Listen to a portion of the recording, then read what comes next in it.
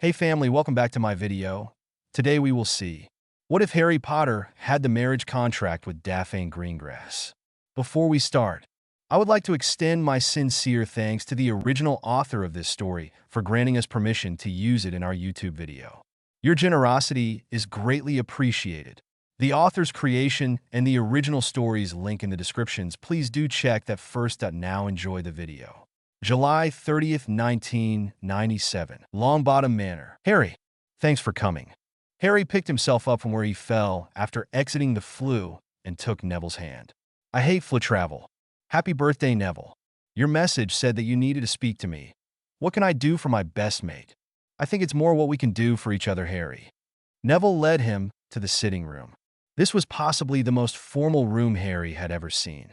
Something about Neville's manner screamed business to Harry. Neville gestured Harry into a chair while sitting himself. On a side table by the chair Neville selected for himself were a pile of parchments. So, what's going on, Nev? We're officially adults now, Harry. Well, tomorrow for me, but yeah. I got some surprises in the post this morning, and Grant explained what was going on to me. It occurred to me that if I didn't know, and I grew up with this crap, you wouldn't have a clue when yours arrives. Tomorrow. Okay, what are we talking about? These. Neville gestured at the pile of parchment. Are proposals from various pure-blood and old-line families of marriage contracts with their daughters. You're kidding. I wish I was.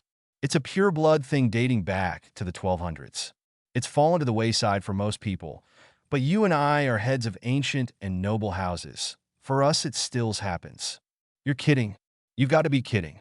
Harry, I got 27 offers. Me? You're a fucking hero. You're going to be mobbed. I'm not going to accept any of these stupid things. Neither am I. We just have to be careful not to accidentally accept one. And yes, some of them are written so as to trick you. Gran found 2 in this pile that were. How is Hannah taking all this? She doesn't know. I suspect she's going to be pissed when I tell her. Neville smiled. I'm hoping she tries to convince me to forget about them. She can be very persuasive. The pair shared a laugh. Anyone we know? Harry, me lad. You wouldn't believe me. I am evidently quite the catch. Thank you for asking me to spend the night, Mrs. Longbottom. It's always nice to have one of Neville's friends over, especially when they want to know about the old ways. The woman's eyes sparkled. Have you ever considered teaching Mrs. Longbottom? You certainly know your history, and the history professor we have as well, not the liveliest teacher. I don't believe I have the temperament to teach Harry. She smiled, and then the look faded. I was sorry when Neville told me of your falling out with Dumbledore and the Weasley clan. It had looked like your future happiness was ensured.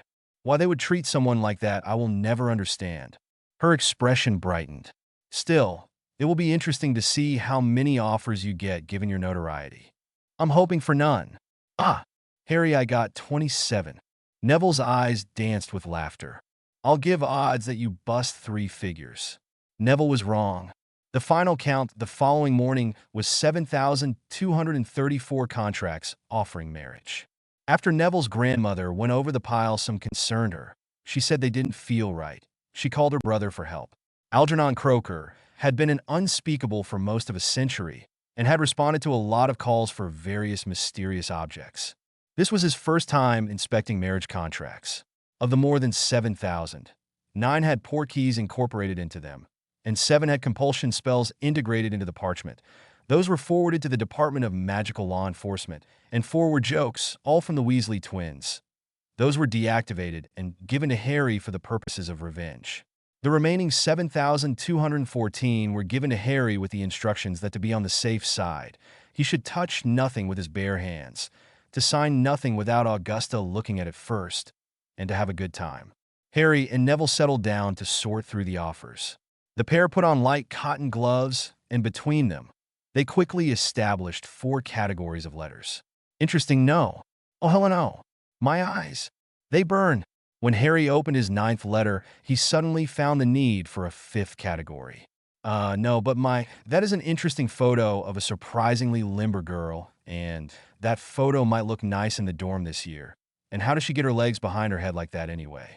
Neville was complaining that his contract offers hadn't contained any interesting photos as he added several pictures to the 5th pile. It took most of the day to make it through the pile of contracts and destroy all of the oh hell no in my eyes. They burn categories. They found themselves with a large pile of almost 900 photos, 22 contracts in the no category, and 19 contracts in the interesting category. The interesting category was composed completely of their classmates. The no category was made up mostly of former classmates and acquaintances. I don't know if I should be laughing or crying over these girls, Harry said, shaking his head. How much overlap with your list? I don't know. Let me look. Neville picked up the remaining pile. Pansy Parkinson, check. That one isn't going to happen. I hear you. The Patils, check. Only I got one from each. You got an offer of both together. Wait, both of them? At the same time? Yeah, that's legal under wizarding law. Daphne Greengrass. I didn't get anything from her, but you did. And a photo. Tracy Davis, check. Millicent Bustrode, check. After Lucius was killed, Millie got away from Draco and turned out to be a relatively inoffensive person, but not a chance in hell. Yeah, knows her plants, but about as cuddly as Hagrid's brother. Neville shuddered a bit. You got one from Sue Bones? I didn't. We both got one from Ginny. You've got to be kidding me. Why would Ginny be offered to either of us? A lot of possibilities, Harry. This could have been processed before Riddle fell. Or possibly, the head of the Weasley family isn't aware of your falling out.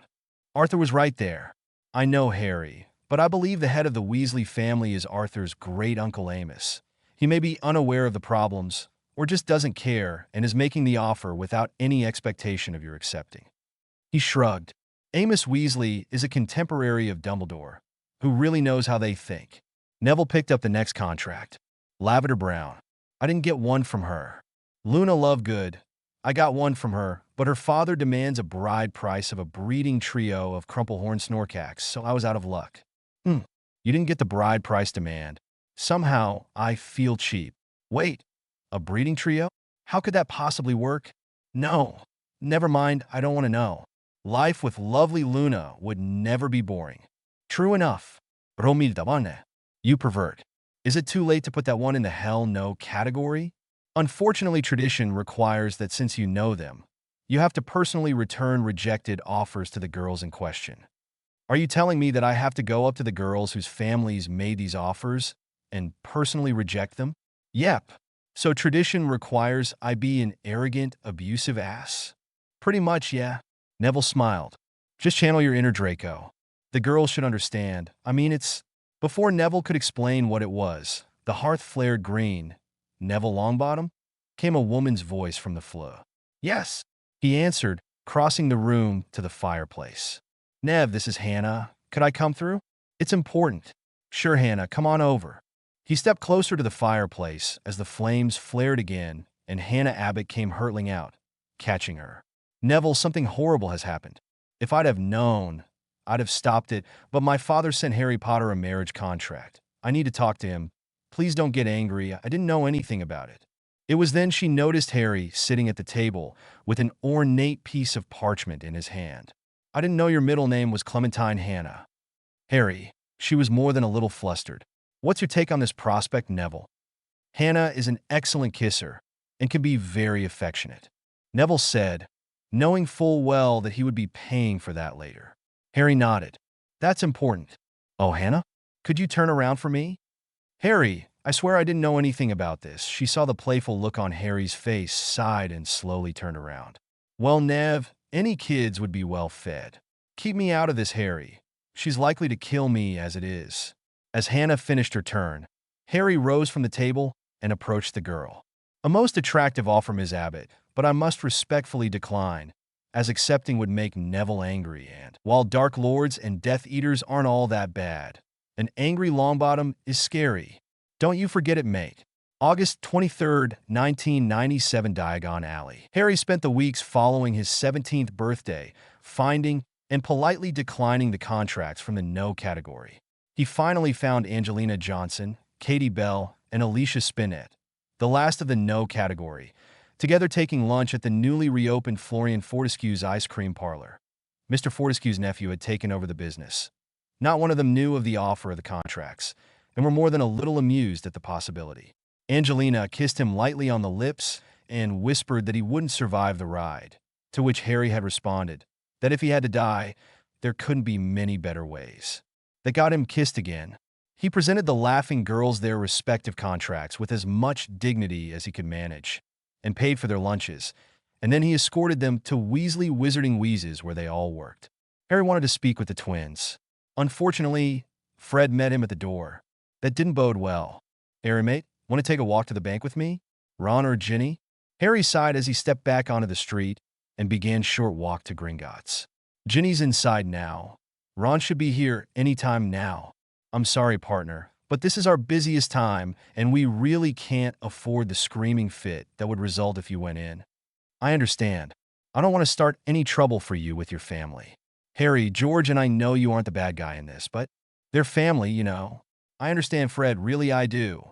Harry sighed again. "I got a marriage contract from the Weasley family offering Ginny. You've got to be kidding me." For the first time since meeting him, Harry had managed to shock Fred Weasley. "And 4 from you and George. I didn't know you clowns cared that much, but I don't swing that way.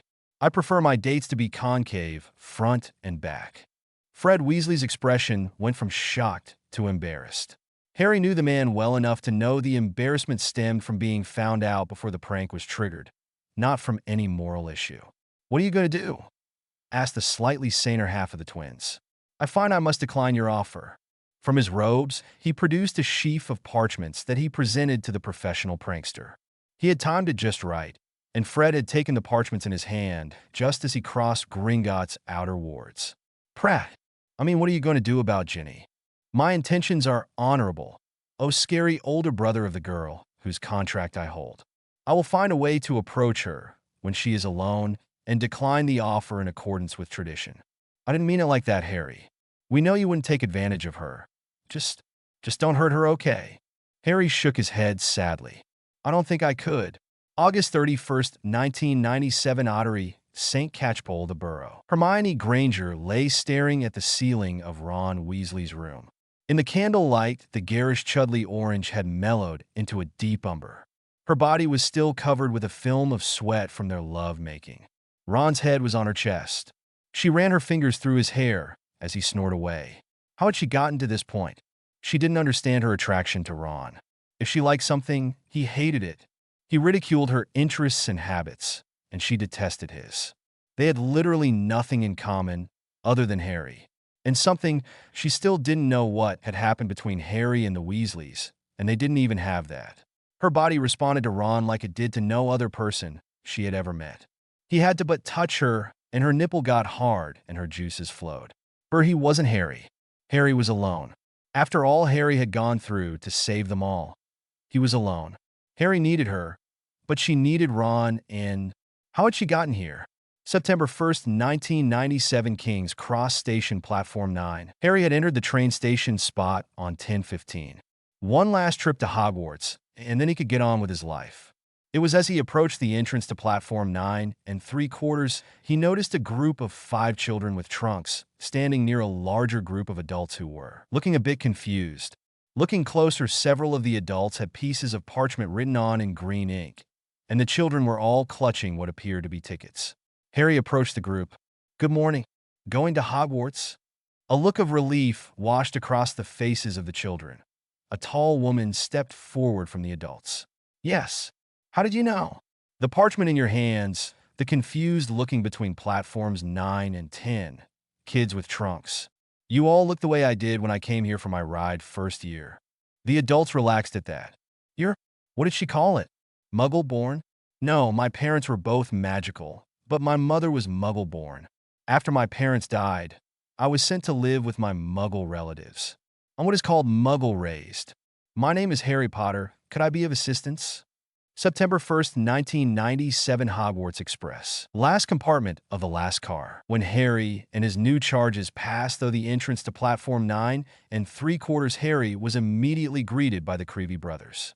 After Harry had introduced his charges to the 6th and 5th year, the Creevies took a few pictures you kids will be able to show everyone you know Harry Potter, then helped Harry and the kids get all their luggage on the train.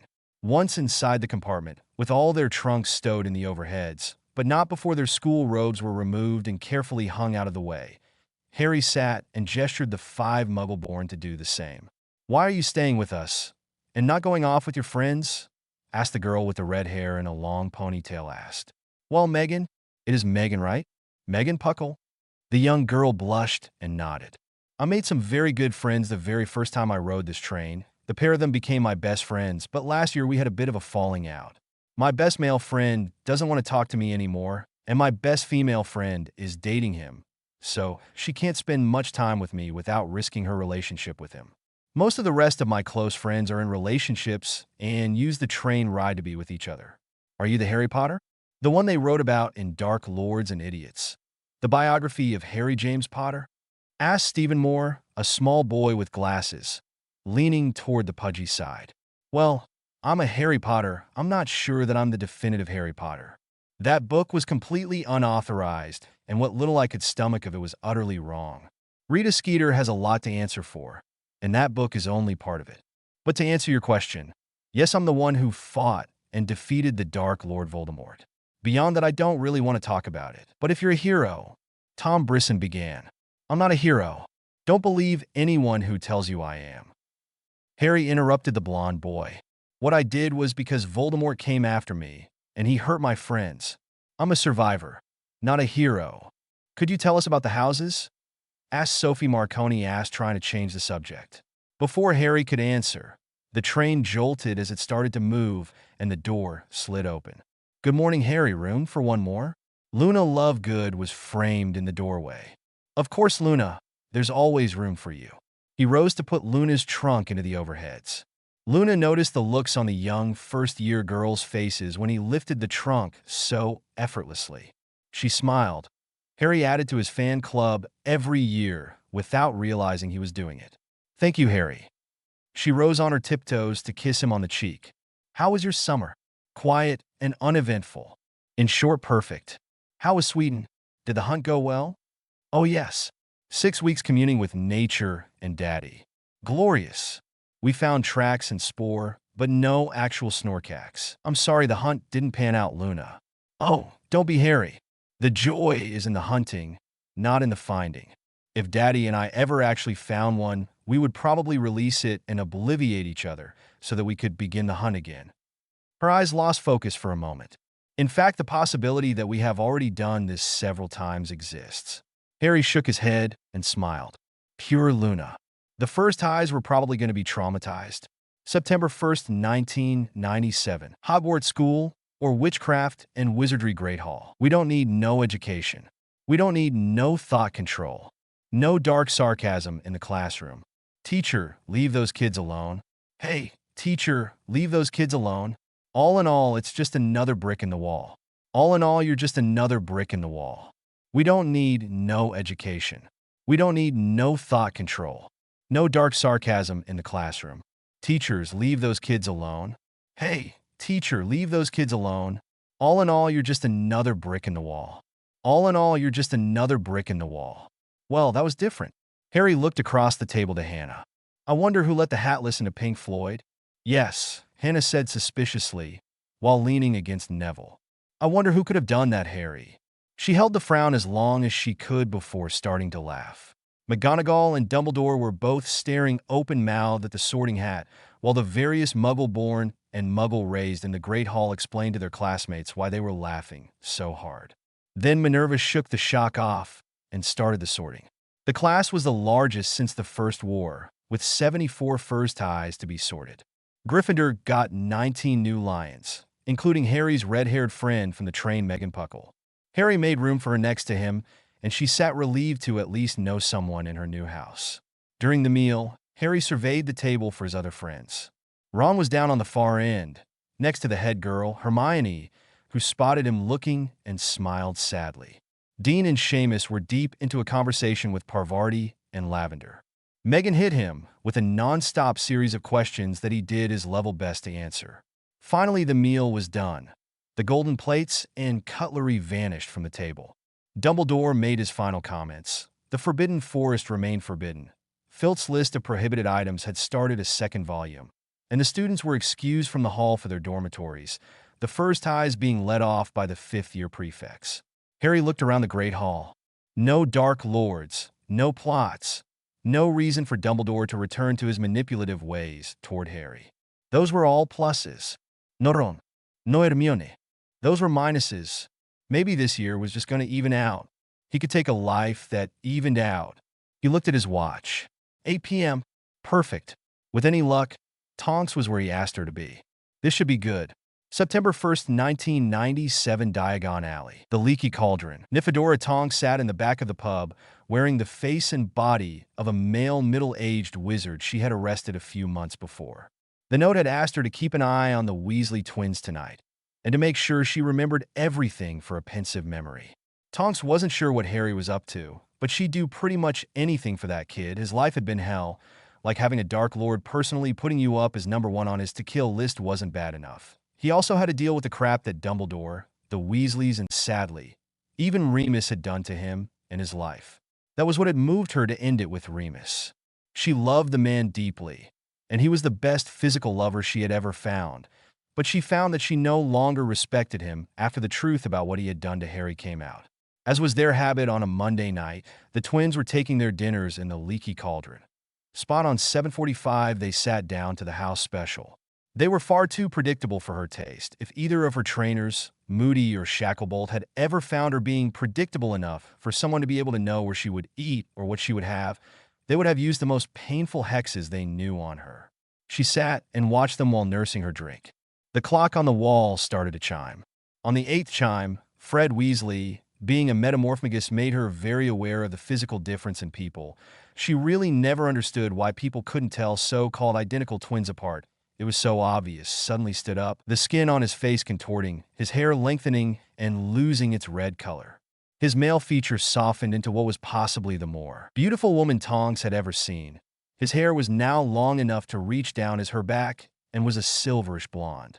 Tonks was admiring the time-delayed hex that allowed Harry to remotely change Fred Weasley into a beautiful woman, when the full force of the most powerful allure she had ever felt hit her full in the face. Every man in the pub was suddenly highly aroused and responding to Fred. It was only after her transfigured body started to respond to Fred's new form that Tonks realized what Harry had done.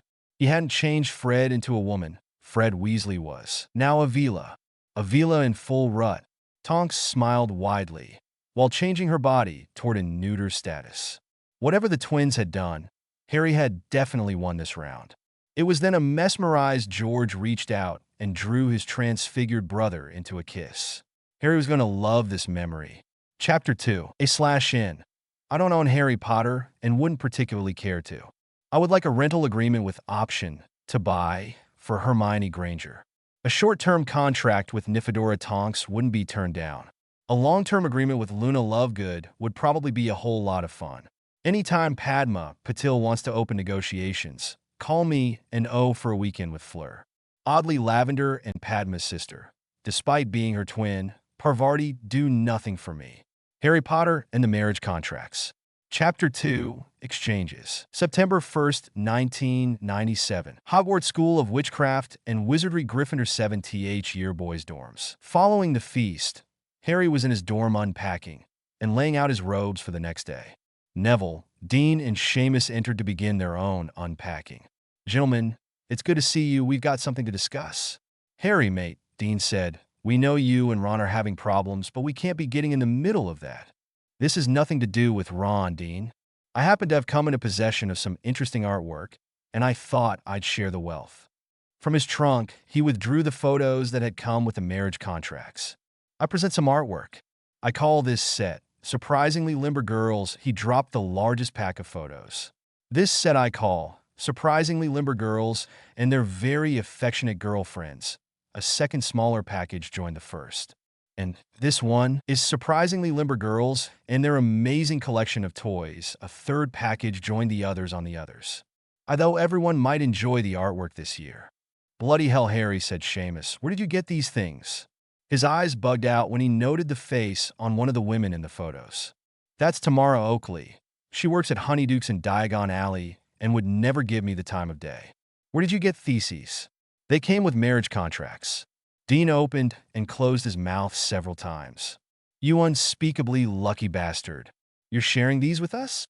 "Gentlemen, art of this quality is to be shared." September 2nd, 1997. Hogwarts School of Witchcraft and Wizardry. Harry Potter sat with his back against an ancient oak tree, enjoying the crisp air and the grandeur of the Scottish sunrise. A lifetime of habit had robbed Harry of the ability to sleep any later than dawn. This day he had wakened well before dawn and knew instantly that trying to go back to sleep would be futile. He had risen then, gotten his shower before the crowd, and dressed quietly in the dark, appreciating the normal sounds of the dorm.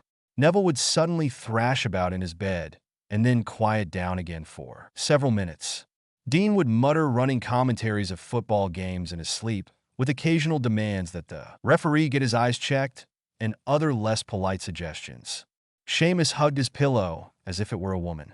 Ron's bed was empty, completely untouched. Harry tried not to think what that meant. Ron wasn't really part of his problems with the Weasleys. The break came because Ron needed to support his parents and sister. He wished Ron and Hermione well and hoped the pair of them all the best. If only he didn't miss them quite so much. From the dorm, he made his way out of the castle and out onto the grounds. He found his quiet place and enjoyed the show. Something tickled in the back of his mind. Trust the old man to spoil a perfect sunrise. "Hello, headmaster," Harry said without turning to look. "The sunrise always makes me feel small, you know." "Indeed, Mr. Potter. I am used to students being able to detect my coming and going. You startled me. Tommy caused me to learn a few things. What can I do for you, headmaster?" "I was hoping you would finally reveal just how you defeated Tom." "No, I don't think so." "Why not? Why do you keep your accomplishment from the historical record?" The ancient wizard asked. "You know, when my friends and I fell apart last spring, I tried to research how you killed your Dark Lord. Not a single word in the record. There are good reasons for that, I assure you, Harry. And I have my reasons as well. Headmaster, I wouldn't want the next Dark Lord defending against it. Nor do I want my own technique used against me. I'm afraid that I must insist, Harry. Headmaster, you would never believe me. You will find that I can believe quite a few things, Harry." The boy sighed. This was ruining his morning. Dealing with the old man had a way of doing that. "All right. I'm not the Harry you know. I'm from a future where Voldemort won." "He won?" "Yes. In the original timeline, I never found out what you and the Weasleys were doing. I spent 6th year allowing you to drive a wedge between Hermione and myself. You made a big deal of showing me your home movies about the life of Tom Riddle, as if knowing that the bastard killed his father or that he got Horace Slughorn to tell him about Horcruxes would be any help at all.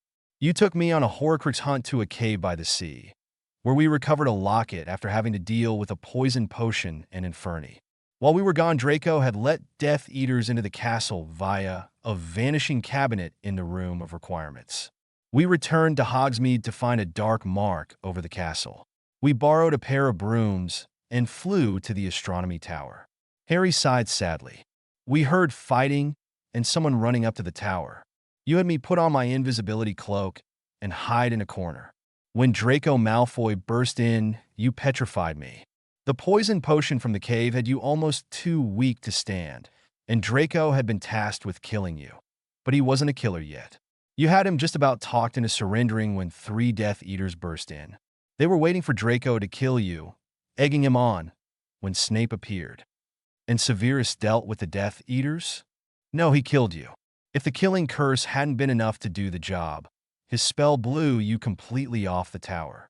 The sudden stop at the end of the fall was more than enough to kill you. Snape took Draco and ran with the Death Eaters back to Tom. We buried you right over there." Harry gestured to where the cairn would have been erected. The thought of his death seemed to have unnerved the ancient wizard. "Then what happened? Ron, Hermione, and I went on a Horcrux hunt. The Ministry fell to Voldemort a few months later. A pure blood center program started.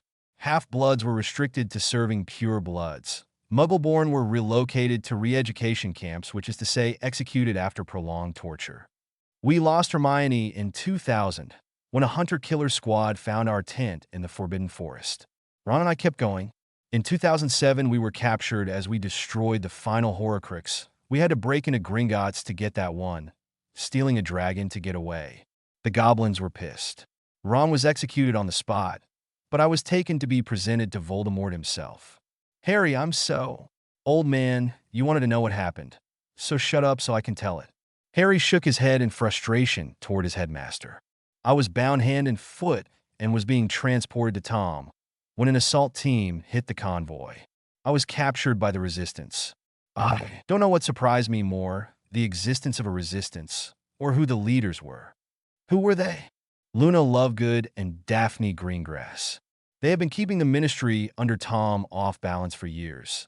They were what allowed us to get away with as much as we did. They had a plan to win, but to do that they needed me. To deliver the death blow to Tom? No, to prevent his final rise to power. They had worked out a method of time, travel using potions, runes, and a specifically designed spell. The runes set up a temporal containment field. The spell cast the field into the past. They projected that the field would go between 10 and 15 years backwards, so they needed someone who could make a difference in the period 1992 to 1997. They chose me. What of the potion? And what powered the rune cluster? Caught that, did you? Well, you see, they couldn't send any mass back in time. They believed that the runes properly powered would cast my soul, and they hoped my magical core back to my own body, where they believed that my present soul and future soul would integrate to a single entity. They hoped that my present magical core would do the same thing with my future magical core. The potion was designed to eject my magical core from my body. I got inside the rune array, drank the potion, cast a killing curse on myself to power the runes, and the girls cast the time displacement spell. I woke up in my bed in the Gryffindor dorm last November 9th, with my two souls in the process of integrating.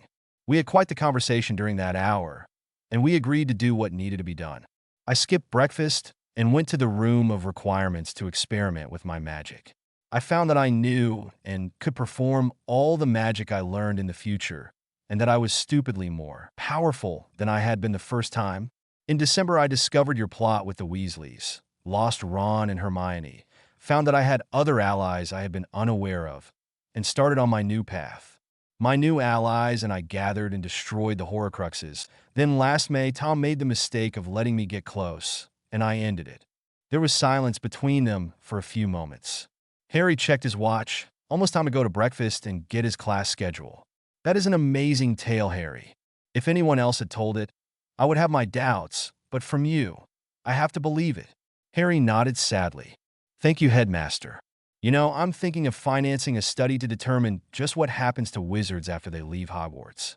If I was to tell that story in the common room tonight, I wouldn't get as far as Luna and Daphne teamed together to head the resistance before everyone in the room would be yelling bullshit. But our elders, including yourself, by a cock and bull story like that without blinking. It is truly amazing. That was a story. Of course it was a story. How I dealt with Riddle is no one's business but my own and my allies who were with me. Now, if you'll excuse me, need to get to breakfast. I'm hungry, and I own Neville Longbottom 10 galleons. I never thought you'd buy such a ludicrous story. September 1st, 1997. Hogwarts School of Witchcraft and Wizardry, the Great Hall. Harry slid into his seat at the Gryffindor table across from Neville and slid the 10 coins across the table. The old man believed your little story, did he? Neville asked, pocketing his winnings. Yeah, I would have the living a century and a half one would develop a bullshit filter. But you were right. Harry looked at the selection on the table and selected some scrambled eggs and fried tomatoes for his plate. The photos were a hit. Large surprise there. I thumbed through them and didn't notice any of those from classmates past or present. Harry shook his head. I've culled those out and have returned them to the senders, or will when I decline their offers. Having those photos around would be disrespectful. No argument from me, Harry. I was looking to pull them before Dean or Seamus found them. I should have known you'd do the right thing. Neville dug into his eggs while reaching for more bacon. Starting with the declines today? Yeah. It seems that most of the women in question were unaware their families made the offer. So I'm starting with the Slytherins today and work my way up to the girls who will likely hurt me if they feel I'm insulting them. You don't think the Slytherin girls will try to hurt you? Oh, sure, but they don't need to feel insulted to do so. Speak of the demons, here comes Malfoy and Parkinson. He smiled. Got your inbred pureblood twit routine ready? I resemble that remark. Neville said, smirking. The Slytherin pair drew near. Neville ruffled the newspaper he was reading. I say, Potter, he said in a loud voice that carried throughout the hall. The Aurors keep finding more and more families that are claiming their marked loved ones were weak-minded fools under the Imperius for years. I know, long-bottom old boy, Harry said in an equally loud voice. It's bad enough the fools are dead. Now their families are claiming they were all weak-minded as well. Well, breeding will tell. If anyone would know that the Death Eaters were all weak-minded fools, who better to be able to say than their inbred offspring? Are you talking about my family, Potter? Good morning, Draco. How are you this fine Death Eater-free morning? You'll pay for what you did to my father, Potter. You've been making that threat since first year, Draco. If I didn't know better, I'd be thinking you didn't like me or something. I certainly didn't do anything to your weak-minded father, Draco. I only killed the Dark Puts. Your father killed himself when he took the mark and slaved his life and magic to a half-blood, under the Imperius as he was, being weak-minded and all. Potter, I'm going— Oh, Pansy! Neville interrupted the blonde's rant. It's good to see you this morning as well. Harry and I have some personal private business with you. Perhaps Draco would be so kind as to toddle off? Nothing you have to say to me interests me in the slightest, blood traitor. I'm sorry you feel that way, Pansy. He reached into his robes and withdrew a rolled-up parchment, which he handed to her. In accordance with the old ways, Pansy, I decline your family's offer of your hand in marriage, as tempting as that offer might be. Pansy unrolled the parchment and stared open-mouthed at her family seal. This was real. My family offered me. To you. Me as well, Pansy old girl. Harry smiled at the stricken girl.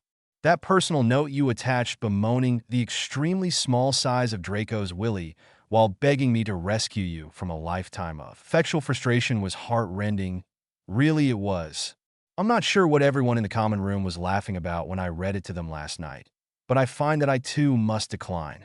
As charitable as I am, I'm afraid that there isn't enough hot water and soap in the world to wash the unmistakable taint of Draco from your body and soul. Sorry. Pansy stared unbelievingly at the 2 contracts in her hands and then ran away from the great hall in tears. Potter, Draco hissed. You are dead when I bring the Malfoy fortune against you. Malfoy fortune? Neville interrupted again. Didn't see this morning's prophet, Draco?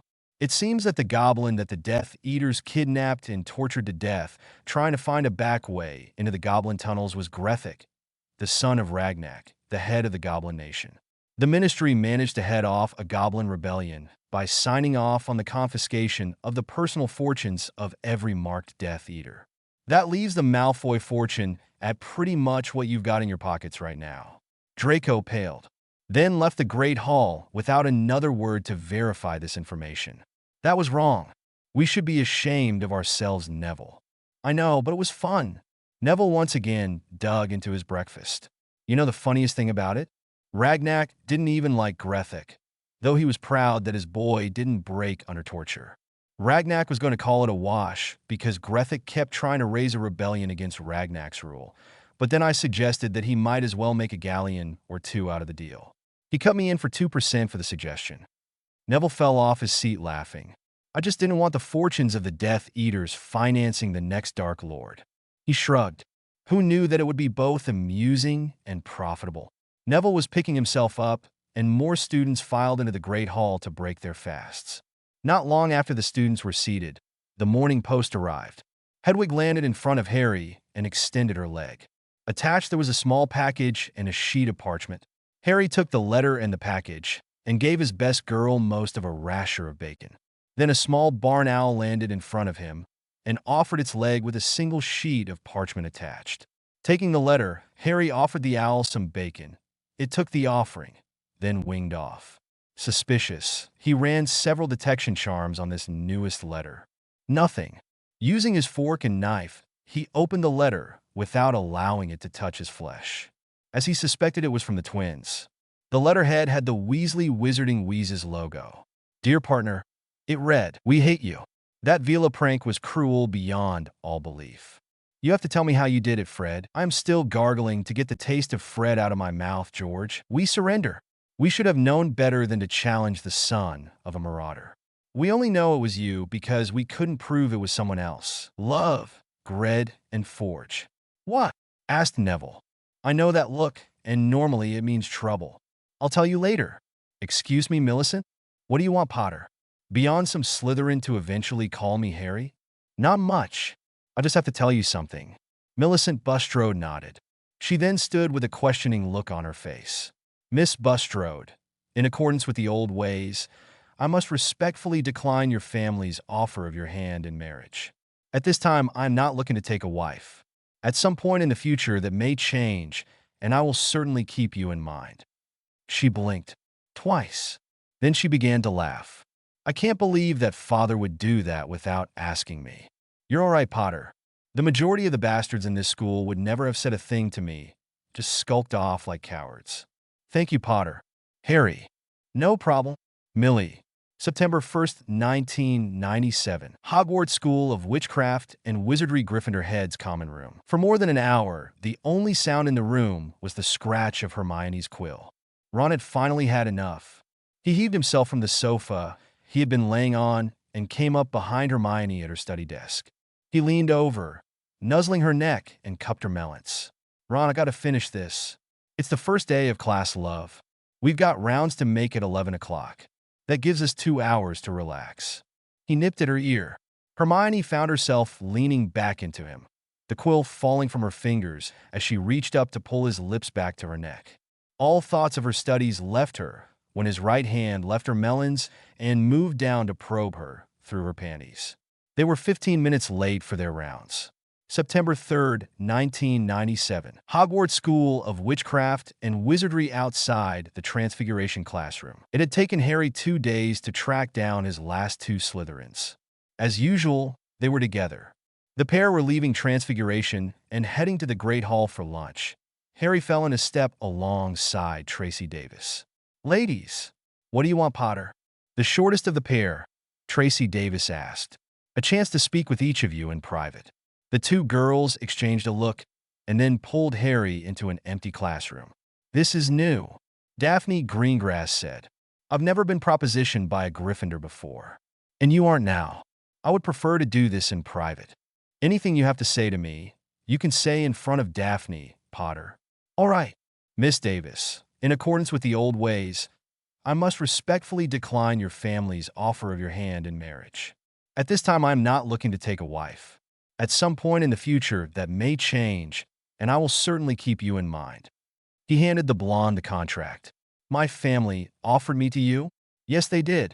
You don't really care all that much, do you? No, I guess I don't. She fixed Harry with a stare. Okay, go ahead with Daphne. No. For Daphne, I insist on privacy. If today isn't good, I'll try later. The girls exchanged a look. Since first year, they always had each other's backs. Go ahead, Tracy. I'll be okay with Potter. He's harmless. I wouldn't go as far as harmless, but she is safe with me. With a concerned look, Tracy left the room. Well, that was dramatic, Potter. What do you want? I thought I should return your photographs personally. Harry handed the 5 photos to Daphne. Already made the rounds of the Gryffindor common room, have then? No. The only person other than myself who has seen them is Neville Longbottom. He only saw them because he opened the envelope they were in. Longbottom's your social secretary now? You aren't going to get a rise out of me, Daphne. You can quit trying. Neville was helping me because I was at his home when I received over 7,000 contracts, including yours. Neville won't tell anyone. He's a good person. He looked her in the eye. Miss Greengrass, in accordance with the old ways, I must respectfully decline your family's offer of your hand in marriage. At this time, I am not looking to take a wife. At some point in the future that may change, and I will certainly keep you in mind. Is that all? Not at all. You were the first person among our classmates that was aware of the contract. What intrigued me was the photos. Why would your family do that to you? How do you know that it wasn't my idea? Your idea to display yourself like a piece of meat? Unlikely, especially when I looked at your eyes in the photos. The smile on your face didn't reach your eyes. They were dead and empty. The eyes of someone going through the motions. Someone who doesn't expect anything good to come from her life. I recognized those eyes. I saw them every time I looked in the mirror before I managed to kill Tom Riddle. He saw the questions in her eyes. You knew him as Voldemort. My father is hungry for status. Everyone believed our family to be supporters of the Dark Lord, even though we were neutral. He decided that the House of Potter was on the rise, and that an alliance with you would secure a place in the new order for our family. I thought it might be something like that. I was wondering, Daphne, would you like to go out with me? The girl was gobsmacked. She really hadn't been expecting that. What? Now that I can have something that resembles a normal life, I would like to try dating. This Gryffindor versus Slytherin crap has isolated most of us into our houses. My house has 3 girls in my year. Lavender and Parvati do nothing for me. All they care about is fashion, makeup, and divination. I like smart girls. In my house in our year, that leaves Hermione. She's with a friend and isn't available to me. That means I need to look outside Gryffindor. You are scary smart, much smarter than me, not that that is so hard. You are drop-dead gorgeous, and my intelligence network tells me you have never dated since you've been here. I tried once or twice, and those ended in absolute disaster. I thought that put us on equal footing. So, you don't want to marry me, but you want to fuck me? I said date Daphne. If I wanted to fuck you, I would have exercised my rights to Clause 9 of your contract. I would like to get to know you. If you'd like to know me, Saturday I'll be at the Big Oak by Hagrid's house at noon. I'll pack a picnic lunch. We can talk and get to know each other. Would you like me to escort you to lunch? No, Tracy will be outside the door. She hesitated, then appeared to make a decision. I'll meet you on Saturday, but you won't touch me. It's a date then. Thank you. Harry opened the door for her, and Tracy was indeed waiting for her. Harry left the girls to go to lunch. What did he want? He got a contract from my father as well. He was the one Daddy sent the photos to. What did he do? He gave me the photos back and declined the contract. Then he asked me out for a date. He wants to get in your pants. Tracy was furious. Potter was going to pay for this. I thought so too. But he said that if that's what he wanted, he would have just exercised Clause 9. I need to see what he was talking about. She unrolled the parchment and scanned down to the 9th clause. The tall girl paled. What is it, Daph? Understanding that the traditional separation of houses in Hogwarts may have left you with no personal knowledge of my daughter, I hereby authorize a period of no more than 90 days for factual experimentation between yourself and Daphne. For that period, Daphne will be yours body and soul. The raven-haired beauty looked up at her friend with tears in his eyes. Potter turned this down. Can you imagine if Malfoy or Zambini had been made that offer? What kind of man is Potter anyway? Chapter 3. A/N. I don't own Harry Potter and wouldn't particularly care to. I would like a rental agreement with option to buy for Hermione Granger. A short-term contract with Nymphadora Tonks wouldn't be turned down. A long-term agreement with Luna Lovegood would probably be a whole lot of fun. Anytime Padma Patil wants to open negotiations, call me and for a weekend with Fleur. Oddly, Lavender and Padma's sister.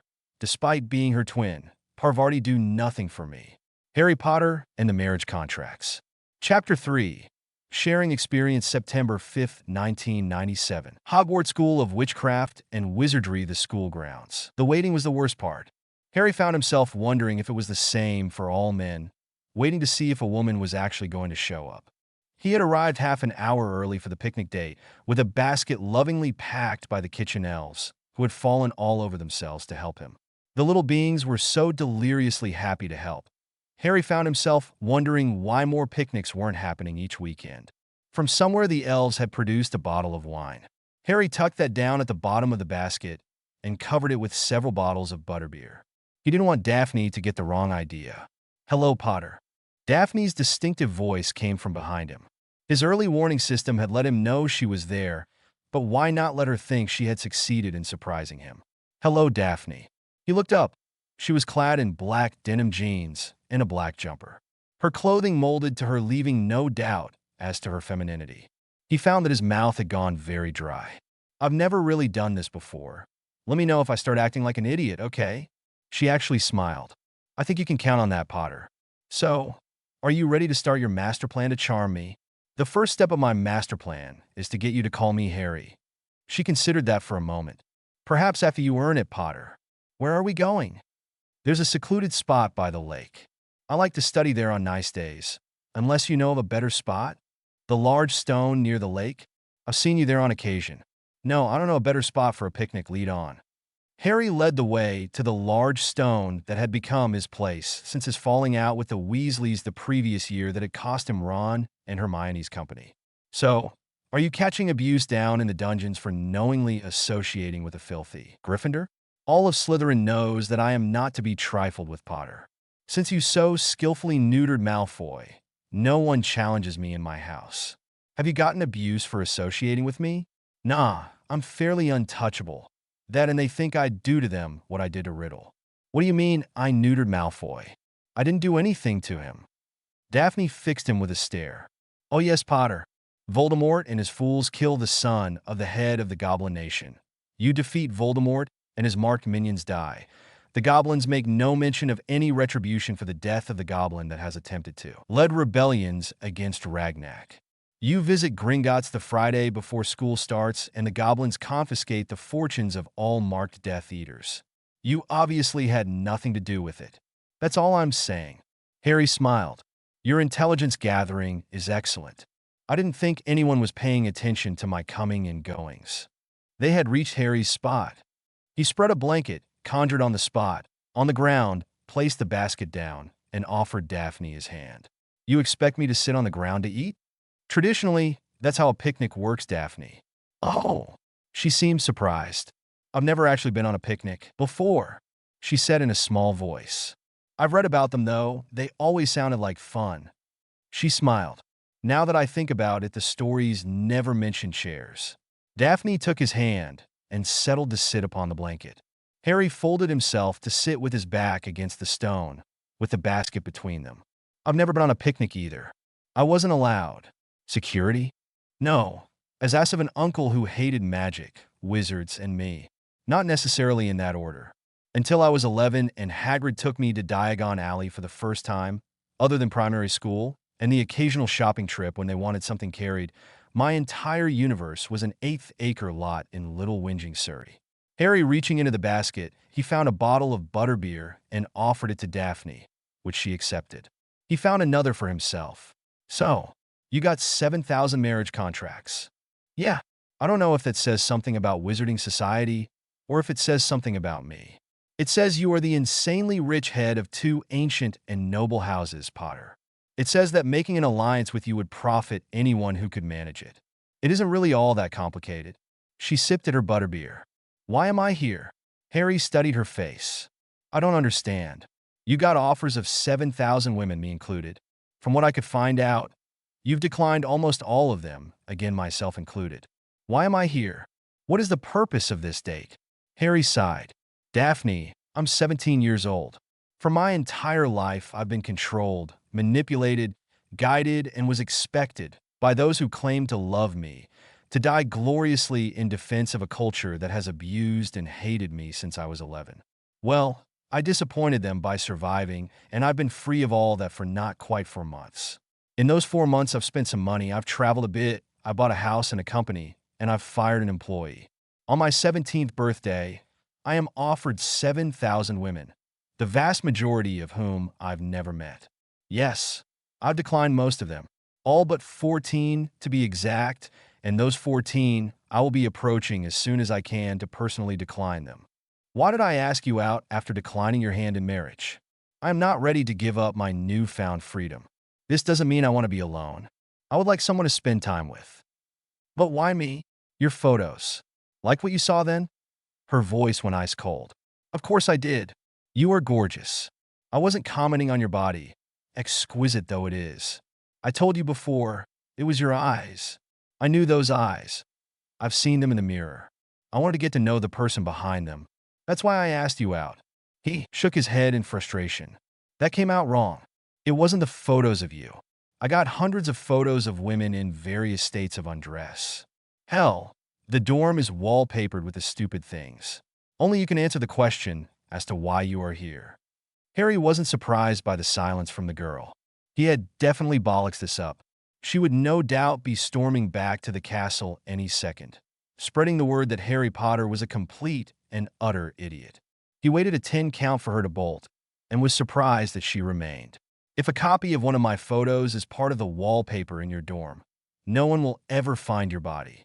None of the pictures in the dorm are of any classmate past or present. I pulled those and have personally returned all but one, and she will get hers back when I decline her family's offer, just as you got yours."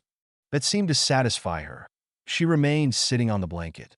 "I think this is where we get to know each other," he said, breaking the new silence. "Good idea. You first. You never give an inch, do you, Daphne?" "Never." Harry laughed, sipped his butterbeer, and began to tell his story, his early life, the cruelty of the Dursleys, and the odd things that happened around him. He told of his introduction to the wizarding world at the hands of Hagrid and his tour of Diagon Alley, his first meeting with Draco, then seemingly fortunate meeting with the Weasleys outside Platform 9 3/4, and his first real friendship with Ron. He told of meeting Hermione on the train and the slow bonding of the trio that culminated that Halloween night first year with the troll.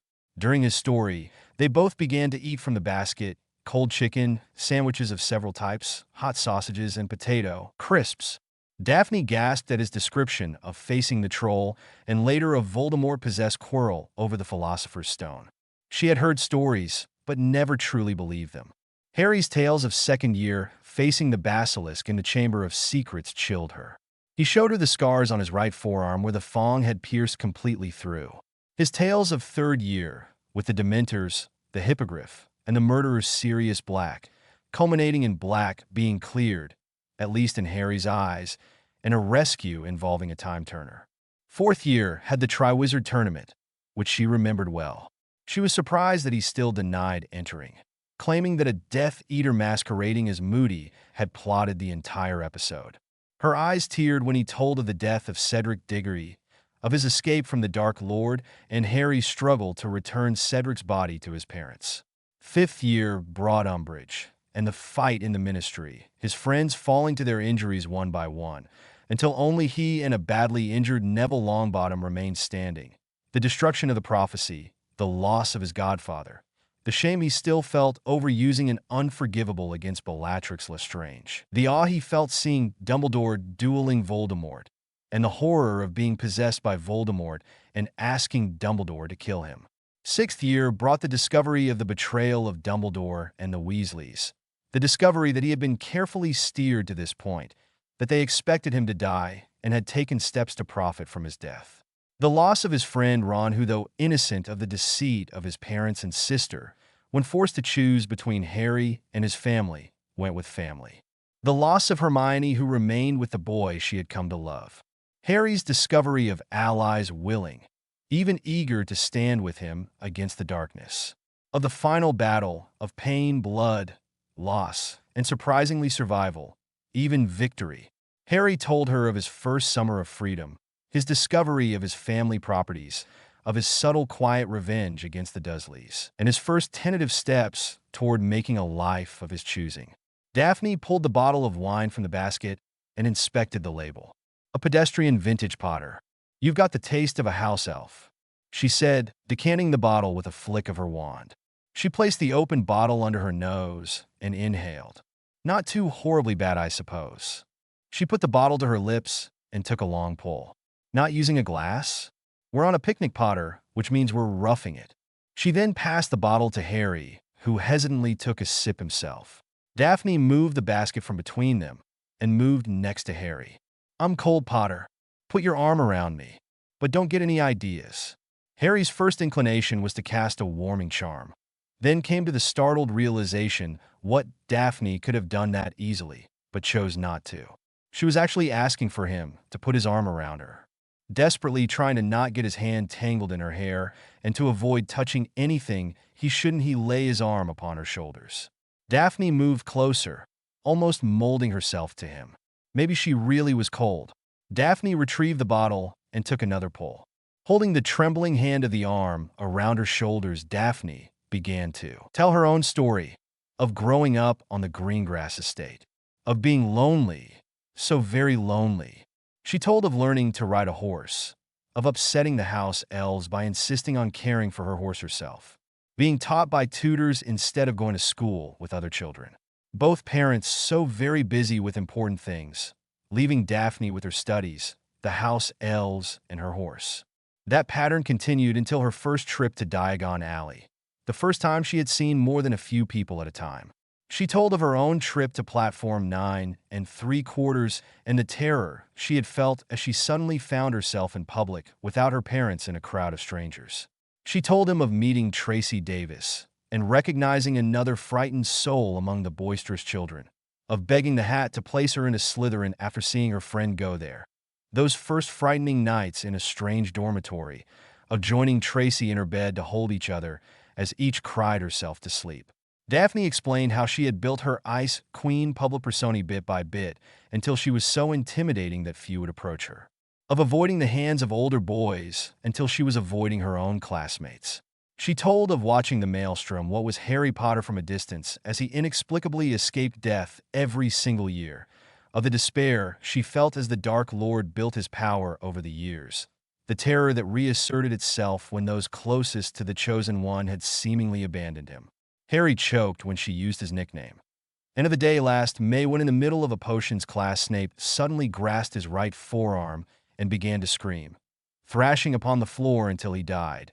Then later that very evening, Harry Potter and Neville Longbottom, both broken and bloodied, painfully hobbled into the Great Hall supporting each other and announced that Voldemort was dead.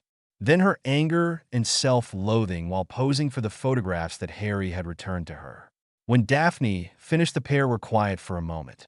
Then Daphne lifted the bottle and shook it, then raised it to her lips and swallowed the last of the wine. "We killed the entire bottle," she said as she put the empty back into the basket. "That gives me the excuse to do this." She rose to her knees, straddling him.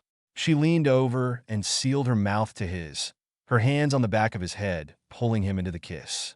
Daphne had never kissed a boy before, but this seemed right. Somehow, she broke the kiss when she realized just how much she was enjoying it, smiled at the expression on his face, and kissed him again. She then returned to her place beside him, pulling his right arm around her shoulder. The couple spent the rest of the afternoon cuddled in quiet conversation, watching the antics of the giant squid playing with a floating log out in the middle of the lake. Daphne rose to her feet. "It's almost 5. We should get back." She smiled. "Tracy will be worried and might come out here looking for us and hex you." "Well, we wouldn't want that." Harry stood and tapped the picnic basket with his wand. It returned to the kitchens. He was going to have to go down tonight and thank the elves. He then vanished the blanket he had created earlier, and together the pair began the walk back to the castle. As they got to the entrance to the castle, Harry said, "Thank you, Daphne. I had fun. I hope the story of my pathetic life didn't bore you too much." "I wasn't bored, Harry. You show me what kind of date you were on the grounds of the castle. Next weekend is a Hogsmeade weekend. I think I'll give you a chance to really show me a good time." The green-eyed wizard smiled. "A second date?" The girl sighed. "I suppose." Her eyes hardened. "Don't be getting any ideas, Potter. I'll see what I can come up with in the way of plans. In case I don't see you between now and next Saturday, meet here at 9 a.m. I don't have to get up at dawn to milk the cows, Potter. Make it a civilized hour and say 10 a.m. 10 a.m. it is. Any requests for the day? Surprise me. September 6th, 1997. Hogwarts School of Witchcraft and Wizardry, Gryffindor Common Room. Hermione entered the common room. It was odd how little time she spent in the common room this year. She would have to work at that. She really didn't want to lose touch with her friends. In the chair nearest the fire, she saw Harry quietly reading. Hermione sat down in the chair closest to him. "Hey, stranger." Hermione, his face broke into a smile, then quickly glanced around the room. "How are you? Won't this cause problems?" "Relax, Harry. Ginny is at Quidditch practice. No threats of problems with Molly." Her smile dimmed. "How are you, Harry?" "Ron, and I miss you. And I miss you, Mione, both of you. It just doesn't seem right to go through the day without you two. I've barely seen Ron at all. What are you doing to the poor guy? I don't think he's managed to get to bed since school started." He waggled his eyebrows at her. "I don't know how to explain it, Harry. I've never felt like this about anyone. I love him so much." She blushed. "I hadn't realized we were being so blatant about it. If you don't share a dorm with Ron, you wouldn't know Hermione. You two just appear to be a normal couple. I doubt that anyone outside of the 7th year guys know for sure." "Harry, we're in love," she whispered desperately. "Hermione, after all we've been through, you don't have to justify yourself to me. I know you. Ron is the luckiest guy in this castle. You've done pretty well, too.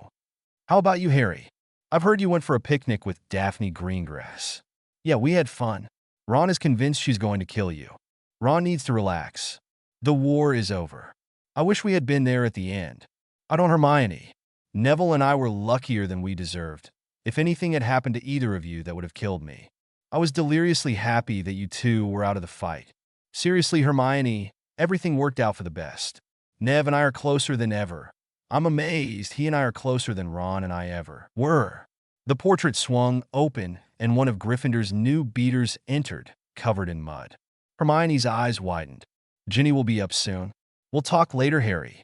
She stood and made toward the door. Goodbye, Hermione, he said sadly. The three of them had faced Death Eaters, but their lives were being controlled by a vindictive 16-year-old girl and her mother. September 8th, 1997. Hogwarts School of Witchcraft and Wizardry, Greenhouse number 6. Neville. Neville looked up from the cling vine he was repotting. These nocturnal carnivorous plants were a pain to work with, but he was at a point where he could stop. Back here, Millie. Millicent Bulstrode made her way back to the carnivorous section of the greenhouse, followed by a Daphne Greengrass. Greengrass's nervousness annoyed Millie. Like most of the gardeners, a small group of herbology students made up of students of all houses. She never really understood that the rest of the school was indoctrinated with the truism that you didn't go into greenhouse number 6 unless you were very tired of living and you were interested in particularly slow and painful ways of dying. Greengrass wants to talk to you, Nevada. Where you at in this? Got the primary root ball repotted.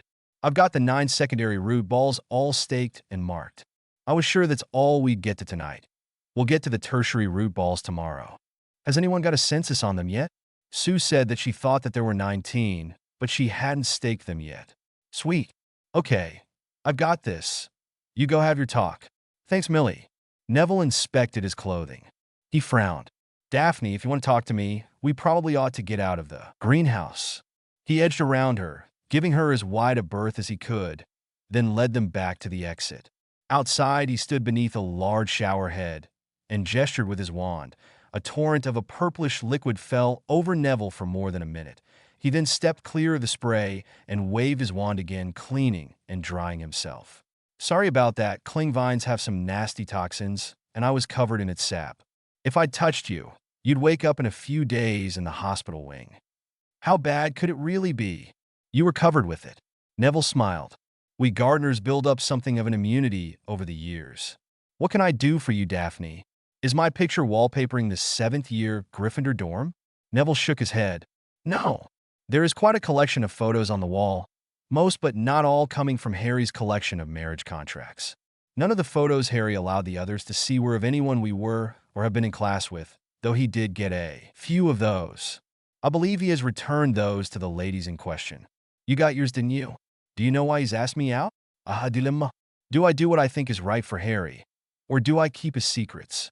Daphne started in on the intimidation she used so effectively. Daphne, quit it. We've known each other far too long.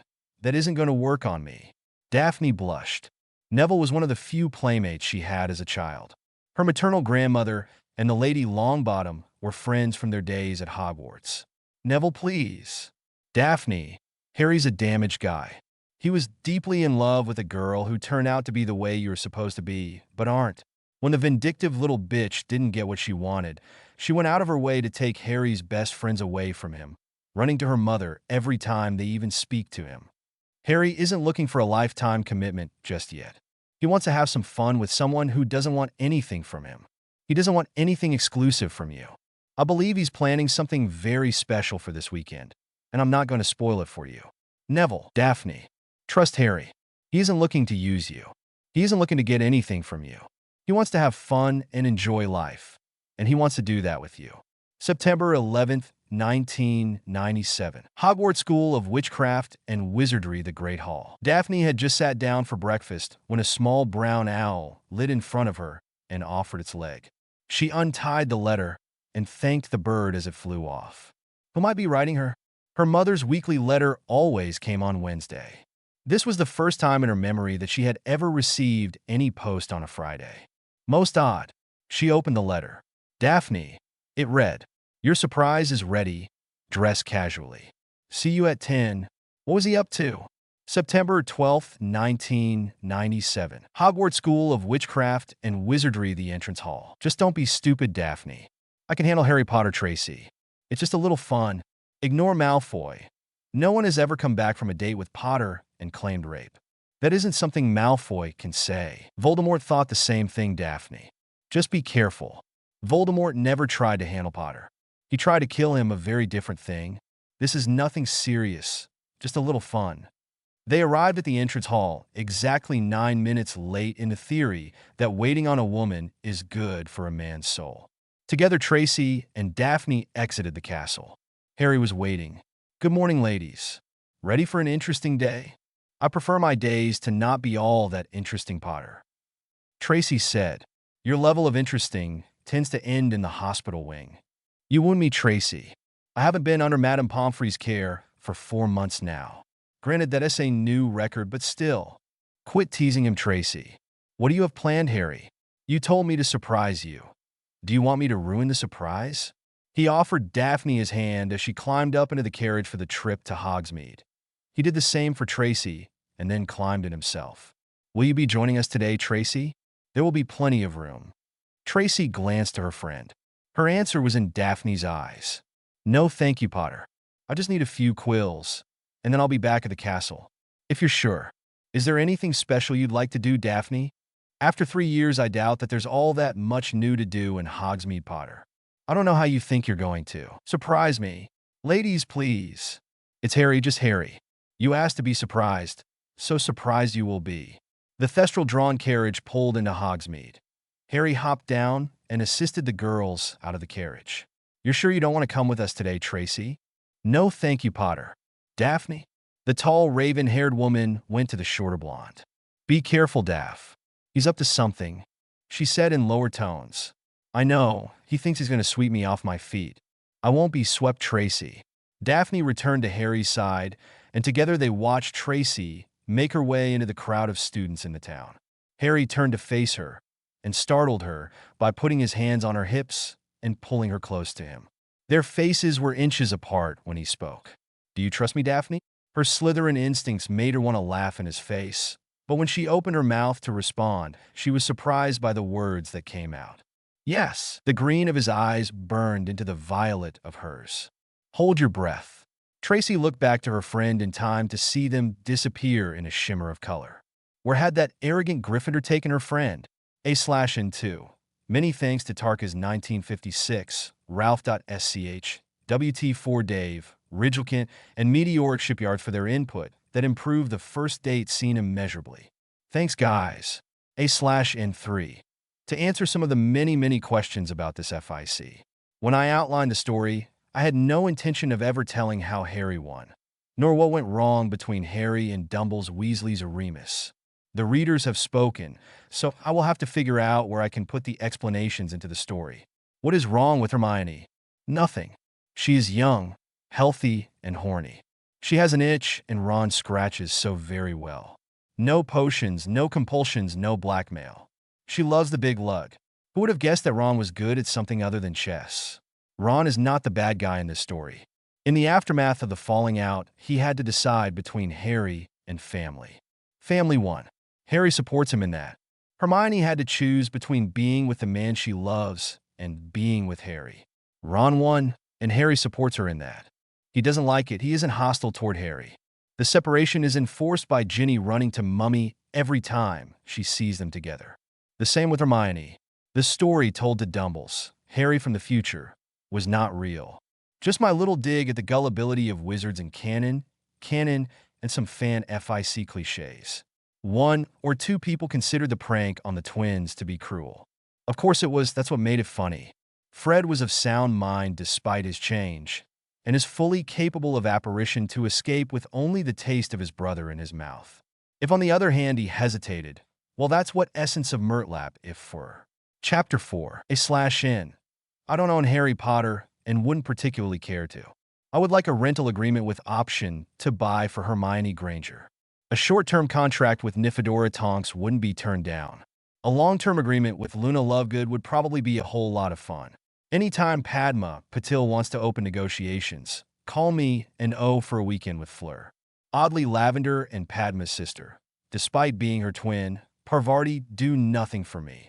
Harry Potter and the Marriage Contracts. Chapter 4. The Outing, September 12, 1997, Glasgow, Scotland. Queen Street Station, Apparition Point. Every color in the universe swam before Daphne's eyes until they coalesced into the blazing green of the eyes of Harry Potter. His hands on her waist kept her upright. She found she could breathe again. Breaking his grasp, she stumbled backwards a step. Bloody hell, Potter. What did you do? Where are we? We're at the Apparition Point in Glasgow's Queen Street train station. Why did you bring me here? We aren't allowed to leave Hogsmeade. You're going to get me expelled. What the bloody hell were you thinking about? In the order you asked, I brought you here to do some shopping in a place you don't know. We are both adults and can leave the school anytime we want and remain completely within the rules. You aren't going to be expelled, and I was thinking that you might enjoy seeing someplace new and completely outside your experience. You did ask me to surprise you. If you like, I'll take you back. We can leave Hogsmeade because we're over 17, yes. The staff doesn't advertise that fact, but it is within the rules. What are we doing here? I put a lot of thought into showing you a good time. He took her hand and led her off the Apparition Point to one of the benches that lined the spacious room. You were saying that after 3 years, there was nothing in Hogsmeade that was new. I figured that the same could be said for Diagon Alley. But then I asked myself, what were the chances you had ever gone Muggle? Daphne's breathing had calmed. She wasn't quite as angry any longer. You're sure that this isn't going to get me expelled? He nodded. Not even killed, her eyes widened. Sorry, bad joke from first year. We're perfectly safe and not in any trouble. If Dumbledore trumps up any rules to try and punish you, just claim I took you against your will. There's no trace of your magical signature in the apparition, and I'm a well-known malcontent. Oh, Harry, you idiot. Daphne closed her eyes for a moment. What is there to do in the Muggle world? Not much. Shopping, restaurants, dancing. I like shopping, she said with a hint of a smile. I've never been to a restaurant. The shops are waiting for us. He stood and offered her his hand. When did I become Harry? You scared me almost to death. I wasn't in my right mind, Potter. She pushed him. Where are these shops you were talking about? Harry led her to the door of the Apparition Point. The door opened out into the train station.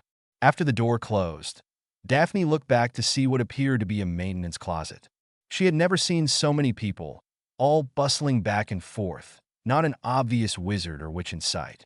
She held on to Harry's arm and pulled tight to him. Are we safe here? Of course we are, Harry said quietly. Come on, Daphne. Hermione told me you were in her Muggle studies class. These aren't 12th century peasants willing to burn people different than themselves at the stake. They're just people. Some bad. Most are fairly good. These days, they just shun people different than themselves and write scathing letters to the editor of their favorite newspaper about sending those freaks back where they came from. I'll not let anything happen to you. Just keep holding onto my arm like that, and you'll look like my girlfriend. Are you sure no one will recognize you? I mean, you're famous. Not here. No one here knows me from Adam, just the way I like it. They had reached the station exits and stepped out to the busy sidewalks and the even busier streets. Daphne gasped at the traffic. Take it easy, those are autos. Stay out of their way, and you're perfectly safe. But there are so many people. Yes, Glasgow's a fairly big city. Walking with Daphne, clinging to his arm, was a very different experience. So, what kind of shopping do you like? Tracy and I usually got for our school robes and other clothing. I could use some quills. Well, robes never really caught on in the wider world, and I don't think anyone's used a quill for about a century. Let's see what there is. Harry guided her into a pedestrian shopping district.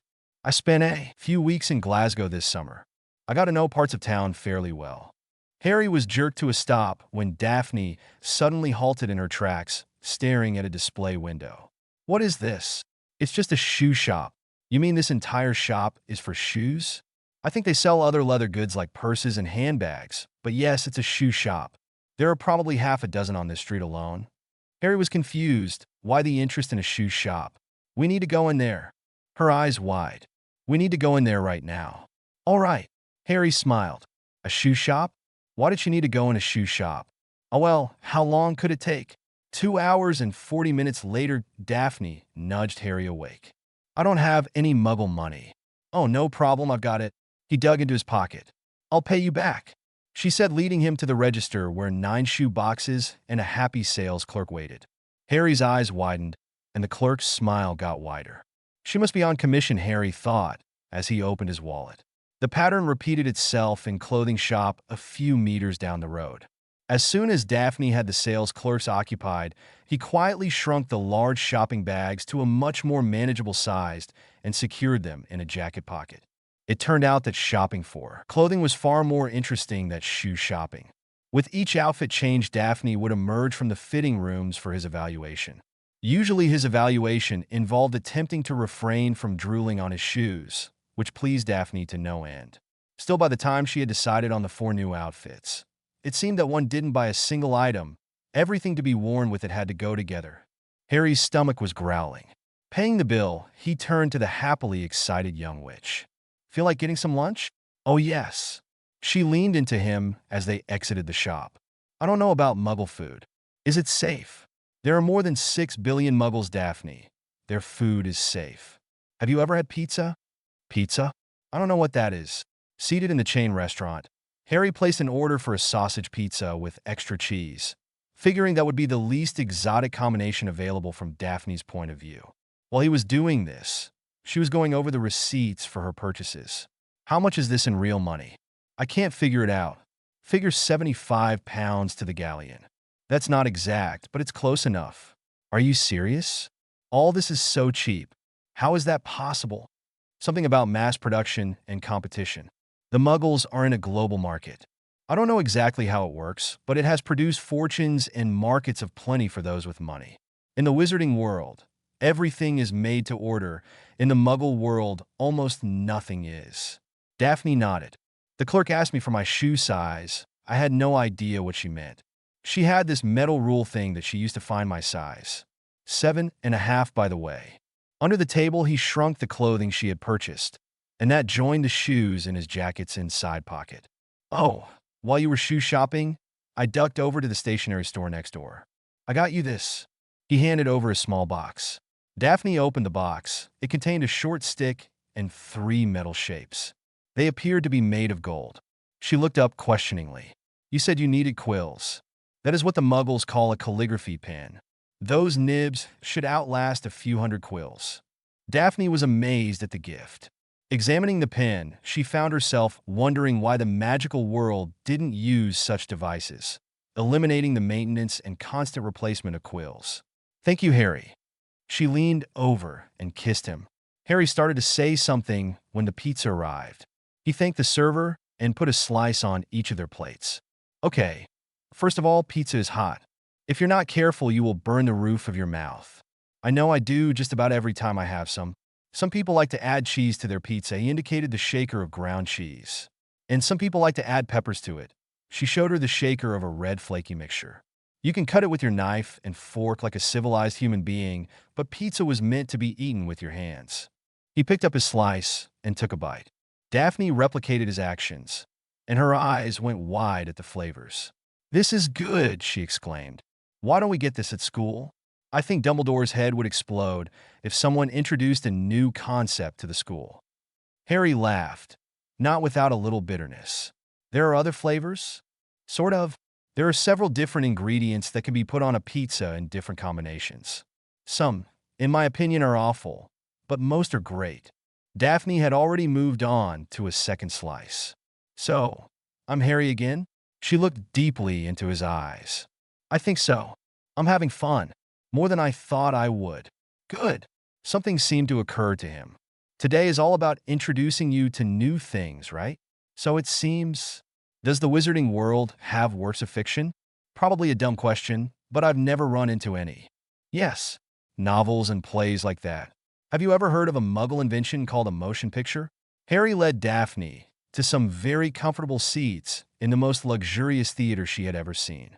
The theater was almost empty for this matinee. Harry found what he considered to be the best seats in the house. Front row, first balcony. Any questions about this? No, not really.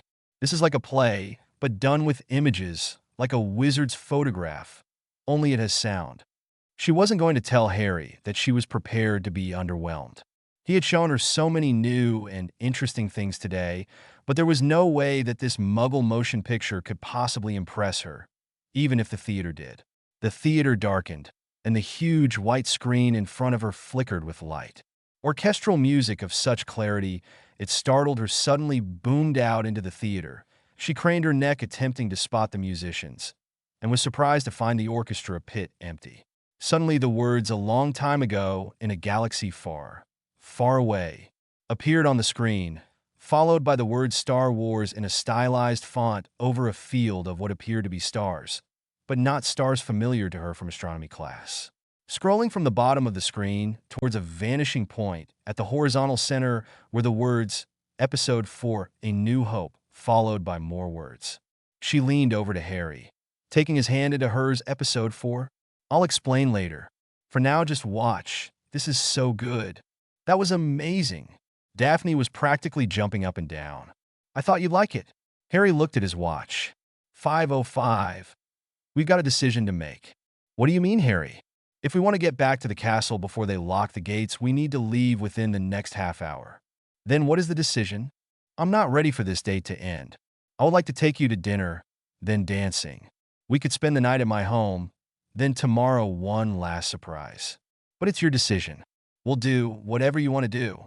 Do you want to sleep with me, Harry? Yes, but I'm not asking for that. There are 12 bedrooms in my family's home, and 3 more in the guest house. You can have any of them you want. Who else would be there? My 2 elves.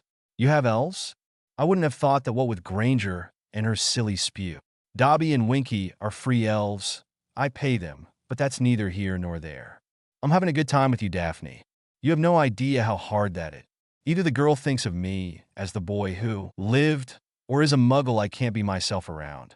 I don't know how you actually think of me, but I know that you treat me like just another guy.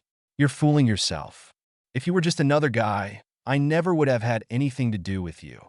I do trust you, Harry, but come on, Daphne, take a chance. I'll make you breakfast. You cook. Yeah, the elves hate it, but I do a killer omelet. Daphne thought for a moment. There were so many reasons to return to the school. There were also so many reasons not to. She had to admit that she was having more fun than she could ever remember. Tracy would be waiting for her, and would give her holy hell if she spent the night with Harry. Potter with Harry. Her father would be furious. That alone was the best reason she could think of to stay with Harry. That could be her first down payment on his putting that damn Clause 9 in the contract he sent Harry. Word would spread throughout the school in minutes if she stayed with him. All right, Harry, but I'll need to send Tracy a note. We can stop by the manor and use my owl Hedwig. He smiled. You could change into that little red number you bought. That'll wow them at the club. September 12, 1997. Hogwarts School of Witchcraft and Wizardry Entry Hall. Tracy Davis sat unobtrusively on one of the benches that lined the walls of the entry hall pretending to read. 6 p.m. The last of the shops in Hogsmeade closed an hour ago. The last carriage had arrived half an hour after that. Where were they? Tracy had been fiercely protective of Daphne since first year. Almost instantly, Tracy had recognized that Daphne had been so very fragile back then. Tracy had 4 brothers and knew how to take care of herself, so she had adopted her new friend as a surrogate sister. A large white owl flew in the door and roosted on the shoulder of one of the suits of armor across the hallway from Tracy. Concerned about her friend, Tracy never noticed. The owl regarded the girl for a moment and then barked to get her attention. Tracy rose from her seat on the bench and approached the majestic bird. You're Potter's owl, aren't you? The owl bobbed its head. That startled the Slytherin witch. Did the bird actually understand questions like that? Is Daphne in trouble? She asked, feeling stupid for actually talking to an owl and halfway expecting a response. Her feelings of shock rose to new levels when the bird shook its head. Do you have a message for me? The owl bobbed its head again and offered its left leg. Trying not to think about the oddity of an owl that actually appeared to respond to direct questions, Tracy took the parchment from the snowy owl's leg. Thank you. The owl bobbed its head again and took wing. That had easily been the most disconcerting thing Tracy had ever been part of. She shuddered and then unfolded the parchment. Tracy, having so much fun. Harry has discovered that there is no requirement that students over the age of majority remain in Hogsmeade during Hogsmeade weekends. Harry has taken me shopping and to an amazing Muggle show. Did you know that Muggle have entire shops dedicated to selling shoes? We had a marvelous lunch and will be going out to dinner and dancing as soon as I finish this. We will not be returning to the castle tonight. Harry's taking me to his home for the night. He tells me he has something planned for tomorrow as well. Please don't worry about me, Tracy. You know you get all melancholy when you worry. I'm having a wonderful time. Harry has been a complete gentleman. Don't worry and quit waiting for me at the door. Daphne. Mixed emotions warred inside Tracy. Rage at the casual way Daphne announced she was spending the night with Potter. What had that bloody, arrogant Gryffindor done to Daphne? He had her calling him by his first name. There was also relief in the face that she was in fact safe. The use of the code word they had established first-year melancholy showed that she wasn't under duress and actually was enjoying herself. It was so infuriating. If Potter hurt her in any way, Tracy was going to personally disembowel him. They're not back yet. Tracy had been concentrating on the letter and her internal turmoil. Otherwise, Granger would never have managed to get this close without Tracy noticing. They're not coming. Potter has convinced her that she should spend the night with him. Oh my!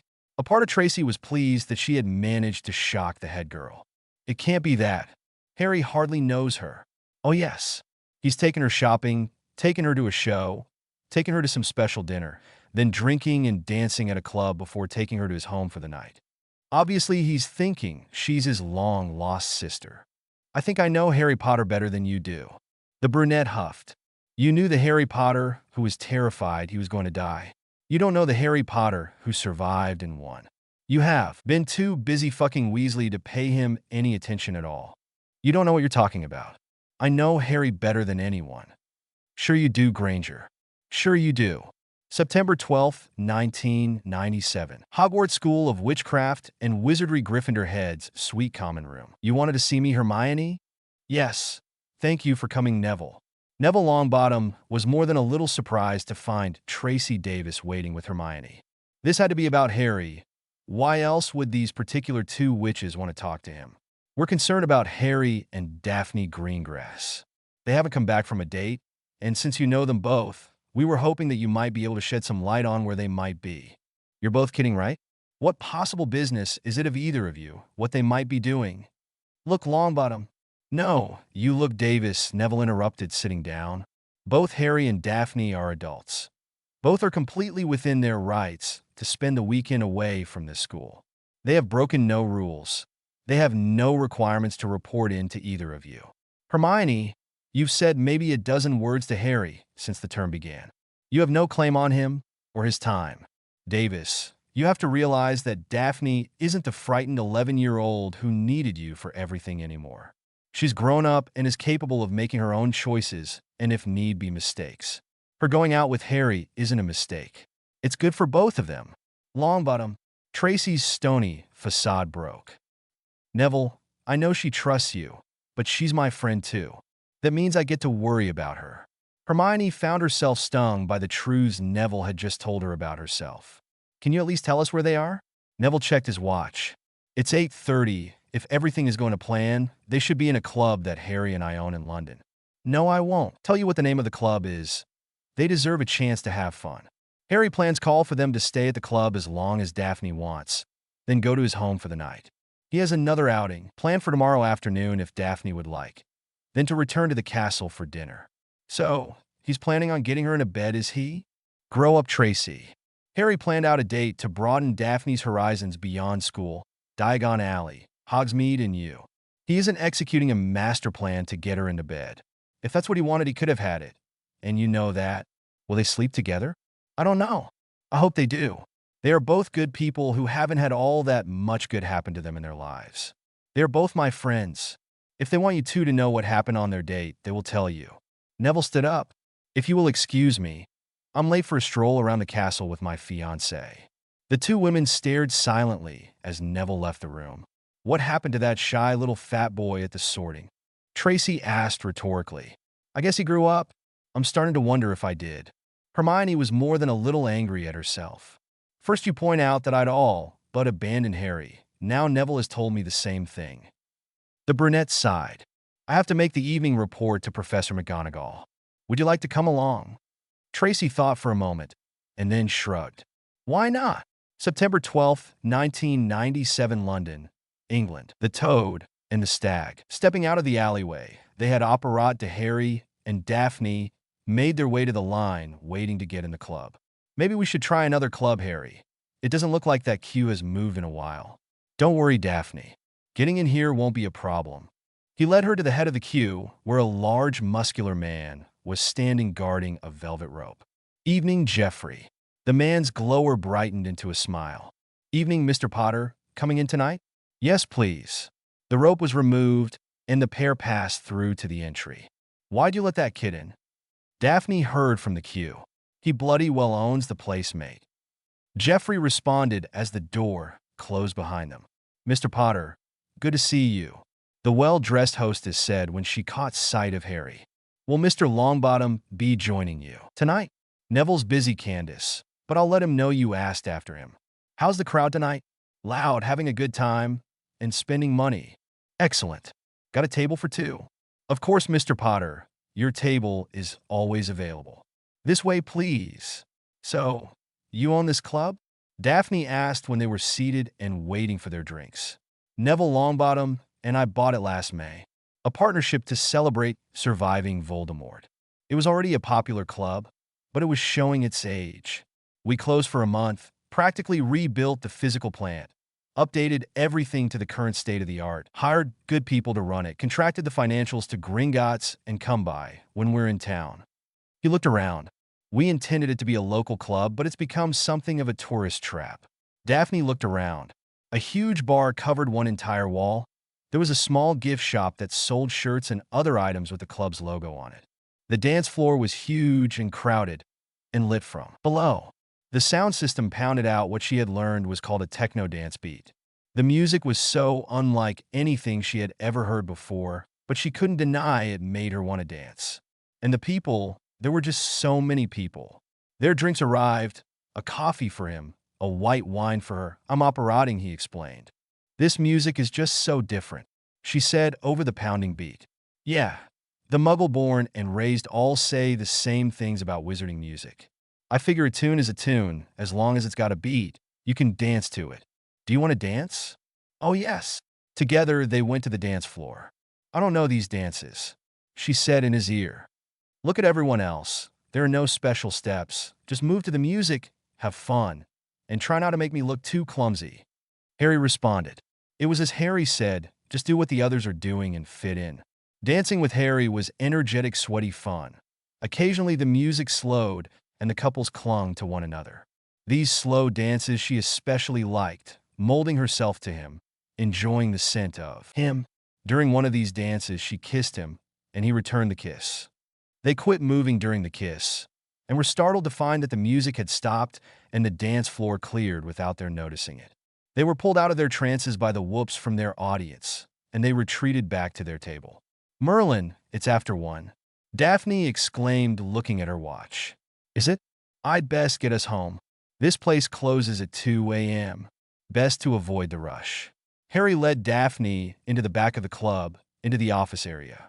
They entered the office marked manager. Harry pulled her into a hug, and they were gone. The pair appeared in the foyer of Potter Manor. Dobby appeared as soon as they did. Good morning, Harry Potter, sir. Good morning, Dobby. Did you get a bedroom ready for Miss Greengrass? Oh yes, Harry Potter, sir. Mrs. Room is Blue Room next to Harry Potter, sir's suite. Winky will be serving Mississippi. If Miss is needing help, she should just call Winky. Thank you, Dobby. Harry offered Daphne his arm. Shall we? Daphne took his arm as he led her up a flight of stairs. Harry stopped outside a door. This is your room.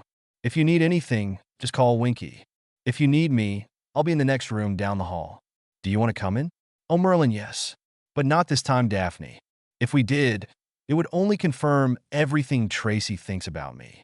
If we make a go of a relationship, we should come into it without any baggage. I think we should wait until we know what we want to do about us. Is this a one-time thing or the beginnings of something more permanent? Thank you for today, Harry. Hey now, the date's not over yet. We've still got Sunday. She interrupted him with another kiss. After they broke the kiss, he stepped back and leaned against the wall. Daphne heard him mutter, God, I hate being noble. Before he looked up and smiled. Good night. Good night, Harry. Chapter 5. A/N.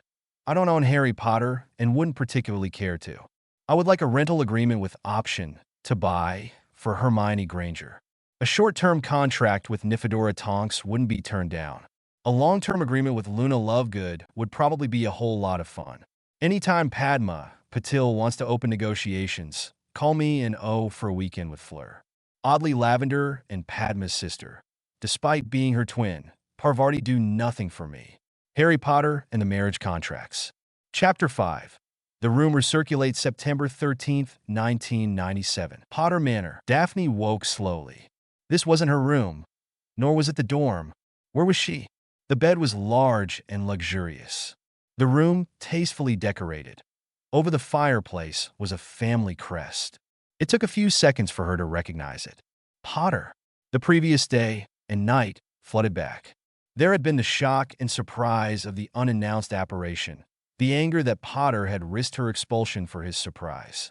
She recalled his explanation of their new freedom that came with adulthood. Then the shopping, the shoes, and the lovely clothing, Harry's gift, that amazing motion picture, and the decision to stay with Harry.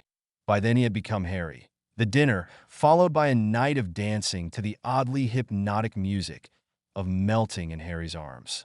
Returning to his family's manor, the kisses, and her offer. Sweet Morgana. Had she actually offered herself to him? To Harry? Daphne sat up in the bed, fully awake now. She had offered herself to him. He had turned her down gently, regretfully. Tracy was never going to believe this. There was a soft pop, and a tiny elf stood in front of the door. Mrs. Awake? May Winky serve, miss? Thank you, Winky. She recalled this was no ordinary elf, but a free elf on a salary. Nothing in her experience told her how to deal with an elf as a near equal rather than as a slave.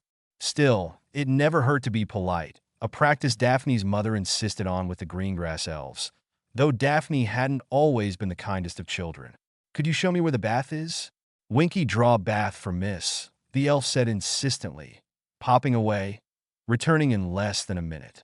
The bath is this way, miss. Daphne followed Harry's elf into the room's private bath, divesting herself of the man's shirt she had worn as sleepwear. Harry's? She wondered as she stepped into the bath. The water temperature was perfect. This elf was a find. Perhaps Harry was onto something with this paying elves for their services. They were both certainly devoted to him. If Miss be needing anything, Miss be calling Winky, said the elf as she popped away again, taking with her the shirt. Daphne lay back in the tub, allowing the heat of the water to soothe the emotional storm inside of her. What was this feeling? She had gone on the date the day before knowing she was, at least on some level, attracted to the raven-haired Gryffindor, attracted to the point that when helped along by alcohol and the excitement of the day, she had offered him her virginity. Is it possibly that his reluctantly declining her offer had made Harry even more desirable? After she had finished with her bath, Daphne, wrapped in a large bath sheet, returned to the bedroom. There she found Winky laying out clothing for her. She didn't recognize any of it. A pair of black slacks, a blouse the same shade of violet as her eyes, under things, even a new pair of shoes. Winky, where did all this come from? Winky, no, miss didn't bring change of clothes when you visit for the night, other than new clothes from Muggle shop. Miss cannot wear clothes 2 days, even with cleaning charm. Winky make new clothing from Mississippi. The elf looked slightly frightened. Did Winky do wrong? No, Winky, you did nothing wrong. These are wonderful. Thank you. She knelt to hug the tiny being. I didn't know elves could do things like this. Winky's first family made sure Winky learned. Winky took care of Mistress who was sick. Winky can do many things most elves don't. Harry is a lucky man to have you to take care of him. Is he up yet? The elf suddenly looked sullen. Master Harry is in Winky's kitchen. He be cooking. Winky, ashamed, Master Harry cooks. Harry is a very different kind of wizard. He isn't cooking to insult you, Winky. I think he is cooking to impress me. She smiled in that tolerant female to female, aren't male stupid way that every woman knows. Does he cook for every woman he brings here? Master Harry never bring ladies home. Winky not serve ladies since Miss Tonks' visit in June. Before that, not since Christmas at Dog Wizard's home, when Miss Hermione visit for half hour. Winky shook her head sadly. Master Harry alone, too much. She brightened. Now, he have Miss for friend. Master Harry asked what Miss would like in her omelet. Daphne smiled. Tell him I asked that he surprise me. September 13th, 1997. Hogwarts School of Witchcraft and Wizardry Great Hall. Hannah was busy showing everyone the ring Neville had given her the previous evening. Making it official was probably the smartest thing he had ever done. He was quietly amazed that Hannah's obvious joy could inspire such happiness in himself.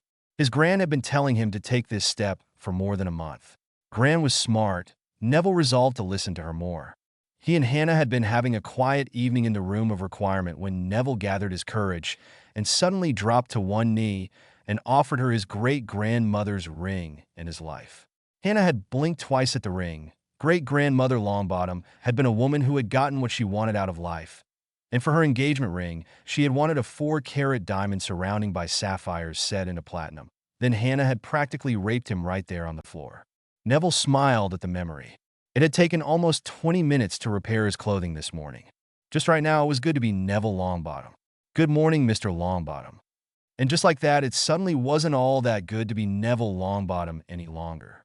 Damn, the old man had appeared out of nowhere. How did he do that? Good morning, Headmaster. Miss Abbott seems very happy. Congratulations. Thank you, Headmaster. We're both very happy. I noticed that Mr. Potter and Miss Greengrass did not return to the castle last night. Might you have any idea where they might be? I would guess that they spent the night at Harry's home, which would be under the Fidelius Headmaster. You know that. I am only concerned about Miss Greengrass' welfare, Mr. Longbottom. Of course you are, Headmaster. I can assure you that Harry has Daphne's welfare at the foremost of his mind. Harry would never do anything to harm anyone, not even for the greater good. Mr. Longbottom, I assure you that whatever Mr. Potter has told you, I had his best interest at heart. Indeed, Headmaster, it was in his best interest to arrive at the point that Riddle reappeared completely untrained. Was it in his best interest your machinations with his life? Was it in his best interest when you set the Weasleys on him, arranging so that he would need to meet the Weasleys in order to make it onto the platform that first year? Was it in his best interest to have Ginny Weasley playing with his emotions on your orders? I've got to tell you, Headmaster, I surely hope that you never attempt to help me in my best interests. Mr. Longbottom, you did almost everything you could to ensure Harry died. Your pet weasels were banking on Harry winning, but dying in the effort. That phony, well, they had your magical signature all over it. That cost Harry the help of Ron and Hermione. He was going to face Riddle alone until I forced my way into the fight. After a lifetime of being lied to by you, of being controlled by you, of being robbed by you, even of being orphaned by you, he was still willing to die for you. But he lived, though neither of you have ever told anyone how you won. Let me guess, since Harry wouldn't tell you, you're going to ask me how we did it. Mr. Longbottom, please satisfy an old wizard's curiosity. Mr. Potter has been understandably reticent about telling anyone what happened that night. But I need to know. I assure you that I can be trusted to keep secrets. I have never told anyone the prophecy concerning him, you know. True. Of course you also never told me or my parents about that same prophecy, which could have just as easily meant me. You keep secrets even when you shouldn't. I find myself wondering if you had determined that I was the subject of that prophecy. Would my parents have been the ones killed, and Harry simply driven to insanity? With our best interest in mind, of course. Dumbledore didn't want to disagree if agreement would net him the information he was after. But why didn't this boy understand that what had happened, what Dumbledore had done, was for the good of the community? That sometimes pawns had to be sacrificed to win? Can you at least tell me what the unknown power was? Neville opened his mouth to speak, but paused and closed it again. I suppose I can. It goes with the whole story, though, so be sure you keep it to yourself. Dumbledore happily agreed. The power was, as you had guessed, love. The headmaster hid his shock. Ah, he said, stroking his long white beard. After Harry and I battled through Voldemort's inner circle, we came upon him in a kind of throne room. Voldemort was totally enraged, like the trapped animal he was. I actually felt pity for him, but I wasn't sure what to do. I was fairly messed up from my fight with Bellatrix. I couldn't believe it when Harry put away his wand. As Voldemort threw curse after curse at us, Harry walked towards him with his arms outstretched. All of Voldemort's magic dissipated around Harry, even killing curses. When Harry finally reached Voldemort, he actually pulled the snake-faced bastard into a hug. I couldn't believe it. Then Voldemort broke down crying. As he sobbed for all he had given up, all he had lost for no reason. His dark magic that sustained him fled, and Harry was left with a dying Tom Riddle in his arms. Voldemort didn't last long, but he was finally at peace. Dumbledore stared in shock. Neville, my boy, that's quite astonishing. I have long believed in the power of forgiveness, but I believe only Harry, once Voldemort's intended victim, could have done such a thing. Now it was Neville's eyes that widened. You mean you really bought that shit? Merlin's massive member, headmaster. You've been listening to your own press for so long you've really rotted your brain if you believe Harry hugged a Dark Lord to death. Neville walked away, shaking his head and muttering about delusional old men as Dumbledore stared after him gobsmacked. September 13th, 1997, Potter Manor Kitchen. Good morning, Harry, Daphne said as she entered the sunlit kitchen. Ah, just in time? He lifted the small pan from the flame and scooped a golden omelet onto a plate, which he placed on the table, then held out a chair for her. Showing off a little, aren't you? You bet. Cooking is something I'm good at that doesn't hurt anyone. He returned to the range to start his own breakfast. Daphne shook her head as his claims, and reaching for her knife and fork cut her first bite. Then another and another. "It's wonderful," she said with a full mouth. The secret, Harry explained from stovetop, is to get the cheese melted just right. Too soon it's kind of greasy, too late it's crispy and dry. He looked over at the almost empty plate in front of her. Whoa! Slow down, Daphne breathed. Would you like another one? Yes, please, she answered. Harry laughed and cracked some more eggs. Concentrating on her plate, heard him stirring for a moment, and then he was at her elbow scooping the omelet he had been making for himself onto her plate. Slow down enough to taste it this time. He laughed as he returned to the range. A few minutes later, he sat next to her with his own plate and poured them both a mug of tea. I've never really been a breakfast person. The eggs at school are okay, but I love your omelets. Thank you. I'm glad you like it. It's always nice to cook for someone who appreciates the end results, if not the effort. I appreciate the effort and the results, Harry. So what are we doing today? Well, Neville Longbottom and his girlfriend will be here at noon. Then if you'd like, I thought we might go to a theme park. Neville never said anything about doubling with him. And what's a theme park? The original plan was for them to be consoling me for my latest disastrous date. Nev tried to tell me that you and I would get along. Fine, but I've got too much of a track record of failing miserably with girls to believe him. He sipped his tea, pushed his plate away, and smiled. I've never been so glad to be wrong. A theme park is a muggle thing. They have mechanical rides that will be easier to show you than to describe, games for prizes, food that no one should ever eat but tastes good anyway. Things like that. I discovered them over the summer and had lots of fun. I was going to introduce Neville and Hannah to them. And now you, if you'd like to come. I would like to see this park of yours. If you had fun, we all should. Master Harry is finished dirtying kitchen? The high-pitched tones of an annoyed elf interrupted. Yes, Winky, I'm done. He smiled at Daphne again and winked. I'll start cleaning up now. No. Master Harry no cleans. Master Harry entertains Mississippi. Master Harry leaves kitchen now. Yes, Winky. Thank you, Winky. They made it to the sitting room before they started laughing. I don't think I've ever seen a wizard ordered about by his elf before. Oh, it was worse at the beginning. Winky came to me from a very traditional family. I couldn't believe some of the things she expected to do for me. He shuddered. I'm just a poor muggle-raised boy. I was almost scarred for life. Daphne sobered. Harry, about last night. I said some things. Harry sat down. Daphne, I understand. You had some wine. I dazzled you with things you've never seen. I didn't really. Harry, you idiot. Let a girl finish what she's saying before you start apologizing. What I was trying to say is that it wasn't the wine. I enjoyed the shopping, the show, and the dancing was exciting beyond everything I've ever experienced. But that wasn't why I asked you to sleep with me. I offered because I am very attracted to you and really want to sleep with you. She slid onto his lap. The way you turned me down, out of concern for me, showed me I was right to offer. Maybe not today, maybe not tomorrow, but I'm going to get what I want, Harry. She put her arms around his neck and kissed him. So, tell me about your history of disastrous dates. Well, fourth year there was the way I abused Parvati Patil at the Yule Ball.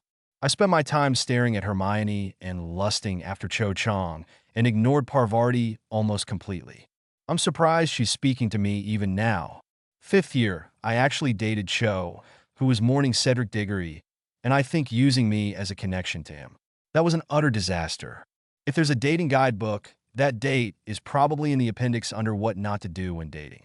Sixth year, the Ginny Weasley got her hooks into me until November, when I found out what she was up to. She kissed him. Are you concerned about my hooks? No, not in the slightest. If you were planning on stabbing me in the back, you would tell me about it in advance and make me enjoy it. He smiled at her blush. What about you? Any disastrous dates in your past? No. The sum total of my dating experience is a day and a half with you. You poor girl. No wonder you're so easily pleased. I am expecting you to improve on my experiences. Today at best be impressive, Harry. If I'm disappointed, I might have to go back to calling you Potter. See what I mean? You tell me about it, and make me enjoy it. She pulled him into another kiss. Ahem, Neville cleared his throat theatrically. Startled, Harry and Daphne broke apart, though she remained on his lap. I was going to ask how your date went yesterday, but I guess that's fairly obvious, isn't it? Neville smiled. Hannah smacked his arm. Quit teasing them, Neville. Good morning, you two. Then she smiled herself. You two have stirred up quite the storm at the castle. First, the Slytherins were furious that the two of you didn't return and demanded punishment. McGonagall reluctantly admitted that there was no requirement for those who have reached their majority to remain overnight at the school. Then there was practically an exodus of the 7th years this morning, excepting the prefects, who Hermione cajoled into staying. I think couples formed on the spot for the express purpose of leaving the castle. Harry started laughing. Anything I can do to make Dumbledore's life more interesting is fine with me. I wonder how long it will be before he attempts to change the rules. I would be surprised if he wasn't doing it now. I think I may have annoyed him this morning. Oh, by the way, Harry, you owe me 10 galleons. I do? Which story did you tell him? The thrilling tale of how you killed Voldemort by hugging him to death. He bought that? I thought that was the most ridiculous story we came up with. He took it hook, line, and sinker. Neville said, accepting the coins. The look on his face when I told him it was fiction was priceless. The only reason I told the one is because I felt guilty when he believed the first one, since I came up with it. The man is gullible to the extreme. What are you two talking about? Daphne asked. They're pranking the headmaster. Hannah explained. Dumbledore wants to know how they defeated Voldemort. If he wanted to know that badly, he should have been there helping, suggested Harry sarcastically. Well, yes. These two have made up some fictions to explain what happened. Harry told him a story of having lost the war and ending up fighting a guerrilla war until only he survived the Gryffindors and is captured, then freed by a wizarding resistance led by you and Luna Lovegood. Between the two of you, Harry's memories, soul, and magic were sent back in time to prevent Voldemort's rise. I told it better than that. I'm sure you did, Harry. She returned her attention to Daphne and gestured to Neville. This one told the headmaster this morning that Harry defeated Voldemort with the power of love and literally hugged the Dark Lord to death. Sometimes I think they both have death wishes, while they are male. Hey, Harry said. Come on. Daphne stood up from Harry's lap. Let's go get ready for this theme park Harry was telling me about. Neville and Harry watched as the pair of witches left the room. Why do women leave the room in groups? Neville asked. And why does it feel like our shortcomings will be discussed at length? Harry asked, shaking his head. So, I saw that rock on her hand. You made it official, did you? Yeah. God, that was scary. Next time, let's just go find another Dark Lord. I hear you, mate. Women are dead scary. So Daphne had led Hannah to her bedroom. What does the rumor mill say about all this? Oh, everything from you're the new Lady Potter to Harry is punishing the few surviving Death Eaters by raping their daughters, starting with you. Oh, lovely. Tracy and Hermione tried to interrogate Neville on where you were and what nefarious plans each of you had for the other. So you've got that to look forward to. Oh, and Ginny Weasley is utterly furious. She is telling everyone who will listen that you are trying to steal Harry from her. And what do you think? I think Harry is a lucky man. And I think you could do a lot worse. Hannah looked into Daphne's violet eyes. A word of warning, being associated with Harry won't be easy. The Death Eaters are gone, but there are plenty of opportunists out there looking to profit off Harry. I got a tiny bit of it from Neville's association with Harry, which I believe is the reason Neville offered me this a year sooner than I thought he would. Hannah showed her ring. Then you factor in the girls who want to be where you are. Harry told me he hasn't been dating anyone. He isn't, but that doesn't stop those girls from wanting him. He's rich, powerful, the head of 2 ancient and noble houses, and dead fexy. If not for Neville, I might have taken a run at him. Harry isn't the type for a harem. No, he isn't, and only a very few have a chance with him. Your only real competition for Harry would be other women who think of him and treat him as Harry, not the boy who lived, not the chosen one, not the man who conquered. Just plain Harry. That's a select group. Off the top of my head, the only ones who qualify would be you, Hermione Granger, Luna Lovegood, Lavender Brown, the Patil twins, and Sue Bones. I haven't decided that I want him. You right? Daphne, we haven't been friends all through school, but I'm a Hufflepuff. I have my sources. You have shown zero interest in any guy at school, and then you're with Harry. You've decided. I saw you downstairs. If you're not in love with him, you're close, and you know it. Daphne didn't say anything. Her mouth set into a line. All right, Hannah continued. Going through them, Lavender and Parvati aren't in the running. They're nice enough, but far too giggly for Harry. He likes smart girls and doesn't give a damn about anything they find interesting. That leaves Luna, Padma, and Sue. I doubt that Luna cares one way or the other, unless she decided that sleeping with Harry would allow her to find one of her animals. Padma might be interested, but whenever I've spoken with her, she spoke of returning to her family's home in India to continue the Patil line. Sue is definitely interested. She's had a thing for Harry since 3rd year. What about Granger? Hannah smiled at the Slytherin's interest. Hermione is a special case. She's with Weasley, at least for now. I don't see him as the type to settle down with her. He has far too much insecurity to be able to deal with a wife more successful than he is. And she will be. She is Harry's friend. I know that, at least until she abandoned him. She didn't. She actually is or thinks she is in love with Weasley, and is with him for that reason. It's complex, but what matters is she is Harry's friend. Harry pushed her away so that she would be safe and happy. He intended to kill Voldemort by dying, and if Neville hadn't forced himself into the final fight, he probably would have. Whatever happens, you're going to have to face the fact that if Hermione calls, Harry will go to her. I don't think Harry's in love with her. I think he cares about her. Any woman in his life is going to have to share him with Hermione Granger. Why are you doing this? Bones is your friend. She is, Hannah admitted. And I'd love to see her with Harry, but I've seen him with you, first last weekend and now today. You've got him excited and happy, happier than I've ever seen him. I'm his friend. My future husband is bound to him. As long as you make him happy, you have my unquestioning support. He's not serious about me. He turned down a contract for me. Daphne, he turned down one for me as well.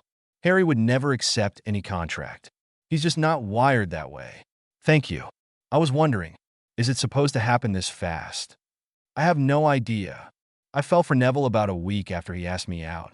We'd best head back downstairs so that today's great adventure can begin. September 13th, 1997. Hogwarts School of Witchcraft and Wizardry Entry Hall. Hermione Granger found herself waiting in the entry hall. She knew that Harry would be back this evening. She needed to regain what she had lost with Harry. Tracy and Neville both had pointed out that she had all but abandoned Harry. If she didn't fix that, it was only then she realized that she hadn't seen Ron all weekend. He was probably dealing with Ginny and his mother. She spotted Neville and Hannah first, holding hands and laughing. Following them was Harry, carrying a large purple stuffed rabbit. It was only then she noticed Daphne Greengrass practically molded to Harry. Harry shifted the rabbit to his left arm and pulled Daphne into a kiss, which was enthusiastically returned. Hermione was shocked.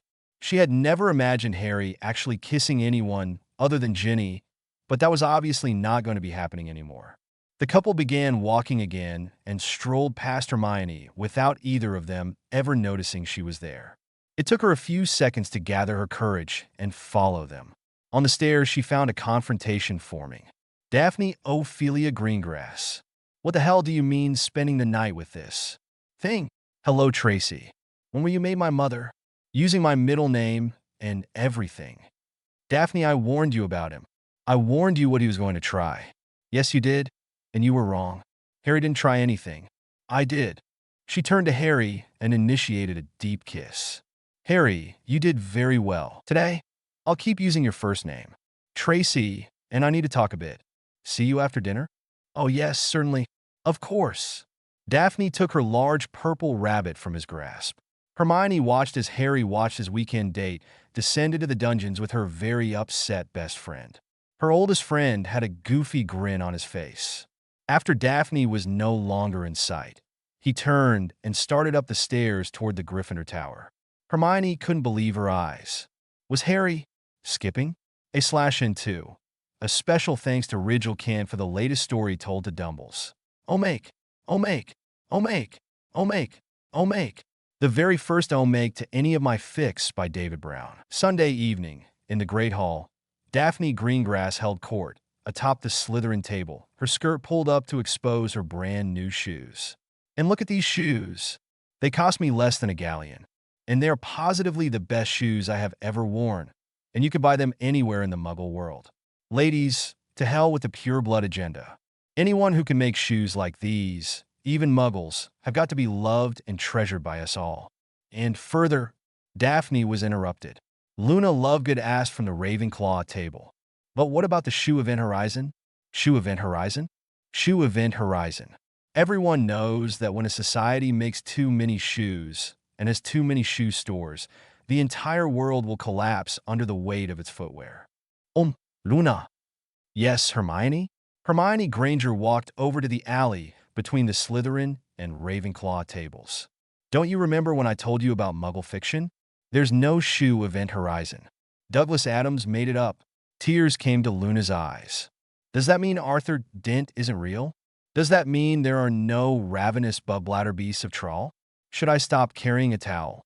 Luna was in fact carrying a pleasant lavender-colored towel with a bright green fringe. I'm sorry, Luna, but none of that's real. But what about Dirk, gently? He's authentic. Don't worry about him, Luna. Luna's tears dried up as Hermione walked her out of the Great Hall, her arm wrapped around Luna's shoulder. Chapter 6. Harry Potter and the Legitimate Businessman. /N. I don't own Harry Potter and wouldn't particularly care to. I would like a rental agreement with option to buy for Hermione Granger. A short-term contract with Nymphadora Tonks wouldn't be turned down. A long-term agreement with Luna Lovegood would probably be a whole lot of fun. Anytime Padma Patil wants to open negotiations, call me and O for a weekend with Fleur. Oddly, Lavender and Padma's sister, despite being her twin, Parvati, do nothing for me. Harry Potter and the Marriage Contracts. Chapter 6. Smart Witch. Bad Choices, September 13, 1997. Hogwarts School of Witchcraft and Wizardry, Slytherin, 7th year girls' dorm. Daphne led Tracy back to their dorm. Once inside, she sealed the door and cast privacy charms on all the walls, the floor, and the ceiling. Slytherins learned to be very thorough. She then laid her large purple rabbit lovingly on her bed, removed the shopping bags from her pockets, and expanded them on the bed. Through all this, Tracy stood glaring at her. Daphne sat primly on her bed. So, Tracy, you wanted to discuss my weekend? Damn it, Daphne. What did he do to you? Harry treated me with respect. He didn't do anything I didn't want him to do. Well, after he explained about it being all right to leave Hogsmeade anyway. Daphne smiled at her flustered friend. In fact, he didn't do something I wanted him to do.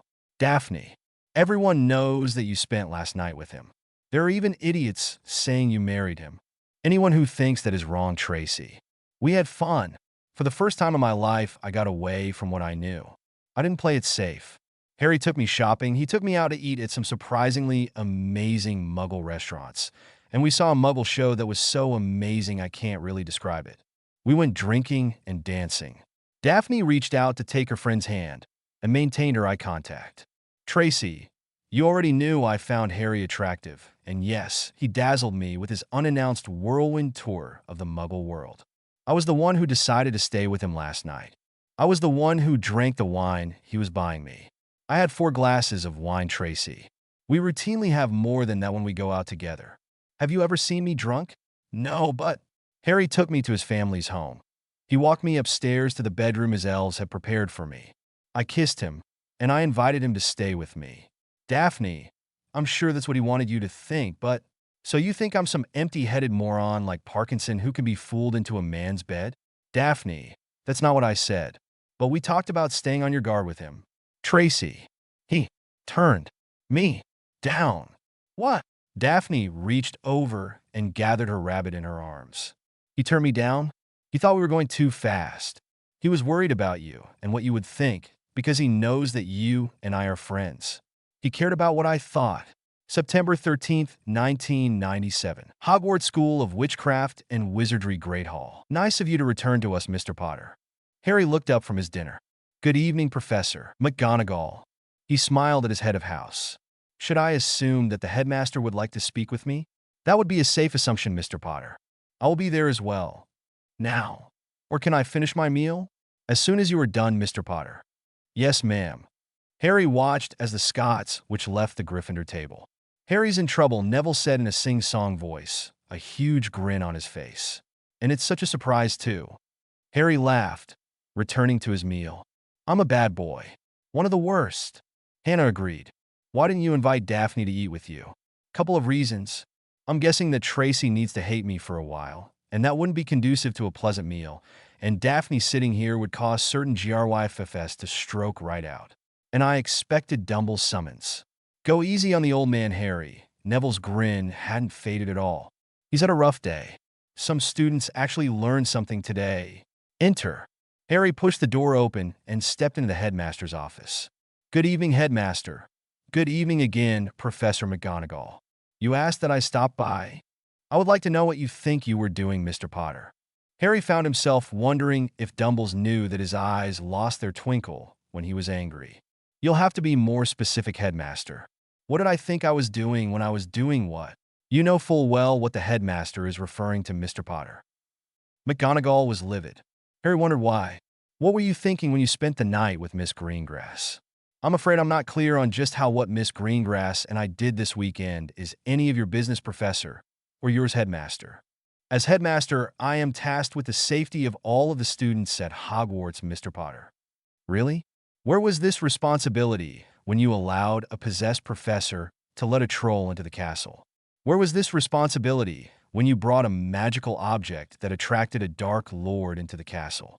Where was this responsibility when you allowed Lucius Malfoy to sneak a Horcrux into the castle with an innocent first year? Where was your responsibility when you allowed a polyjuiced Death Eater enter me in the Triwizard Tournament against my will? Where was your responsibility when Snape routinely abused and even injured student in what was laughingly called his potions lessons? Is this a new policy you started up this year? You will show the headmaster the respect he deserves, Mr. Potter. Believe me, Professor, I'm showing him far more than he deserves. Harry returned his focus to the headmaster. All right, headmaster, perhaps you could enlighten me as to what school rule or regulation I violated. That is neither here nor there, Mr. Potter. It is the appearance of impropriety I am concerned with. Because of your actions, almost every 7th year left Hogsmeade and was roaming about the country. McGonagall added, because of me? I never told anyone other than Daphne that since we were adults we had no travel limitations. From what I've heard, that information was promulgated by you, Professor McGonagall.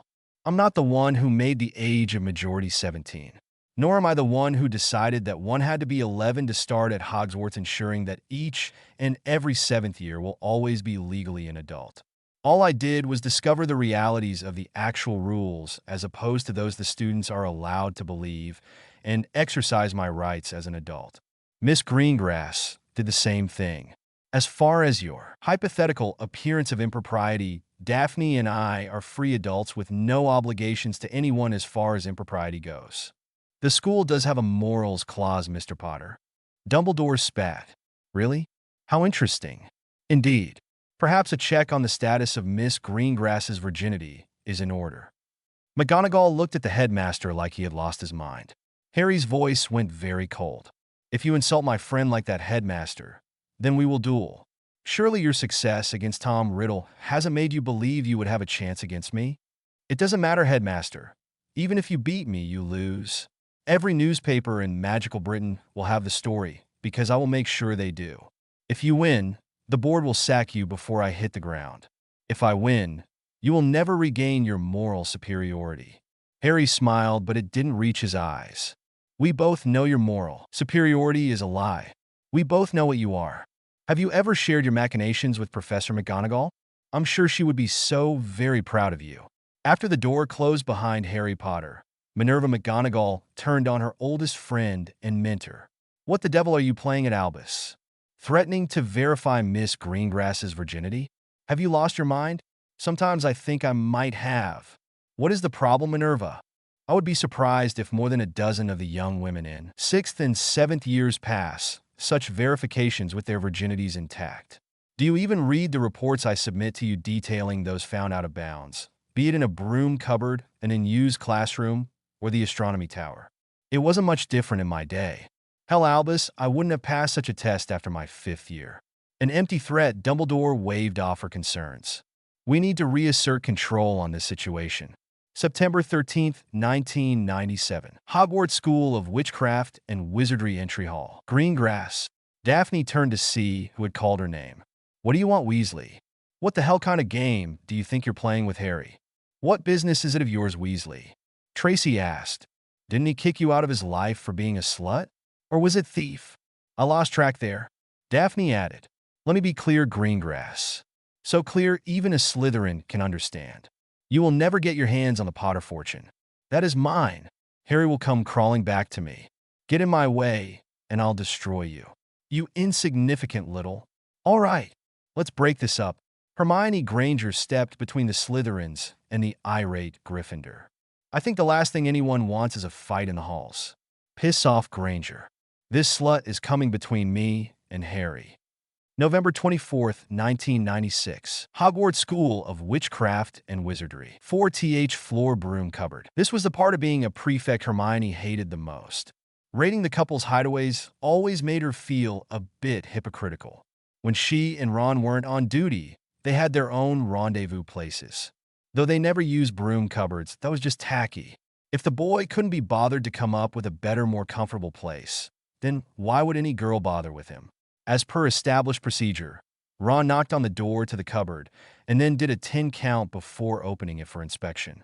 Hermione cast Lumos into the storage space, and yes, there was in fact a couple hastily pulling on their clothing. Come on out, Mr. Corner, she said upon recognizing the young man. It's been a quiet night, we're in a good mood, so no points, but you gotta head back to your dorms. Michael Corner came out of the cupboard smiling sheepishly. He was followed by Ginny? Ginny? What the hell? It's none of your business, Ron. She grabbed Corner's robe and pulled him into a kiss. That was fun, Mikey. See you next time. And she pushed Corner away in the direction of his dormitory. Ron was livid. Hermione calmed him down somewhat when she placed her hand upon his arm. Ginny, what are you thinking? What about Harry? What about him? He's so wrapped up in his fighting Voldemort, he barely touches me. Yes, always training. And when he does find time for me, it's kiss, kiss, kiss, until he has me so excited I can't stand it. But then nothing. He won't take the next step. Ginny, you're acting like a Scarlet Woman. Ron, will you listen to yourself? You sound just like Mum in her old-fashioned bodice ripper novels. Harry won't sleep with me. I want Fex. I like Fex. I have some friends more than willing for a little slap and tickle. And that's all it is. She took on a serious look. If either of you tell Harry, I'll deny everything and I'll get back at you. You know I will. Hermione had had enough of the vindictive 6th year. 20 points from Gryffindor, Miss Weasley. Return to your dorm now. Or would you prefer to be having a week's worth of detention with Mr. Filch? Ginny huffed and stalked off, her robes billowing behind her. Hermione turned her attention to the pair of Slytherin witches. I apologize for that. Thank you for dealing with it. If I had hexed her, who knows what might have happened between our houses. Daphne, Hermione hesitated. I need to apologize to you as well. for what I was thinking when you stayed with Harry last night. As Tracy pointed out to me, I don't really know Harry all that well anymore, and as Neville pointed out, I have no claim on his time or his actions. You were hardly the only one to be jumping to conclusions, Granger. Daphne said with a pointed look at Tracy. There is nothing to apologize for. I think I surprised myself with Harry this weekend. September 24th, 1997, London, England. Tonks' apartment. Tonks took a moment to compose herself before opening the door. Living in a Muggle neighborhood necessitated her making sure she was wearing the right face whenever she answered the door. Can I help you?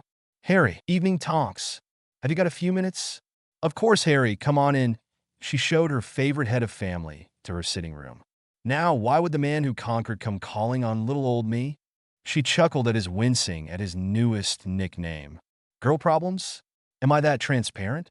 What else would you be coming to your lovely, vivacious cousin for? She ruffled his hair. I'm so proud.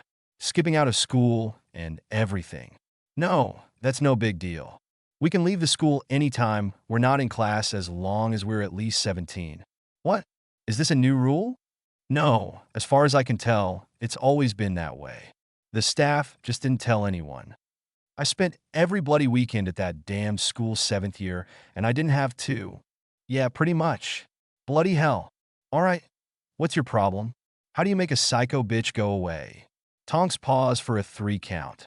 Weasley problems? Yeah, I've been trying to date a very nice girl, but Ginny keeps trying to pick a fight with her. How do I fight that? Without, I don't know, smacking her? I've heard about your dates. McGonagall put out an alert on you and the Greengrass girl when you kept her out overnight. She smiled. As far as your Weasley problem goes, I would recommend you knock her upside the head, stuff her in a sack, and operating her to the outback in Australia. Are you sure you're an aura? September 27th, 1997. Hogwarts School of Witchcraft and Wizardry, Gryffindor 7th Yearboys dorm. Harry entered the dorm and went directly to his wardrobe. Sorting, though, he finally found the shirt he was looking for and laid out on the bed. A quick shower, then change. He was to meet Daphne after dinner. She said she had something important to discuss with him. He found himself wondering if the room of requirements would be in use that evening. That would be a superb place for a quiet date. He turned from his bed and for the first time noticed Ron. His first friend was busy enjoying the art on the wall. Hey Ron, watch it, mate. Hermione would be pissed if she found out you were looking at those pictures. This is amazing, Harry. You're really going to take any of these witches up on their offers? Ron asked, his eyes moving from one animated naked woman to another. Not really my style, Ron. I can't imagine what they were thinking or why they thought it would work. I mean, I can appreciate the pictures, but I'd prefer to actually get to know the girl I'm going to marry before I propose. Why? He asked with a smirk. You interested in my rejects? I might be. Ron laughed in reply. Gotta settle down someday. Don't want to wait until all the good birds are gone. Harry gaped at him. What about Hermione? I thought you too. Ron shook his head as he lay back on his bed, a slightly dreamy expression appearing in his eyes. She's a right bit of fun in the sack. Really a great shag if you can believe it. I guess what they say about the quiet ones is true, but marry her. He missed the thunderous expression growing on Harry's face as he continued. Mum, pitch a right fit if I try to marry a muggle-born. Harry, you of all people should know that. Besides, when I get married, I want it to be to a girl who knows her place. Keeping a home and having babies, like my mum. Ron, Harry interrupted. She loves you. Loves you with all her soul. How can you talk that way about Hermione? Ron's face contorted in a frown. Loves me? No, you've got it wrong, Harry. It was just fex. Great fex, but just fex. We're friends. What's the muggle term she told me? Fuck buddies. Ron, you can't be this dense. She loves you. I've heard her tell you that. I've heard you tell her. Harry, that's just words. I mean, I just broke it off with her. My other girl didn't like sharing, Hermione didn't say boo, just nodded and said she hoped I had a good time. Ron, what is the password to her suite? Library keeper. Why? Harry rushed from the room. Ron rose from his bed and followed his friend to the door. Harry arrived at the door to the Gryffindor head suite at a full run. The portrait that covered the door was of an armored knight astride his white charger. Library keeper. My apologies, good sir. Head girl Granger has changed the password. She regrets that she is unavailable at this time. Head boy Macmillan is receiving students and is currently in the Hufflepuff head suite. Thank you, Sir Knight. Could you please inform Miss Granger that Harry Potter wishes to speak with her? The knight and his horse left the frame to relay the message, and then he returned. Head girl Granger wishes me to tell you that she is not receiving any visitors. Sir Knight, I believe the head girl to be upset. I need to see her. Now, open your door, Sir Knight, and then report this breach to whomever you portraits report to, and I will gladly take any punishment doled out. But for now, open your door. Do you think I would forsake my duty on the word of a mere student? I say thee nay, boy. Only the headmaster may enter this suite without the express permission of the head girl. Sir Knight, the headmaster is away for the weekend. I don't have time to wait. If you have another frame, I would suggest you go to it. I am entering the head suite, either through the door or through your portrait and then through the door. Either way, it makes no difference to me. Harry placed his hands flat on the portrait and channeled his magic through his hands, subvocalizing open. A small crowd had gathered during his conversation with the painted knight. When Harry's magic flared into a visible aura, the crowd backed away. The alarm spread by the portraits brought Minerva McGonagall and Phileas Flitwick hurrying to the Gryffindor head suite. They arrived in time to see the entire door frame indent into the wall 3 inches from the force of Harry's magic. Mr. Potter, stop this now. McGonagall called over the sound of the castle's very stone being warped.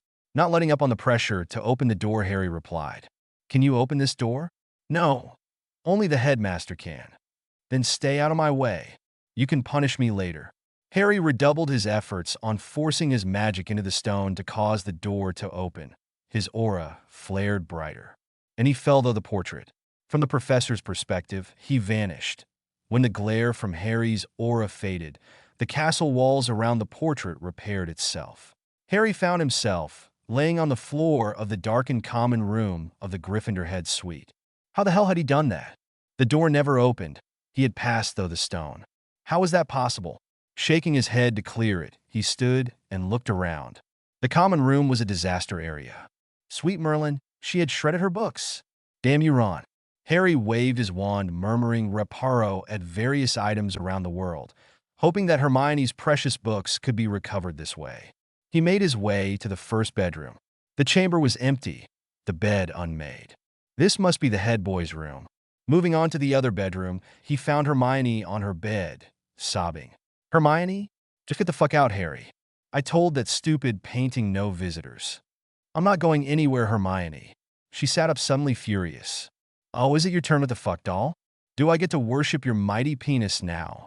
Hermione, I came as soon as I heard what happened. Ron is an ass. I came because you are my friend. I'm staying because you are my friend. Hermione looked conflicted for a moment, and then rushed to hug him. Harry returned the hug, and then he lifted her into his arms. Hermione continued to sob into his chest. He considered the bed for a moment, but decided that would be wrong.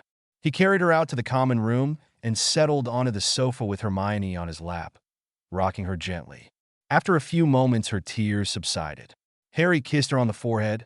Why does the sun go on shining? Hermione looked up perplexed. Harry continued, why does the sea rush to shore? What are you doing? She asked. Ignoring her question, he continued. Don't they know it's the end of the world? When you don't love me anymore. Merlin, you are such a goof. Why does my heart go on beating? Why do these eyes of mine cry? Don't they know it's the end of the world? It ended when you said. Hermione kissed him. It was a hungry, needful kiss.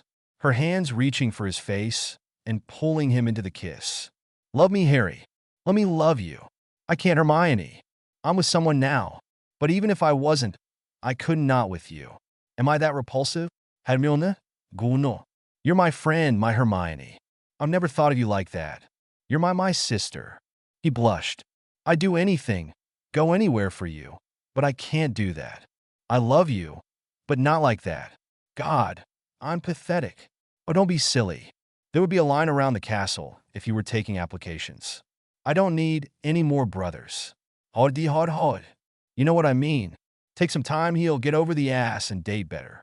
Believe me, that's the very best way to deal with not loving a Weasley anymore. I'm talking from experience here. What if I want to cry all night? Then I'm here all night. As a matter of fact, Dobby, there was a quiet pop. Yes, Harry Potter, sir? Dobby, could you bring us a quart of ice cream? He looked into Hermione's eyes. Cherry vanilla, please. Bring 2 spoons, please. Daphne had been pacing back and forth in the entry hall for almost an hour. Where the hell was he? Harry had always been prompt for their dates. In spite of herself, she was becoming more and more angry at him. She had even taken to asking passing Gryffindors if they knew where Harry might be. No one had a clue. It was as if the man had vanished. Miss.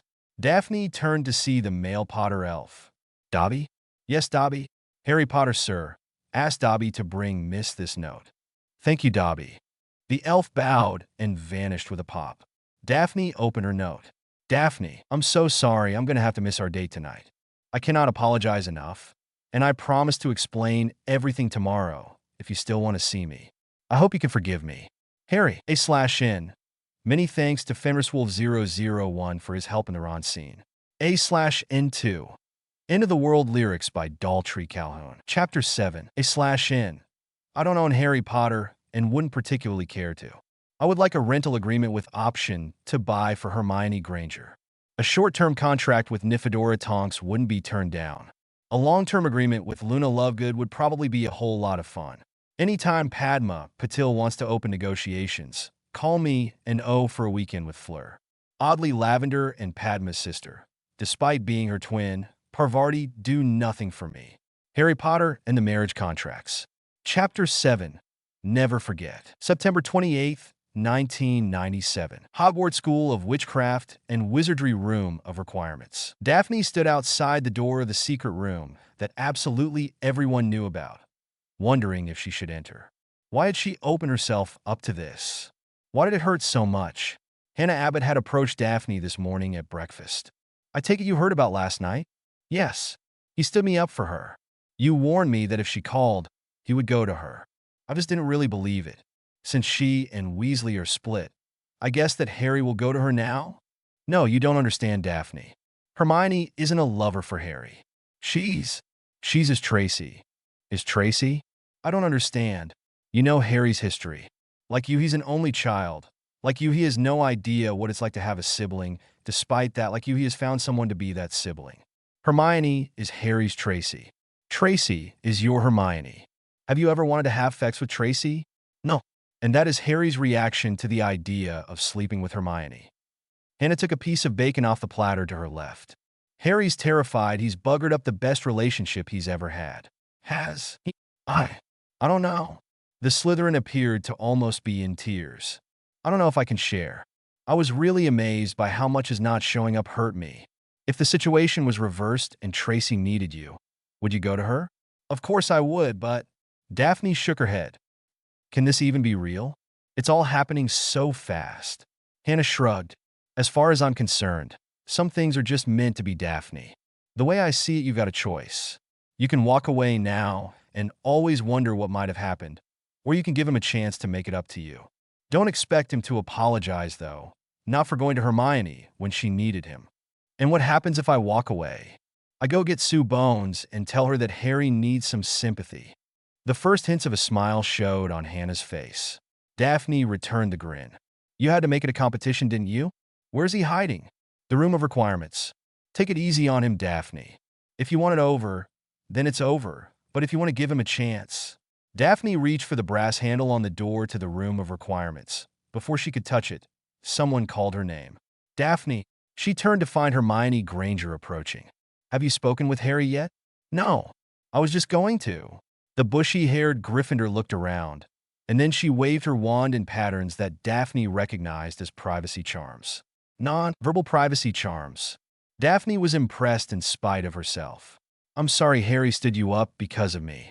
There's something about last night you should know. Daphne nodded for the head girl to go on, fully expecting to hear that Granger intended to claim her relationship with Harry. I threw myself at Harry last night. More than once. I just wanted the hurting to stop. To know that someone wanted me. He wasn't even tempted. He told me he was with you. I know that you are still in the early stages of your relationship, and that trust has to be important. Please don't blame Harry for last night. It was my fault for being such an idiot. I don't think I'm blaming anyone, Granger. Thank you for telling me. I think I need to speak with Harry. I just thought you should know." Daphne watched as the head girl, still appearing to be somewhat beaten, turned to walk away. "Granger? I mean Hermione?" Hermione turned to face her. "Yes, if you decide to get some revenge on Weasley, come and talk to me. I've got all kinds of ideas along that line." Hermione smiled. "I might do that." September 28th, 1997. Hogwarts School of Witchcraft and Wizardry Room of Requirements. The door opened at her touch. The room was configured as a large open room. The only furniture in the room was a table and 2 chairs. Harry sat at one. "Would it help if I started out saying I'm sorry for last night?" "It might. It would depend on if you lied to me about if you would do it again." She approached the table and sat next to him. "This room is a little sparse. I figured it would give you less to hit me with." Harry smiled for a second before hanging his head. "I can't promise that I wouldn't do the same thing all over again if she needed me." "Good. You're not lying to me. You hurt me last night, Potter." Harry sighed. "If I had had the time, I would have come to you to explain, but I found out what Ron had done, and What hurt was you didn't tell me what was going on in your note. I had to find out you forced your way into Granger's suite from others." "You're right. I screwed up." Daphne reached out and lifted his head so that he was looking at her. "Don't you ever lie to me or omit details ever again." "Again? There's going to be the possibility of an again? I think I could be persuaded." Daphne stood up and pulled Harry to his feet. Her eyes closed in concentration. The table and chairs faded from existence.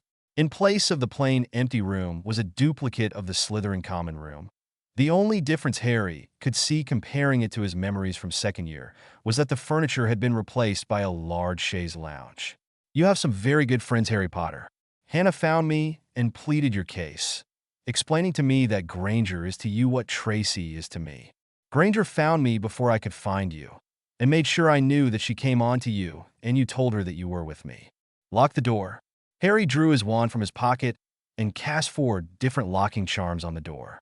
To be on the safe side, he concentrated for a moment, and a steel bar seated itself across the door frame, preventing the door from opening. "You're thorough." "Good." Daphne pulled him over to the chaise, and then still standing, she wrapped her arms around his neck and kissed him.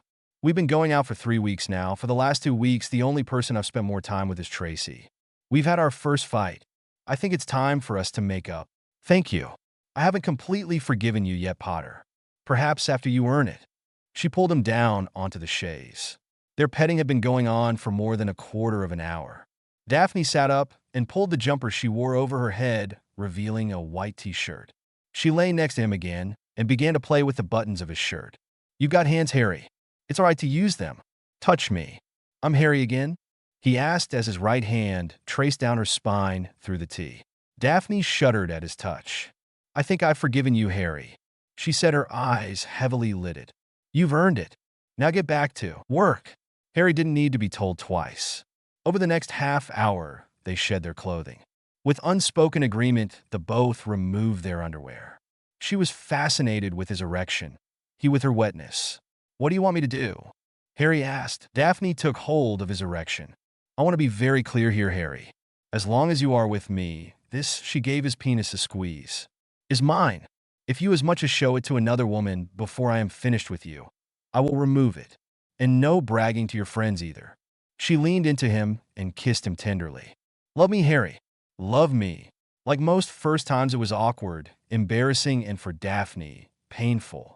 Harry was horrified that he might have hurt her, despite Daphne assuring him that the pain was completely normal and she had been expecting it. Dean Thomas's collection of art magazines hadn't prepared Harry for the actual sex act. The written descriptions of the utter bliss seemed to be lies in the face of Daphne's tears. He cursed himself for his ignorance and lack of skill. After half an hour, they tried again. Their second attempt was just as awkward and embarrassing, but somehow all the more exciting for all that. December 23rd, 1996, Ottery St. Catchpole, the Burrow. Molly's kitchen. Harry loved Christmas at the Burrow. This is what a family was supposed to be, people who cared about each other even when they fought and argued. Ron was visiting Hermione at her parents' home. The two of them would come to the Burrow sometime after 6 p.m. on Christmas Day. Ron was ecstatic. Think about it, Harry, he had said on the train, 2 Christmas dinners. All was right in Ron Weasley's world. Harry just hoped that he didn't drive Hermione insane while trying to deal with Live as a muggle. Harry's suspect that he could have sold tickets in Gryffindor Tower for the chance to watch Ron Weasley try to pass for a muggle. Where was Ginny anyway? Under his invisibility cloak, Harry left Ron's room in stocking feet, the better to sneak up on his lady love.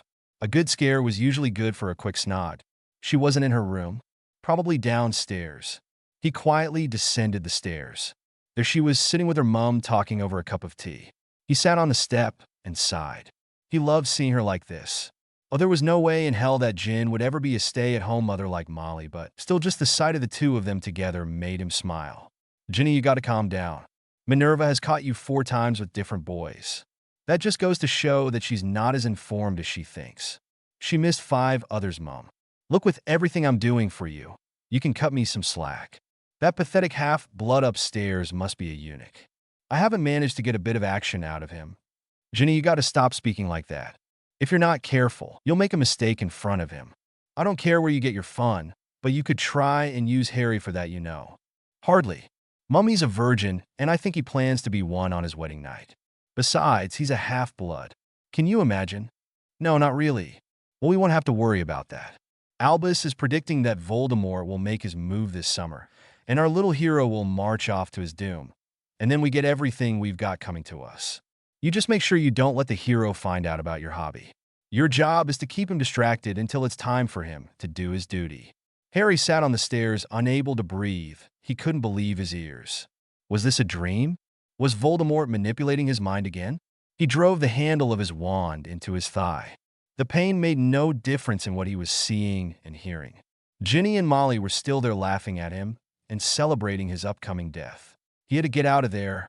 He returned upstairs and gathered his shoes and other things. Creeping downstairs, he got his cloak from a hook by the door. He eased the door open and exited the burrow. He made his way to the road and raised his wand. With a thunderous bang, the night's bus arrived. He boarded, told the conductor Diagon Alley. Hopefully, the goblins could help. December 23rd, 1996, Longbottom Manor. Harry stumbled from the flue into Neville's private apartments. Harry, what's wrong? Harry looked into his friend's eyes. Neville, I've got nowhere else to turn right now. Can I hide out here for a few days? Of course you can, Harry. Should I get in contact with the Weasleys or Dumbledore? The raven-haired wizard barked, his eyes panicked. He then closed his eyes and forcibly calmed himself. I'm sorry, Neville, but please don't tell anyone, especially not the Weasleys or Dumbledore. October 11th, 1997, London, England, Diagon Alley. Florian Fortescue's Ice Cream Parlor. Rita Skeeter was on the prowl for a story. Pickings had been slim since her favorite subject, Harry Potter, had killed Voldemort and dropped out of sight. Sure, his unauthorized biography had been a nice payer, but in the news business, you're only as good as your last story, and the last one of Rita's that had generated much attention was over 3 months before. It was then that she spotted them. Potter's muggle-born know-it-all and Longbottom, Potter's new sidekick. There was another girl at the table she didn't recognize. She dimly remembered that Longbottom had become engaged to a girl from the Abbott clan, so that might be her. Those 3 might just be her next ticket to the front page. She ducked into a quiet side alley and transformed to her beetle form. Taking wing, she made her way to the top of the decorative trellis alongside the table where her noob sources were sitting. She settled in to listen. No, not all of it. The bushy-haired know-it-all said, playing with the necklace that hung around her neck. Longbottom nodded sadly. Every canute. It's part of the whole confiscate the assets of the Death Eaters ruling that the Ministry and Gringotts came up with. The goblins determined that since both the Lestranges and the Malfoys were as client families sworn to the House of Black, the goblins confiscated the whole thing. Since Harry is the head of both the Black and Potter families, the fortunes were deemed merged. The goblins took it all, but surely not all of it. Longbottom shrugged. The money, the properties, everything. Harry actually laughed. He said it wasn't like he wanted all that money anyways. He grew up with nothing. He says he won't really miss it. I hope Harry knows he can always live with me if he needs to, at least until he manages to get back on his feet. Thanks, Hermione. I told him the same thing. Harry's proud, though. I'm guessing he'll take a job in the alley. He said something about seeing if the twins would rent him the apartment over their shop since they had moved in with Alicia and Angela. Rita had heard enough. Once again, taking wing, she made her way back to her office for some serious writing. Sometimes revenge was so sweet. The Daily Prophet, Harry Popper, The Boy Who Owed, by Rita Skeeter. Sources close to the man who conquered report that his fortune has been confiscated by the goblins of Gringotts as part of their Death Eater retribution program. While Potter himself isn't accused of having been a Death Eater, both the Malfoy and Lestrange families have been declared clients of the Black family, and as such the Black fortune was declared forfeit. Inasmuch as Harry Potter is the head of both the Black and Potter families, his fortune was declared to be combined, and both were confiscated to the last Canute. Friends of Harry Potter have cast doubts upon his sanity, saying that when told the news, he actually laughed. Harry Potter depended on the charity of his friends. See page 4. Sins of the Fathers, see page 6. October 13, 1997 Ottery, St. Catchpole, the Borough. Molly's kitchen. Arthur was safely through the flu off to his Monday morning at the ministry. Molly settled down for her morning tea. The morning owl, carrying the Daily Prophet, winged its way through the open window and landed on the table in front of her. She put the price of the paper into the owl's coin pouch and accepted the paper from the bird. After the owl left via the window it had entered, Molly opened the paper while sipping her tea, only to spit it out upon reading the headline. She stood and ran to the fireplace, threw in a handful of flue-powered into the flames. She stepped into the green flames and said, "Ministry of Magic." October 13, 1997. Hogwarts School of Witchcraft and Wizardry, the Great Hall. Harry entered the Great Hall for lunch, and all conversation stopped. What now? That hadn't happened since he and Neville had returned from the final fight with Tom. Thinking about it, there had been an abnormal amount of staring and whispering all morning. Had something happened at breakfast? Perhaps he missed something when he had surreptitiously taken Daphne to a surprise breakfast in Edinburgh. Ignoring everyone, he sat at the Gryffindor table and reached for one of the platters. When the double doors from the entry hall slammed open and Dumbledore escorted Arthur and Molly Weasley into the Great Hall. Oh, Merlin on a pogo stick. What now? He bent over his plate, focusing all of his attention on not paying any attention at all to the Weasleys. Maybe it has nothing to do with him. Maybe it has nothing to do with why everyone was staring at him and talking about him. Maybe Ginny got caught on a 12-wizard cereal date at 2 galleons a throw. That made him smile just a little bit. Of course, the Weasleys weren't here to see him. He wasn't the center of the universe after all. Stand up, Potter. Molly Weasley's harsh voice interrupted his musings. Crap. Like hell, he wasn't the center of the universe. Not rising from his seat, he turned to face the woman. Could I help you, Mrs. Weasley? Did you think you could get away with it? The woman was certainly worked up about something. How had he ever considered this woman to be motherly? Get away with what? You know very well what. You will return Ginny's marriage contract now. Harry noticed that Ginny was standing beside her mother with an extremely self-satisfied look on her face. I've been intending to, Mrs. Weasley. I simply haven't found her alone in order to decline properly. You aren't declining the contract, boy. Arthur is withdrawing the offer of the contract. You no longer meet the standards of the Weasley or Pruitt lines. Harry felt vaguely insulted by that. I've always been a half-blood, Mrs. Weasley. What is it I did that brought about this change? I mean, it's not like I was sleeping with anyone who was willing and had a pulse when Ginny and I were dating. That was her. The woman's face colored and Ginny's paled. Insult me. I insult you. Arthur, the red-headed matron sputtered. Mr. Potter, I find that the situation in place when the marriage contract for Ginevra was offered to you has changed, and I withdraw my offer of her hand to you. Arthur Weasley looked miserable. Poor bastard. Harry shrugged. If that's what you want, sir. He reached into his robe for the contract he kept in his inside pocket. He had taken to carrying it, so that if he had managed to find Ginny alone, he could decline. This was far more public than he had intended, but the result was the same. Your contract, sir. He handed the roll of parchment to Arthur Weasley. Molly snatched the parchment away from her husband, unrolled it, and sighed with relief. Thank Merlin he hasn't signed it. The woman turned her back on Harry and flounced away. Arthur caught Harry's eye and mouthed the word sorry, before turning to follow his wife. Ginny, on the other hand, opened her robe to display her trim figure underneath. "See this, Potter?" she said loud enough for everyone in the room to hear, including her parents. "You'll never touch me, you pauper. I guess that puts me into a rather exclusive club. Doesn't it, Miss Weasley?" "Just me, Neville, Ron, and the 4 or 5 first years you haven't managed to get to yet." He toyed with the thought of asking her to confirm that Ron was part of the club, but refrained. He was angry at Ron, but not that angry. She swung at him as if to slap him. He blocked her swing with his forearm. "No hitting, Jin. It isn't ladylike. Toddle off now, okay?" Laughter broke out in the Great Hall. Harry could see that Molly's face was a livid mask. Ginny started to go for her wand. "Ginevra Weasley!" Arthur's voice rang out. The quiet man had evidently had enough. "Get yourself over here now. We're going to speak about your actions." Harry watched as the Weasleys left the Great Hall. Ginny had called him a pauper? What the hell was that all about? He looked up to find everyone in the Great Hall staring at him. "I'm here all week, folks. Tip your elves." There was a spattering of laughter from the Muggle-born and Muggle-raised in the hall, but for the most part the joke fell flat. After lunch, Harry walked Daphne to her Ancient Runes class. At the door, she pulled him into a hug and delivered a light kiss. "Harry, you should have told me. I don't care about your money." "That's good. I don't care about yours either." Daphne kissed him again, then turned and entered the classroom. Harry shook his head in confusion. What was going on today? What had possessed Daphne to say that? Had life always been like this, and he was just too wrapped up in Voldemort to notice? Harry made his way to the entry hall. It was a cold but clear day. Perhaps spending his free period in a walk around the lake would give the weirdness of the day a chance to dissipate. October 15th, 1997. Hogwarts School of Witchcraft and Wizardry, the Great Hall. Harry entered the Great Hall hoping against all hope that the insanity of the previous day was over.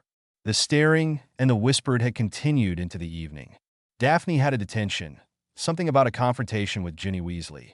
So Harry hung out with Neville and Hannah until Nev pointedly suggested that he go the hell away. Still, today was a new day. Breakfast was probably his favorite meal at Hogwarts. The eggs were good, not as good as his omelets, but there you go. If only he could convince the elves that other fruit besides pumpkins produce juice. "Good morning, Harry." "Daphne." He rose and kissed her cheek lightly. "Would you like to join me?" "Neville suggested that I should eat with you this morning. He said I would especially enjoy it."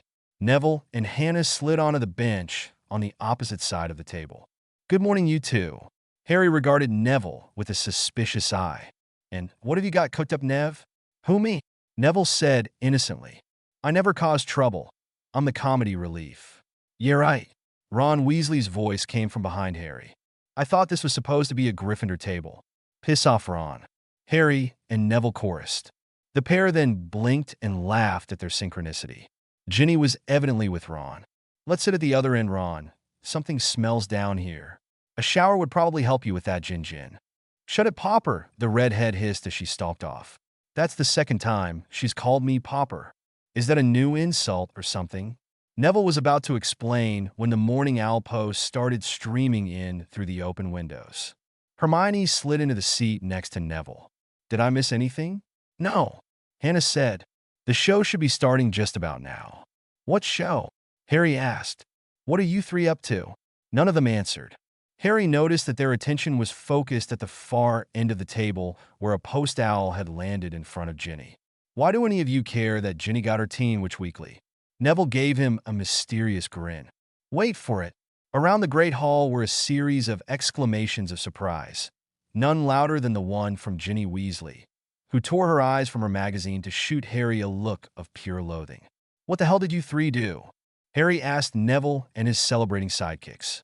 From his left, Lavender Brown asked, "You're not poor, Harry? You really didn't lose your fortune?" "Lose my fortune? How would I do that?" The Daily Prophet said that the goblins had confiscated all your money as part of their Death Eater penalty because the Malfoys and Lestranges were client families. Harry fixed Neville with an amused look. "Pranking the nation, are we? I was wondering why everyone was acting so weird. What was your part of this, Hermione? Abusing your favorite reporter? Why would I ever do anything like that to someone who called me a gold digger when I was 15? Harry Potter, 17, retains his place as Magical Britain's #1 most eligible bachelor for the 74th straight week, Lavender read from her own copy of Teen Witch Weekly. as this issue was going to press, the Daily Prophet broke the story of the loss of Harry's fortune. Never wanting to be behind the curve on just who the next most eligible hunk might be, your intrepid reporter immediately sought out an interview with a representative of Greengrass Bank. I got both good news and bad news in my research, ladies. The following is a transcript of my conversation with Rip Claw, head of public relations with Greengrass. TWW. Thank you for your time. Rip Claw, my time is in fact valuable. How can Greengrass help you? TWW. I'm sure in your position as the head of the bank's public relations department, you are aware of the report in the Prophet of the confiscation of the fortune of Harry Potter, the man who conquered? Rip Claw. It is the policy of Greengrass to never discuss the private business dealings of our clients, especially the dealings of our most special clients. TWW. So, to be clear, though you cannot and will not discuss the business dealings of Mr. Potter, he remains a client? Rip Claw. A most special client. If you will excuse me, I have business to attend to. There you have it, ladies, the good news. In Greengrass parlance, a most special client is someone with more gold than Midas. It seems that once again the Daily Prophet has gotten it completely, utterly wrong about Mr. Potter. They must be so proud. But wait, ladies, before you resume throwing yourselves at young Mr. Potter, I promised you some bad news. My sources inside Hogwarts tell me that Harry has been seen with a lucky young witch on his arm. Daphne Greengrass, 17, of Slytherin House, seems to be his newest lady love. A Gryffindor and a Slytherin? What interesting pillow talk they must have. Lavender looked up from her reading to see Harry's pained face. Lavender, please do me a favor. Never read anything like that out loud again. Please. A/N. A special thanks to BJH for his wonderful suggestion for the Harry Potter prank. Much better than what I was going to do. A/N too. A few thoughts on the story thus far. Many people have made comment on my pound sterling to galleon conversion rate of 75 to 1, pointing out the canon 5 to 1. In my original draft, I indeed used the 5 to 1, but that was questioned by several on the Care Azkaban news group. And the more I thought about it, the less sense it made. Canon is full of instances where gold and galleons are used interchangeably. People are spoken of as having vaults full of gold. This leads me to believe that a galleon is actually made of gold. Period, full stop. Gold. The goblins don't seem to be the type to buy into the modern habit of alloying their coins. I mean, they don't do paper money.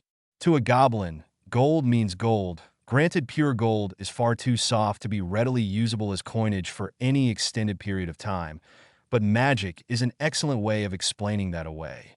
At the World Quidditch Cup, the Muggle property manager said, "I had two try and pay me with great gold coins the size of hubcaps 10 minutes ago." Even granting that on some cars common to Britain the hubcaps are very small, the size of a saucer, that's a huge bloody coin. And if it's actually made of gold, my 75 to 1 exchange rate may be off on the low side, given that gold in the time period was going for the neighborhood of $700 an ounce. Further, when you consider that the Weasley twins managed to set up their shop and stock it with inventory with 1,000 galleons. London is one of the more expensive cities in the world. In the mid-1990s, the first month's rent on a shop in central London would rent for a significant chunk of the £5,000 that the 5 to 1 exchange rate would suggest. The goblins are business people first, last, and always. If the rents they could get from the mundane population would be that much different, they would buy out the current wizard owners, kick the wizards out, and open the space to the mundanes. Given the nearly instantaneous travel available to the wizarding population, moving their shopping district out of pricey London and to some out-of-the-way place with cheap rents, like say Ottery St. Catchpole, would cause no hardship at all. On the other hand, £75,000 would be a reasonable amount, though still on the low side, of money to use starting a business from scratch. That's my reasoning for why I set the exchange rate so high. Chapter 8. Harry Potter and the Legitimate Businessman. A/N. I don't own Harry Potter and wouldn't particularly care to. I would like a rental agreement with option to buy for Hermione Granger. A short-term contract with Nymphadora Tonks wouldn't be turned down. A long-term agreement with Luna Lovegood would probably be a whole lot of fun. Anytime Padma Patil wants to open negotiations, call me and for a weekend with Fleur. Oddly, Lavender and Padma's sister, despite being her twin, Parvati, do nothing for me. Harry Potter and the Marriage Contracts. Chapter 8. Time enough. October 13th, 1997. Hogwarts School of Witchcraft and Wizardry, the Great Hall. Following breakfast and the revelation of the status of Harry's wealth, Harry escorted Daphne from the Great Hall to her first class. She pulled him past her classroom into an unused, darkened hallway, pushed him against the wall, and kissed him. "I just realized," Harry said when they broke the kiss. "I just realized what you meant when you said you didn't care about my money. Thank you. Sorry I was so clueless. You usually are. It's part of your charm." She kissed him again. "Do you still have any of those contracts?" "Yes. I have 3 left, from people I know fairly well. I've been trying to find good times to do it properly." "Do it now. Do it by the end of the week." "I don't share Harry. I don't want anyone thinking she might have a claim on you. It would be annoying to have to hurt some girl because you were too shy to tell them to go away." October 13th, 1997. Hogwarts School of Witchcraft and Wizardry, the Ollery. Harry folded the Marauder's map, returned it to his pocket, and steeled himself. This wasn't going to be easy. Almost nothing was easy with this girl. He entered the chamber, and his senses were almost overwhelmed by all things avian. Dozens of heads swiveled to face him, regarding him with unblinking eyes. One of those heads belonged to a blonde girl. "Hello, Harry." "Hello, Luna." "Oh, pooh. You've come to disappoint me, haven't you?" "I've come to decline your family's offer of marriage." He had been right. Nothing was ever easy with Luna. He smiled. "I'm not sure how disappointing that might be." "Oh, and we would have made such wonderful babies, too." She looked very sad for a moment, and then brightened. "All right, Harry, go ahead." "Miss Lovegood, in accordance with the old ways, I must respectfully decline your family's offer of your hand in marriage. At this time I am not looking to take a wife. At some point in the future that may change, and I will certainly keep you in mind." Luna took the offered parchment from his hand, then rose to her tiptoes and kissed him lightly on the cheek. "Thank you, Harry, that was very well done. As always, you are the perfect gentleman." The slightest hint of a smile played across her lips. "So tell me, Harry Potter." She was very close to him, her silver-gray eyes burning into his. She began to play with the buttons of her blouse. "Is a consolation session of oral sex out of the question?" "What?" I should really discuss this with Daphne, shouldn't I? Perhaps she'd be interested in my application to be your concubine. A wizard in your position should have one, you know." She rubbed her delicate right hand over his crotch. Maybe 2. "Luna." She didn't. Daphne couldn't stop laughing. She did. Harry didn't think it was funny at all. Harry thought he was being a good boyfriend telling Daphne what had happened, and she was laughing at him. Daphne just didn't get it. After all, it wasn't her that had made a manly strategic retreat from the Ravenclaw's advances. "Calm down, Potter." Tracy Davis shook her head at the boy's thickness. "Luna was just having you on. She likes to get a rise out of people. You should see what she does to my father." She saw the look on his face. "What? She's my cousin." "Seriously?" Potter was beginning to grow on Tracy, but sometimes his lack of understanding of the wizarding world. "Seriously. Of course, the 3 of us are cousins too, however distant. But Luna's mom was my mom's sister. Aunt Celine was a lovely woman. She messed with Daddy's head too." "Wait, we're cousins?" Harry gestured a triangle between them. "About 9 generations back, Bertram Davis married a Potter. Charity, I believe." Tracy explained. "No, Chastity. Charity was her twin sister, who married into the Longbottom clan." Daphne corrected. "Chastity is both the Davis and Greengrass link to the Potters. She had 7 children. The firstborn was a witch named Bertha. She married into the Greengrass line. On Mom's side, the link is closer. 4 generations back, Elaine Potter married Angus Moody." "Moody?" "As in Mad Eye. I'll thank you not to use that horrible nickname when referring to my grandfather." Daphne attempted to look stern. "Cousin." She couldn't maintain the stern look. A grin broke out across her face. "Daphne, how closely related are we?" "Don't be silly, Harry. Elaine was a sister of your great-grandfather. Elaine was my great-grandmother. In any way that matters, you are probably as closely related to Hermione Granger as you are to me. Outside of idiots like the Malfoys who actually do marry first and second cousins, inbreeding isn't really a pure-blood problem." She got a pensive look. "We're going to have to teach you your family history. Being raised by Muggles has left you woefully unprepared." October 15th, 1997. Hogwarts School of Witchcraft and Wizardry Greenhouse 2. Greenhouse number 2 was Pomona Sprout's pride and joy. While her student group, the gardeners, all seemed to gravitate to the more dangerous plants in greenhouses 4 through 6, where the plants were poisonous, predatory, carnivorous, or a combination of the three. Greenhouse number 2 contained flowering plants that, while they might be useful in certain potions, were not magical in the slightest. Not being magical didn't mean they were not beautiful, however. Pomona was world-renowned in both the magical and muggle worlds for her roses, having developed 3 breeds that bore her name. It had taken quite a bit of begging on Harry's part for Pomona to allow him to use her bit of heaven for his meeting. Threats of using him for fertilizer if any of Pomona's babies were disturbed in any way still ringing in his ears. Harry sat on a bench among the flowers waiting. Sprout had also threatened him if he hurt her girl as well. Harry had no intention of doing so, but, Harry, he stood up. Over here's Susan.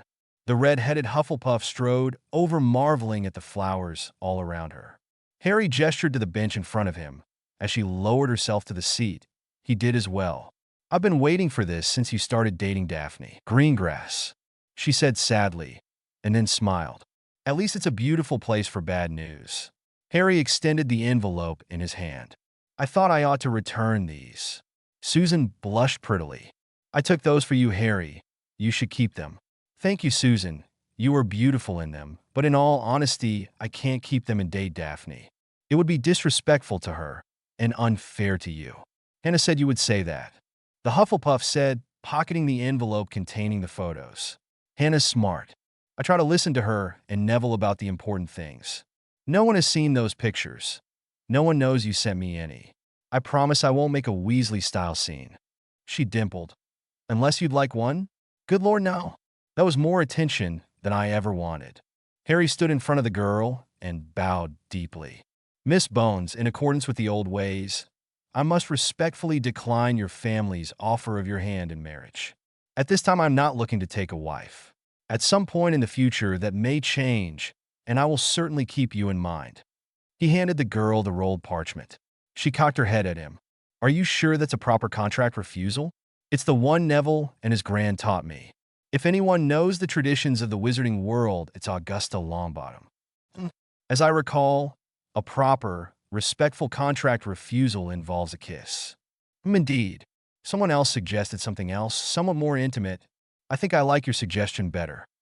October 17th, 1997. Hogwarts School of Witchcraft and Wizardry Gryffindor Head's Suite Common Room. The door opened to his knock. Hermione stood by the door. They're both here, Harry. Good luck. After Harry entered, Hermione ducked out of the suite, leaving him alone with the Patil twins. Ladies, he said, wondering if they knew about the contract. Hello, Harry, Padma said, looking up from one of Hermione's books. What did you want? Lavender is waiting.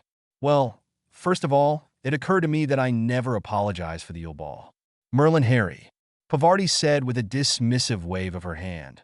That was almost 3 years ago. I'm long over it. She grinned. Besides, after I dumped you, I had lots of fun. And while I for one wouldn't mind an apology, Padma interjected, I would prefer it be from the guy who was an ass to me. So, is that it? Pavarti stood and started toward the door.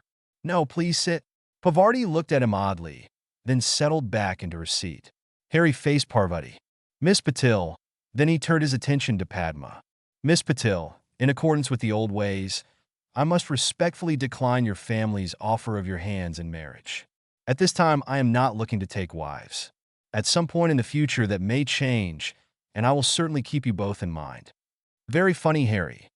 Parvati scoffed. What did you really want? Harry handed her the parchment. Padma crowded close to see. From his perspective, Harry could clearly see Padma's eyes go all hard with anger. Giriraj, I'm going to kill him. Parvati put her hand on her sister's shoulder. Calm down, Pad. She looked up to see Harry looking a bit perplexed. Giriraj is our brother. Evidently our social climbing brother.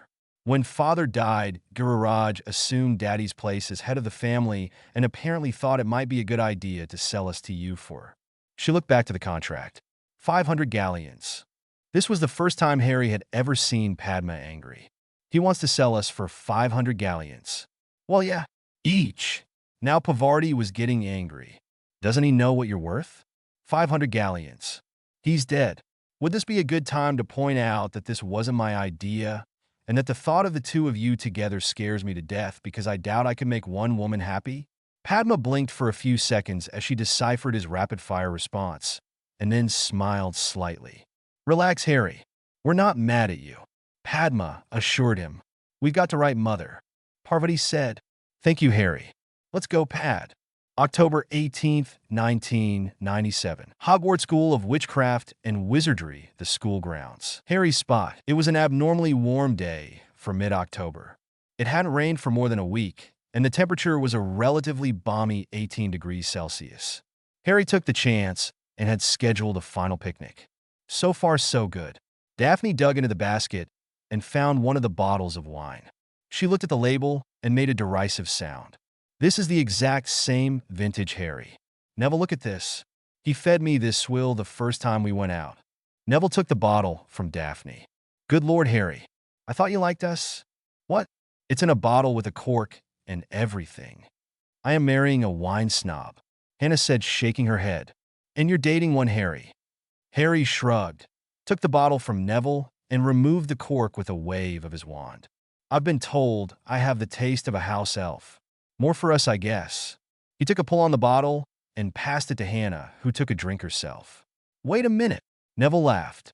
I didn't say I didn't want any. He reached for the bottle. Daphne joined in with the laughter. Harry's expression dulled for a moment. The Slytherin's left eyebrow lifted for a second. Then Harry was back. Okay, Daphne. I know you want to know. Go ahead and ask. Daphne accepted the bottle from Hannah and took a short pull. All right, it has been bothering me. You and Neville have been laughing about the stories you tell the headmaster about how you killed the Dark Lord. And you want to know what happened? Well, yes. She leaned into him and nibbled on his earlobe. There's a good reason not to tell anyone, Harry said uncomfortably. Come on, Harry, for me. Her nuzzling became a bit more convincing. You're doomed, mate. Just tell her. Neville said. Besides, it will get Hannah off my back. Oh, all right. Harry rose from the ground and looked around, making sure no one was near. You wanted to know how we killed Voldemort? The short answer is we didn't. What? But you told everyone that you had. Hannah stammered. No, love. We told everyone that Voldemort was gone. And he is. Neville corrected. Daphne took hold of Harry's shirt. Explain, Potter. Now. All right. Neville and I made it through the Death Eaters, and we found Voldemort in his lair. Somehow we caught him unaware. Neville busted in first, then rolled to the left of the door. That got the bastard's attention, and he was casting at Nev, who was dodging like a champion. I was fairly well motivated. Neville observed. Anyway, Voldemort was concentrating on Neville, and I got off a cutter that punched right through his shields and caught the bastard in the neck, and I made him into nearly headless Tommy. He dropped like a puppet with his strings cut, and I fell to my knees where I stood. I thought it was over. I couldn't believe it. But you said, Hannah said, I know, believe me, I know. There I was kneeling in front of his dead body, almost in shock, and he sits up, his neck all healed, and puts an ice spear straight through my chest. Then nothing. Nothing, hell. You were dead, mate. I got to you while Voldemort was trying to stand up. You had a shaft of ice 6 inches around all the way through your chest. No pulse? No breathing. You were dead. Neville shook his head. I wouldn't have believed it if I hadn't seen it. Your body ejected the ice spear, then healed itself. Then you sat up and cast a flame charm on Voldemort. Yeah, I burned the bastard to a crisp. He was dead. Again. But his magic healed him, and he killed me. It went back and forth like that for almost 2 hours. Harry would kill Voldemort. Voldemort would kill Harry. Back and forth. They kept getting weaker and weaker. Finally, it was Harry's turn, and he didn't even try. I just thought it was time to talk. He shook his head. It just hurt so much I needed a breather. Voldemort was just as hurt. We actually started talking. It turned out that we had a lot in common. Our illustrious headmaster screwed him over too, but he didn't have the resources of an ancient and noble house to fall back on. Voldemort came up with the theory that the prophecy wouldn't let us kill each other because we weren't equal.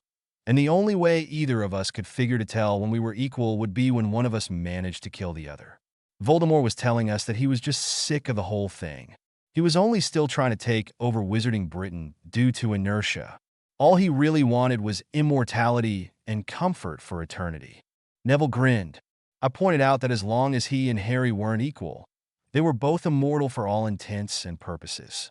That perked Voldemort up. Harry added, "That was when I got to thinking about the Black family properties. There was an island in the Azores that belonged to the family. It's been under the Fidelius for centuries.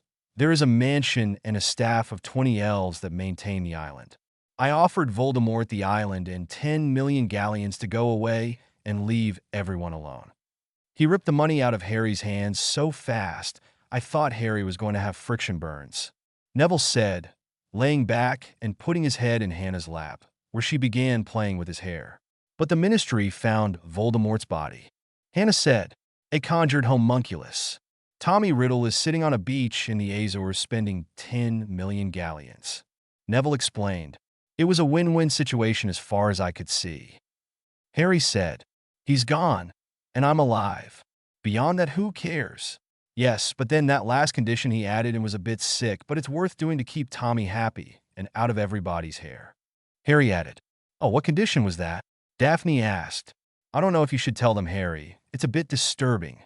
Neville put in, "Oh, now you have to tell us. This sounds too good." Hannah put in her 2 nuts. "Just remember, you asked for it." "Well, as I pointed out, Dumbledore screwed Tom over his bed as he did me. Tom wants to return the favor. For now, we've been stealing hairs from the headmaster and shipping male prostitutes out to Tom once a month or so, but he's getting a bit impatient and really wants us to slip Albus a portkey to his private little dungeon. Of course, from the things I've been hearing whispered about, I'm not sure Albus would mind that much." Harry blurted out, looking a bit sheepish. "EWW," the girls chorused. Harry had been watching an area near a tree. "Okay, he's gone. You already showed him he can't sneak up on you. Why was he trying?" "I have no idea, Daphne, but if our esteemed headmaster wants to hear a story, why shouldn't we tell him one?" "Yeah, but the bet is off. There's no challenge to it. This is just stealing your money. I bet there are some kick-ass anti-port key awards going up right now," Harry said, laughing. "Either that, or he's primping." The 4 teens collapsed into laughter. As soon as he could breathe again, Harry spoke once more. "Daphne, you probably ought to get word to your grandfather not to go on wild goose chases to the Azores, unless he could use a vacation on the beach. I actually do have an island down there. Moody might have fun. Lots of girls dressed, so that he wouldn't need that freaky eye of his to ogle them proper." October 18th, 1997. Hogwarts School of Witchcraft and Wizardry Headmaster's Office. "Are you sure about this, Albus?" "Of course I am, Alastair. It seems that Harry Potter has been lying to us. Voldemort isn't dead, but had retreated to an island in the Azores to lick his wounds." "Albus." Moody didn't like the look in his old friend's eyes. "There are at least 19 islands in the Azores, more if the Blacks have one under the Fidelius. More importantly, it's a Portuguese territory, and they don't like us. Have you considered that Potter might just be having you one again?" "Nonsense. He was bragging to his girlfriend Alastair. He didn't even know I was there. I saw her coax it out of him." "His girlfriend? As in my granddaughter Daphne?" "That girl wouldn't coax the information out of him.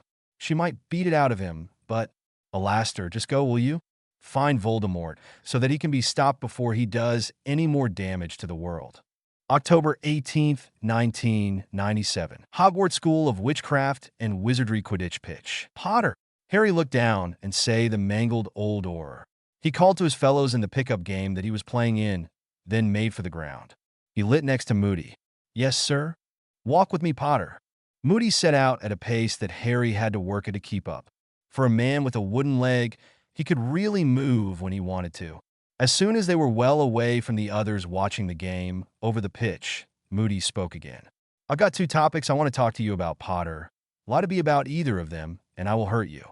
First, is Riddle living on one of your islands?" "Nope." "Why did you tell Dumbledore that he was?" "Because he's a nosy old bastard who let my parents die to forge his weapon. People like you won't let me kill him, so I'm going to keep information from him until it drives him completely insane. That's what I told him, but he insists that I go down to the Azores and search every island to check." "Okay. Want to stay on my island?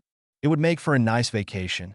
The women dress, so you won't have to use that eye of yours to see them naked." Moody ignored that comment. "Second topic. Are you sleeping with my granddaughter?" "None of your business." If she wants you to know, she'll tell you. Moody stopped in his tracks. The electric blue eye quit whizzing around and focused on him, joining Moody's natural eye and staring at Harry in an intimidating manner. The old Auror held that stare for a 5 count. Good answer, Potter. Daphne is a good girl, one of my favorite grandchildren. You hurt her. I will hurt you. And I don't mean emotionally. I've expected that since I found out you were family. What are your intentions? Mad-Eye, we've only been dating for about 7 weeks. We've been having fun. I don't believe either of us are looking for a lifetime commitment just yet. Fair enough. Just bear in mind her father is a right bastard. October 31st, 1997, London, England. Tonk's apartment. The rain came down in torrents. Despite his magic, he was soaked to the bone. Remus Lupin hated this night above all others. 16 years ago, tonight, his greatest failure manifested from his mistakes. If he were a braver man, he would have killed himself years ago. But he was so frightened to face James and Lily. And now he would have to face Sirius too. Peter would be there too. Was what Peter did really all that worse than what he himself had done? No, there would be no forgiveness for what he had done. What he had done to James, to Lily, to Sirius, and even to Harry. Damn Dumbledore. Damn him to hell. He had come here tonight in hopes of catching a glimpse of his NYM. But she wasn't his NYM. Not anymore. She had made that very clear that night. NYM didn't want to see him. Harry had threatened to kill him if they ever met again. The only 2 people that made his life worth living wanted nothing to do with him. Worst of all, he agreed with them. Is there a problem, sir? Remus had been so wrapped up in feeling sorry for himself, the pair of police officers had managed to walk right up to him without Remus noticing. No, officer. I was just... You seem to be focusing all your attention on that window there across the street. Hoping to catch a glimpse of someone, are we? Your girlfriend? Once, Remus admitted. Not once in the history of mankind has the waiting pathetically in the rain for her to notice you ever worked, sir. The female officer said. Women don't find that romantic. They find it rather creepy. Go home, dry off, and call her on the phone. Talk to her. If we see you here again, we'll have to look into the possibility that you're a stalker, her partner said. I wouldn't think you'd much like that. Remus nodded and turned to walk away from the area. After walking for 15 minutes, he verified that no one was watching, then operated away. A/N. Many thanks to those on the Care Azkaban news group who assisted in this. Sean Pickett for improving the When Harry Killed Tommy scene with his pervy suggestions. Ben Russellgoff and Drake for their help with the Luna scene. Meteoric Shipyards for his suggestions for Dumble's reactions to the When Harry Killed Tommy scene. And the great and powerful Kinsfire. He loves it when you call him that, for his suggestion that improved the Patil scene. Chapter 9. A/N. I don't own Harry Potter and wouldn't particularly care to. A/N. I don't own Harry Potter and wouldn't particularly care to. I would like a rental agreement with option to buy for Hermione Granger. A short-term contract with Nymphadora Tonks wouldn't be turned down. A long-term agreement with Luna Lovegood would probably be a whole lot of fun. Anytime Padma Patil wants to open negotiations, call me and O for a weekend with Fleur. Oddly, Lavender and Padma's sister, despite being her twin, Parvati, do nothing for me. Harry Potter and the Marriage Contracts. Chapter 9. Growing Up, December 24th, 1996, London, England. Diagon Alley, Gringotts Bank. Neville followed Harry into the bank. The scion to the Longbottom family was concerned about his friend's state of mind. When Harry stumbled into his sitting room, he had been on the jagged edge of panic. The story had poured out of the frightened young man. Neville's first thought was that Harry had somehow misunderstood what Ginny and her mother had been talking about. But the more he thought about what he had observed of the younger witch's behavior the last school year, Neville managed to get Harry calmed down and begged off of the preparation for the ministry ball that he and his grandmother were scheduled to attend that evening. He was still going to have to go, but at least he didn't have to spend the day in getting ready. Harry approached one of the goblins in the reception area. A few words were exchanged, and the wizards were escorted to an ornate, if oddly subterranean, office. Lord Potter, a goblin sitting at the desk, looked up to welcome Harry. And who is your friend? This is my friend, Neville Longbottom, bank manager. Neville felt his mouth go dry. Bank manager? He was in the presence of Ragnak? Neville knew Harry had the Potter fortune behind him. But how rich was he? Ah, Lord Longbottom, welcome. It speaks well of you that you are with Lord Potter. Your father stood by James Potter when he assumed his responsibilities as well. Ragnak of Gringotts turned back to Harry. Am I to assume that you wish the future Lord Longbottom to be present for our discussions? Yes, bank manager. Neville has been raised in the wizarding culture, while I have not. He is my advisor in things dealing with that culture. Very well, Lord Potter. When you came to us last night, I quite frankly thought that you were imagining things. Then I reviewed your claims. I find that I must apologize to you. If anything, you are an optimist. There have been multiple withdrawals from your vaults over the last 15 years, none of which can be accounted for with the manner in which you were raised and cared for. We found evidence that reports of abuse toward yourself has been covered up for the last 14 years at least. Perhaps most disturbing, during your examination by our healer last night, evidence of at least 5 separate obliviations were found. 5. Neville reached out to put his hand on Harry's shoulder, seeing his reaction to that news. Can they be reversed? If Lord Potter wants us to try, we will make the attempt. We have goblin healers readily available. If you would prefer a human healer that might take a day or two, what with the human holiday? I don't want to wait. They'll be looking for me. No goblin has ever lied to me or tried to control me. I'll trust your healer bank manager. But first, I would like you to secure my properties for me. You mean the Black House at Grimmel Place? Yes. Since you can speak of it, the Fidelis hasn't been recreated on that property. I would like to contract Gringotts to establish a new Fidelis on the property. That can be done by end of business today, Lord Potter. Thank you, Ragnak. Might I ask that Bill Weasley of your curse-breaking department not being used on this account? The bank manager appeared to be startled. Do you have problems with Curse-breaker Weasley's work? Not at all, bank manager. However, Bill's family is aligned with Albus Dumbledore. I wouldn't want to put him in a position that might cause him to have divided loyalties. I'm not saying that he would, I just don't want to put him in that position. The goblin nodded. A reasonable precaution. Who did you want for your secret keeper? Neville watched his friend as he considered. If asked, Neville would step up, but he hoped that Harry had someone else in mind. Harry's face brightened. Could you recommend a reliable young goblin who might be looking for a small, well-paid position? November 13th, 1997. Hogwarts School of Witchcraft and Wizardry the grounds. It was a beautiful night for November, hovering about -3. It had been below 0 for most of a week, the air crystal clear and crisp. The lake had just today completely iced over, and the first snow of the season had not yet fallen. Harry and Daphne were out for an evening stroll, their breath fogging the air. Harry took Daphne's gloved hand in his own, feeling her squeeze back at him. I love it when it's like this, he said. The first real cold of the year, before it gets all snowy and messy. The stars are beautiful, but it's cold. Harry pulled her closer. Cold, you say? Could you use a warm-up? Leaning into her, he captured her lips. After an indeterminate amount of time, she broke the kiss out of breath. Looking up into his face, she saw a few snowflakes in his hair. Looking around, she saw that the fat flakes were everywhere around them, gently drifting down in the calm air. Impressive, Potter. She said, her eyes dancing with inner laughter. You kiss me and make it start to snow. He pulled her closer. Fear my power, he whispered as he kissed her again. An hour later, the pair entered the castle laughing. Carefully used charms cleaned the snow from their clothing and vanished the residue from the floor. That action earned them an unseen approving nod from Filch. The caretaker had no great love for students, but this one. Argus Filch had no illusions as to what would have been waiting for him had Voldemort succeeded in his plans. This boy had prevented that, and from the caretaker's detached point of view, had asked nothing in return other than to be left alone. Filch could respect that. The Greengrass girl took the boy by the hand and led him off.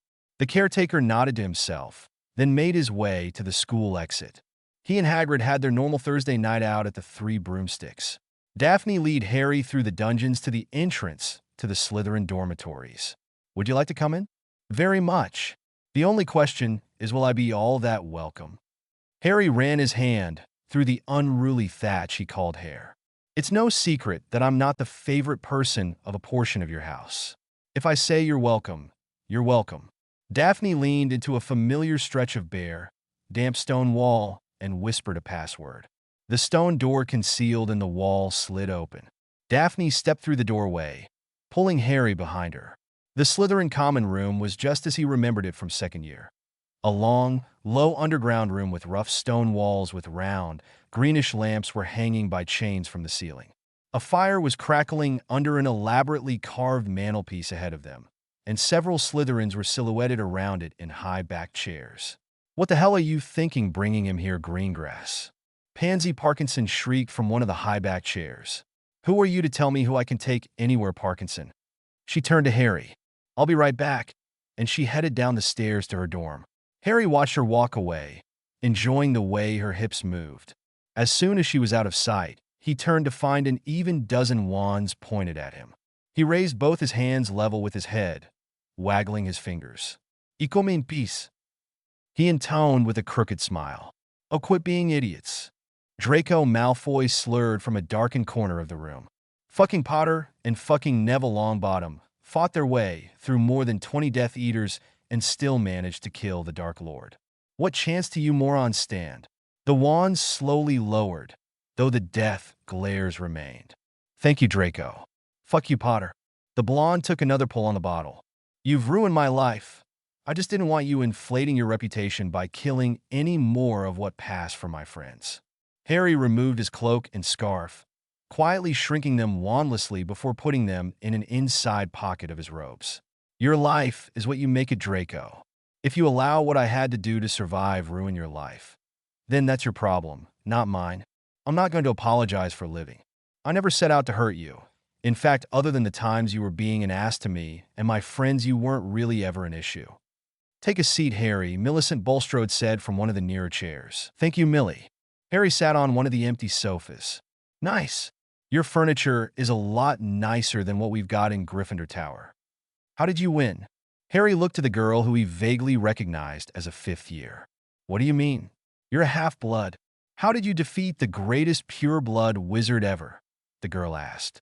Daphne returned to the common room, now dressed in black slacks and a black cashmere jumper. She sat next to Harry, pulling his arm around her shoulders. "You mean Voldemort?" Harry asked. The girl nodded. "Voldemort wasn't a pure blood. He was a half-blood like me." Harry thought for a moment. "Actually, for what little it matters, he was even less pure than me. Both my parents were magic users. His father was a muggle." "You lie," the girl hissed. "Why would I lie? It's in the public record. You can look it up."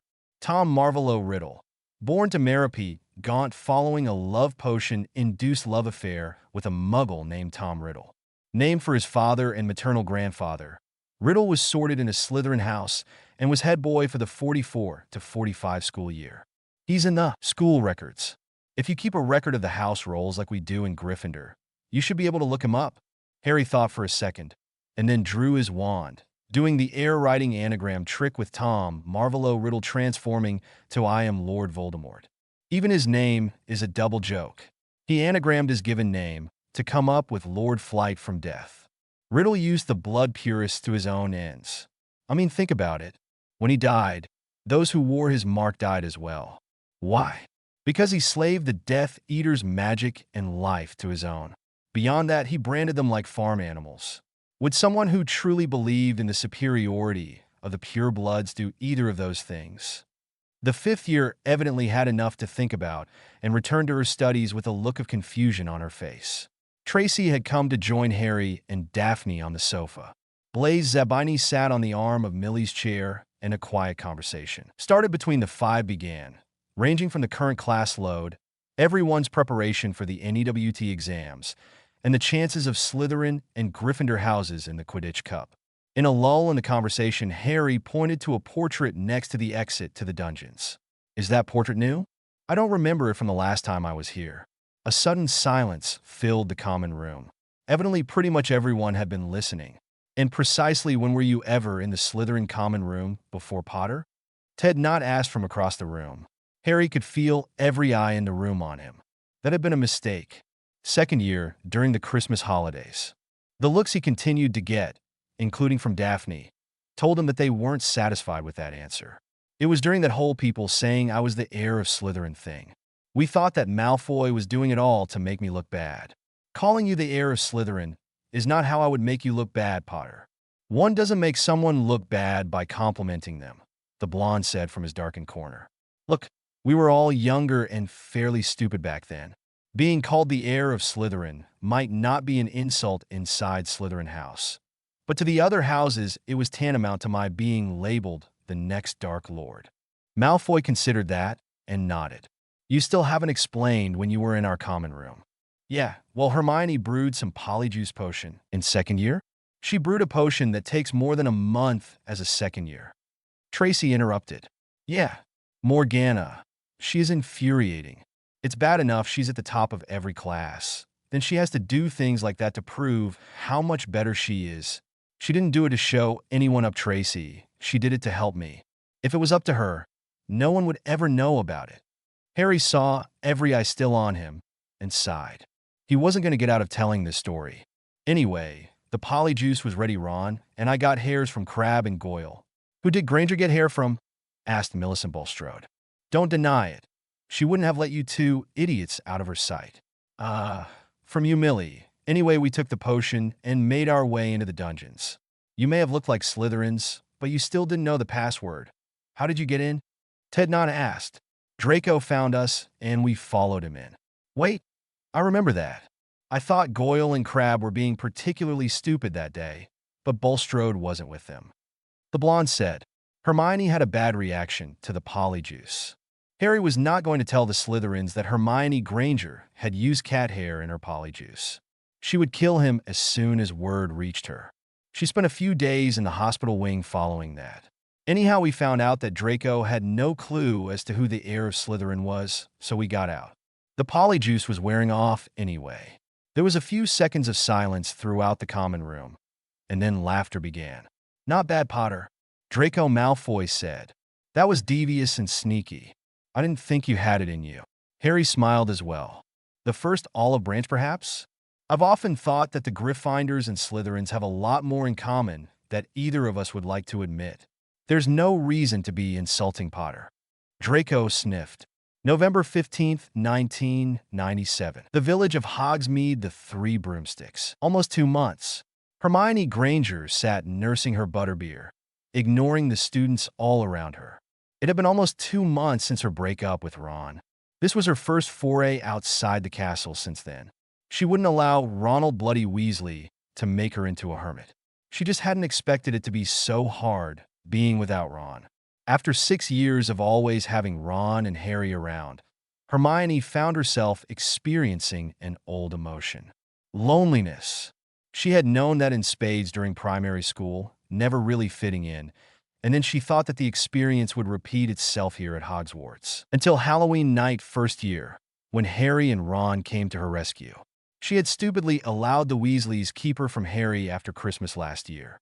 She had gotten most of her relationship with Harry back, but he was so focused on Daphne now. She didn't begrudge him his happiness with Daphne, or his new closeness with Neville. Part of her wondered what might have happened if only— Hello, Hermione, Hannah Abbott said as she slid into the booth. It's so crowded in here today. Mind if we join you? Of course, Hannah. Oh, thanks. You know Justin, don't you? Hermione looked over to the young man with the wavy hair. Of course I do. Good to see you again, Justin. Justin Finch-Fletchley looked somewhat uncomfortable. Hello, Hermione. I believe the Grand Manipulator here is trying to fix us up. Justin, Hannah exclaimed. What a horribly insensitive, though completely accurate, thing to say. The Hufflepuff smiled at the squirming pair. Oh, look at the time. I'm supposed to meet Neville at Honeyduke's. Toodles. And the blonde girl was gone, melting into the crowd. Madame Rosmerta appeared at the booth. Can I get you anything? Justin looked to Hermione with a raised eyebrow. Hermione looked to her nearly empty butterbeer and nodded with a smile. 2 butterbeers, please, the Muggle-born wizard said. As the pub's owner left to fill his order, he turned back to Hermione. Hannah was unusually subtle today. What is it with people who, once they hook up with someone, feel the need to fix up all their single friends? I wish I knew. When I thought Ron and I were together, it never occurred to me to. The emotions Hermione was feeling showed on her face. If it helps, it gets better eventually. Excuse me? Hermione said, struggling to regain control. It takes a while, but you get over it. My girlfriend back home dumped me in late August. She couldn't deal with another 10-month separation, she said. Hermione could see the sad emptiness she felt in Justin's eyes. I'll get over it, you said? When did you get over it? I'll let you know, he said with a hint of a smile. Madame Rosmerta returned to the table with their drinks, taking Hermione's empty with her. Justin raised his bottle. To we few, we muggle-born, with a foot in both worlds, understood by neither side, feared by the bigots who hate us, pitted by the bigots who don't hate us. One day so, very soon we'll take over, and they'll pay. Oh yes, they'll pay. Hermione couldn't help but laugh. She raised her own bottle. Hear, hear. On the far side of the bar, Hannah Abbott was watching Hermione's booth carefully when the pair sitting so far away began to laugh. She got her own private smile. It was so enjoyable with people stopped resisting her sensible suggestions and just cooperated. Oh hell. Hannah found Neville looking at her oddly. I know that smile. What am I going to have to do? Dispose of bodies or apologize to someone? November 20th, 1997, London, England. Tonks' apartment. Nymphadora Tonks appeared with a loud crack in her bedroom after a particularly long and stressful shift. What looked like might have turned out to be an interesting evening out terminated suddenly when the gentleman in question pulled a photo out of his pocket and asked, "Can you look like this?" It had taken 3 of their fellow Aurors to peel her off of him. The idiot in question might or might not make his next shift depending on the skill of the healers. Tonks dropped her uniform cloak onto the chair next to her unmade bed and had towed off her boots when a mysterious smell suddenly assaulted her senses. It smelled like food? What would food be doing in her apartment? Wand drawn and in bare feet, she padded out of her bedroom to find the sitting room to be clean. Not a takeout food box or dirty magazine in sight. The horizontal surfaces were even dust-free. She had heard of such things, and even vaguely recalled seeing them at her mother's home and at Hogwarts, but surely such conditions couldn't exist in her apartment. Still following her nose, she eased the door open to the kitchen to find Harry Potter standing over her table pouring red wine from a bottle to a glass. Hey Tonks, you know you're quite the slob. Winky, one of my elves, loves you. She says that you know how to make enough work that an elf feels needed. He picked up the glass of wine and pressed it in her non-wand-carrying hand. What are you doing here? What's that smell? And what did you do with my porn? Daphne had things to do with her friends. Hermione has a date. Neville hinted heavily that I was a wheeled broom, which I took to mean not terribly useful. The Weasleys are still pissed at me, and all my homework is done, so I thought I'd come over and cook for my lovely older adopted cousin. He smirked. And Winky said that your porn was disgusting and is alphabetized by title in the bookcase next to your sofa. Lovely, slightly older adopted cousin. You said you cooked, as in food? Yeah, I've got a baked 3 cheese and sausage spaghetti in the oven. Are you telling me that my oven works? Yeah, it's perfect. You didn't know? How long have you lived here? 3 years, but that's not important. You're not joking. Actual food that I don't have to go out for or have delivered. Yeah, it'll be done in about 10 minutes. Would you like a salad to start? Tonks pushed her plate away and belched in a ladylike manner. If Daphne lets you get away, I'm going to kidnap you and keep you as a Fex slave/cook. It's good to know I have options, Harry said with a grin. With a flick of his wand, the table cleared and the dishes were in the sink cleaning themselves. It's not that I don't appreciate it, Harry. The meal was lovely. But why are you really here? I'm worried. About what? The currently pink-haired Auror asked. I'm happy. Tonks blinked. Which is it? You're worried or you're happy? I'm worried because I'm happy. Seeing the confused look on her face, he continued. My whole life, whenever I've been happy, something has happened, and whatever or whoever is making me happy has been taken away. A friend at school chased away by Dudley, a toy Dudley never played with until he saw me with it. Serious, everything and everyone. He ran his fingers through his hair. It wasn't supposed to be like this. When I asked Daphne out, it was only supposed to be a bit of fun. I wasn't supposed to be happy. I wasn't supposed to care this much. What happens if she... Harry, don't do this. Tonks' hair went from her favorite bubblegum pink to a mousy brown. You've had a crappy life, but all that's over. No one is controlling or manipulating you now. If you're happy, just be happy. If you're looking for relationship advice, you're talking to the wrong girl. I usually can't find a guy who wants me to look like me. But I see my mom and dad, or the Diggories, and I know it can work. You just need to find the right someone. For you, it might well be Daphne. I hope it is, but if it's not, that doesn't mean you give up. It means you keep looking. At least until I'm old, bitter and alone, like you Tonksy." And Harry ran for his life with an angry red-haired Auror chasing him. /N. Many thanks to CPG 468 for pointing out I spell and have the grammar skills of a retarded spider monkey and correcting the same. And thanks to Harold on Sale for his assist with making what I was trying to say more intelligible. Chapter 10, /N. I don't own Harry Potter and wouldn't particularly care to. I would like a rental agreement with option to buy for Hermione Granger. A short-term contract with Nifedora Tonks wouldn't be turned down. A long-term agreement with Luna Lovegood would probably be a whole lot of fun. Anytime Padma Patil wants to open negotiations, call me and O for a weekend with Fleur. Oddly, Lavender and Padma's sister, despite being her twin, Parvati, do nothing for me. Harry Potter and the marriage contracts. Chapter 10 changes. December 1st, 1997. Hogwarts School of Witchcraft and Wizardry Quidditch pitch. Justin, the Muggle-born 7th year Hufflepuff, looked up from the book he was reading. "Hello, Harry. How's it going?" The raven-haired Gryffindor sat down next to him. Finch Fletchley had been expecting this. Hermione's relationship with Potter was well known. "I'm good," he said, placing a bookmark in his book, closing it and putting it into his book bag. "So," Harry said, "dating Hermione?"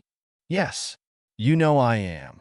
He grinned at the guy who taught him to defend himself magically. "Is this the threatening the evil new potential boyfriend talk?" Harry ran his hand through his hair. "Am I that predictable? I've got a kid sister, mate. I did what you're doing over the summer, and we aren't nearly as close as you and Hermione." His smile got broader. "Harry, I'm not pushing Hermione to do anything she doesn't want to do. Not that it's really any of your business, but we haven't done much more than go for walks, talk, and kiss. I don't know where we're going, but I'm looking forward to finding out." "Right," Harry said uncomfortably. "So, you're sufficiently threatened then? It will hold me until her father does the proper job." "Good." The raven-haired Gryffindor hesitated. "Justin, all joking aside, Ron hurt Hermione badly.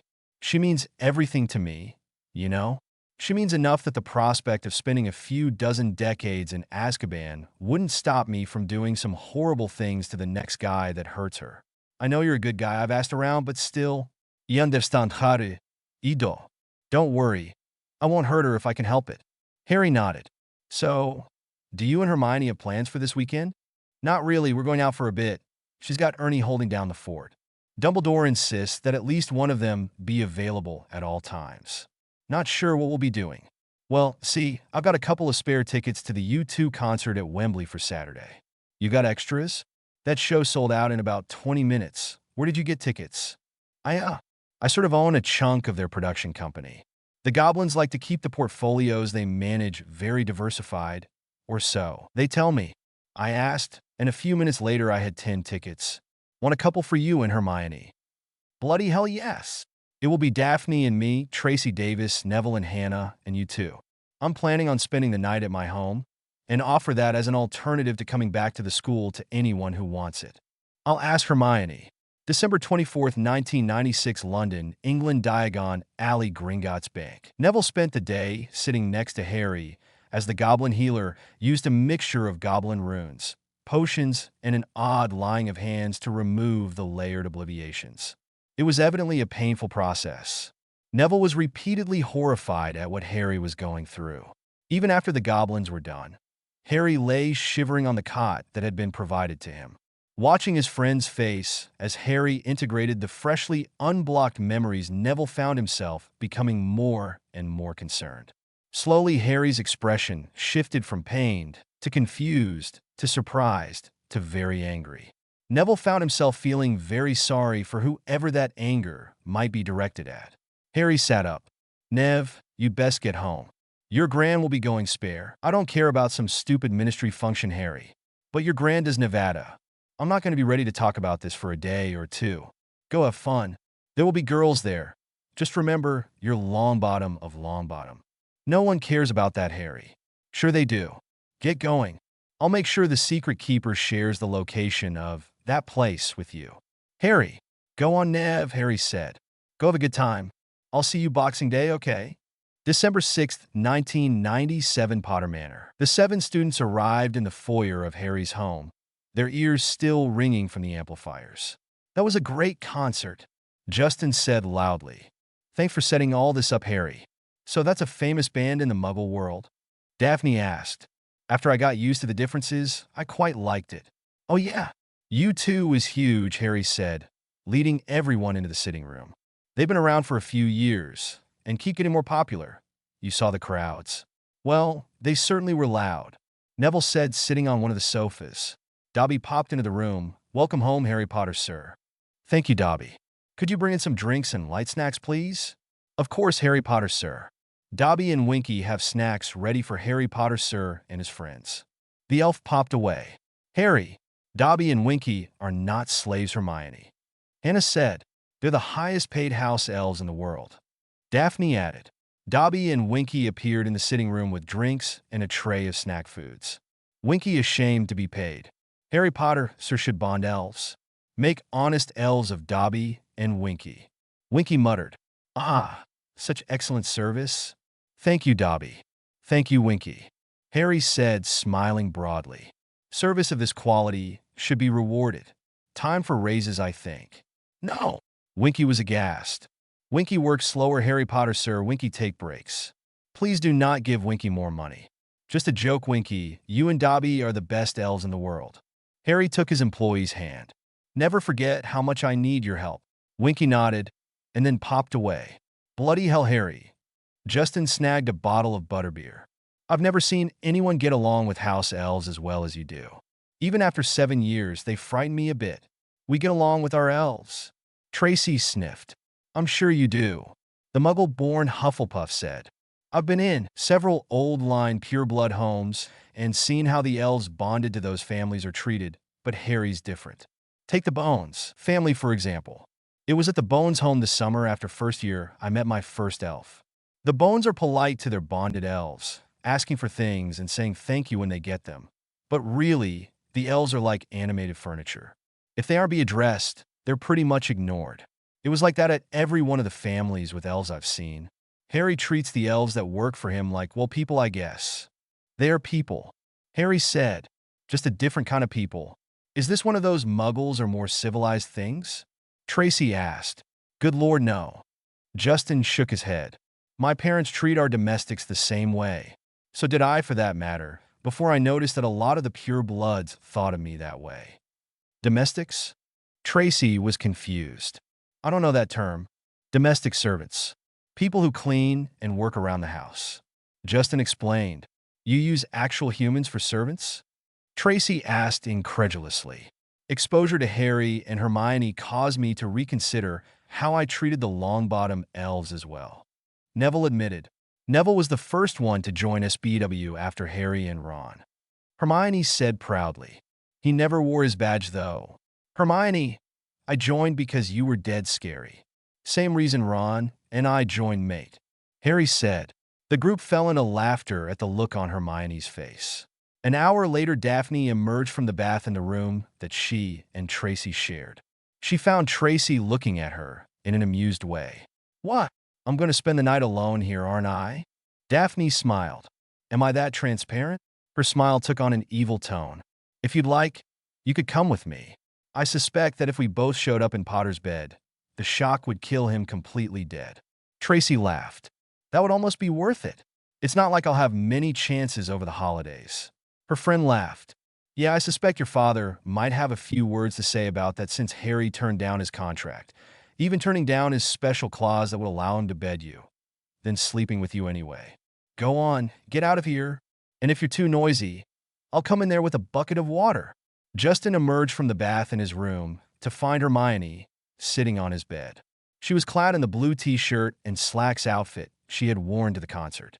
Her shoes were off. In their place were a pair of white bunny slippers. His mouth went very dry. "Hello, Justin." "Hermione, what are you doing here?" "Enjoying the view," she said with a smirk at his boxers and t-shirt. "Seriously, I wanted to talk about us." "Okay." He wasn't going to flinch just because he was in his skivvies and she was fully clothed on his bed. He crossed the room and sat on the bed, leaning against the headboard. We've been going out for a little more than 3 weeks now. I don't know if there is an us, yet we're still Hermione and Justin. And I appreciate your take-it-slow approach, Justin.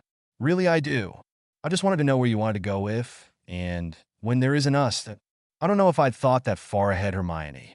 After we leave Hogwarts, I intend to attend uni so that I can be in a position to assume my family responsibilities when the time comes.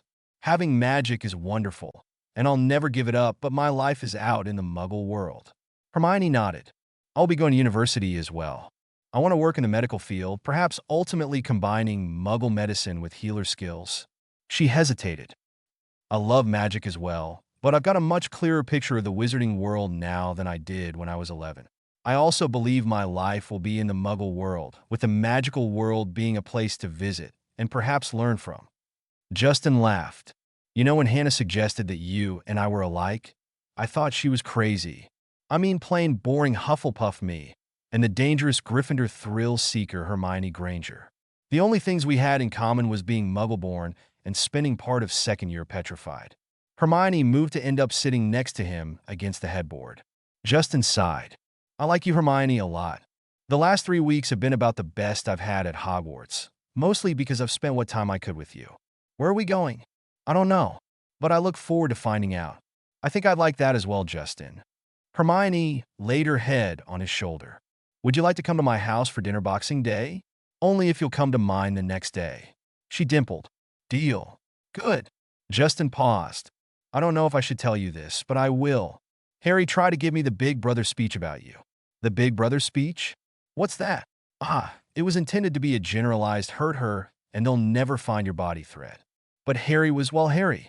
He couldn't be seriously frightening unless he was totally pissed at me. As long as I don't hurt you, I have nothing to worry about. It's funny, this summer I made the same speech, almost word for word, to my younger sister's new boyfriend. One would think that a threat from Harry, I killed the Dark Lord. Ask me how Potter would have been just a little more intimidating.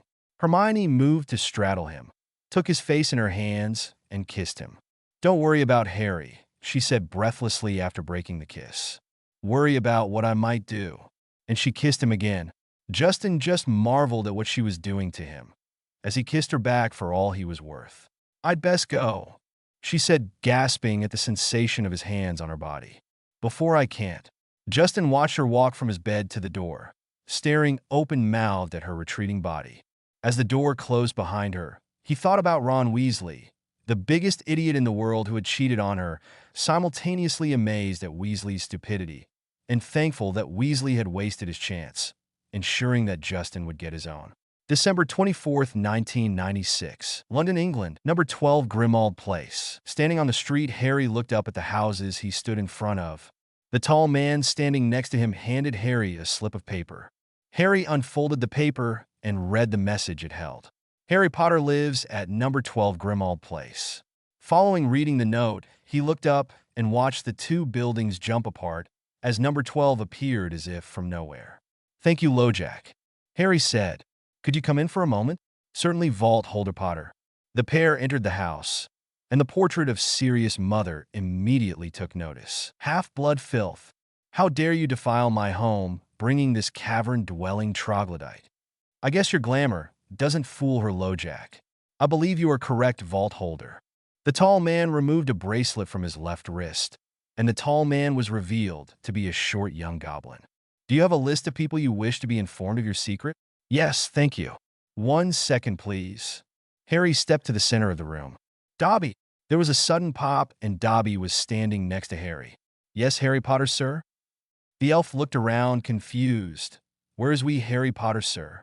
Dobby, this is LoJack. LoJack, Dobby is one of the people who need to know the secret. Very good, Vault Holder Potter. The goblin gave a slip to the confused elf, who glanced at it, then became somewhat less confused. Thank you, LoJack. In the short term, I only need 2 people told the secret of this house. Neville Longbottom and Hermione Granger. They will be notified before close of business today, Vault Holder. If you need me, I can always be contacted via the bank. Once again, I thank you for this opportunity. December 20th, 1997. The village of Hogsmeade Station. Are you sure you don't want me to come with you? I'm sure. I need to speak with my parents about you. About us. Harry said, his green eyes burning into her violet eyes. About us. My father is going to be a bit put out that you declined his contract, and we are together anyway. He can yell at me later.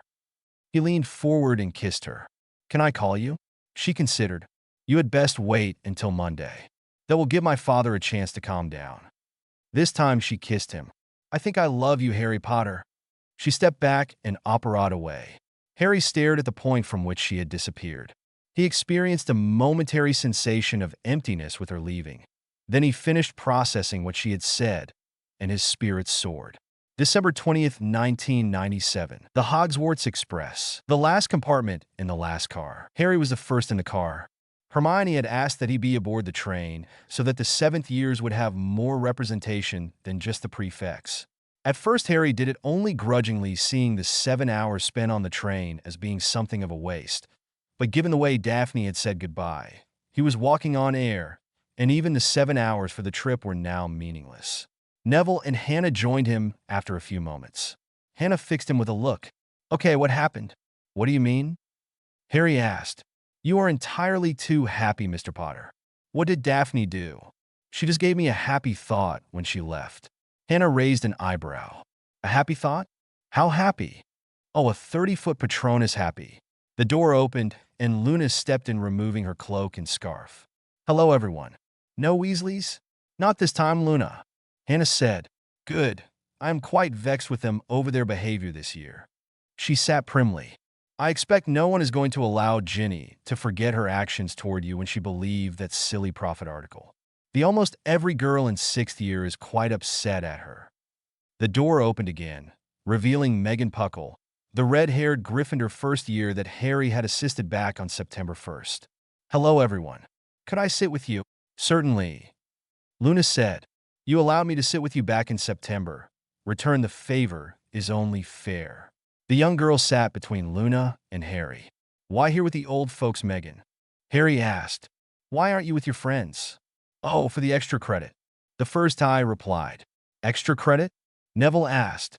Why would you get extra credit for sitting with us?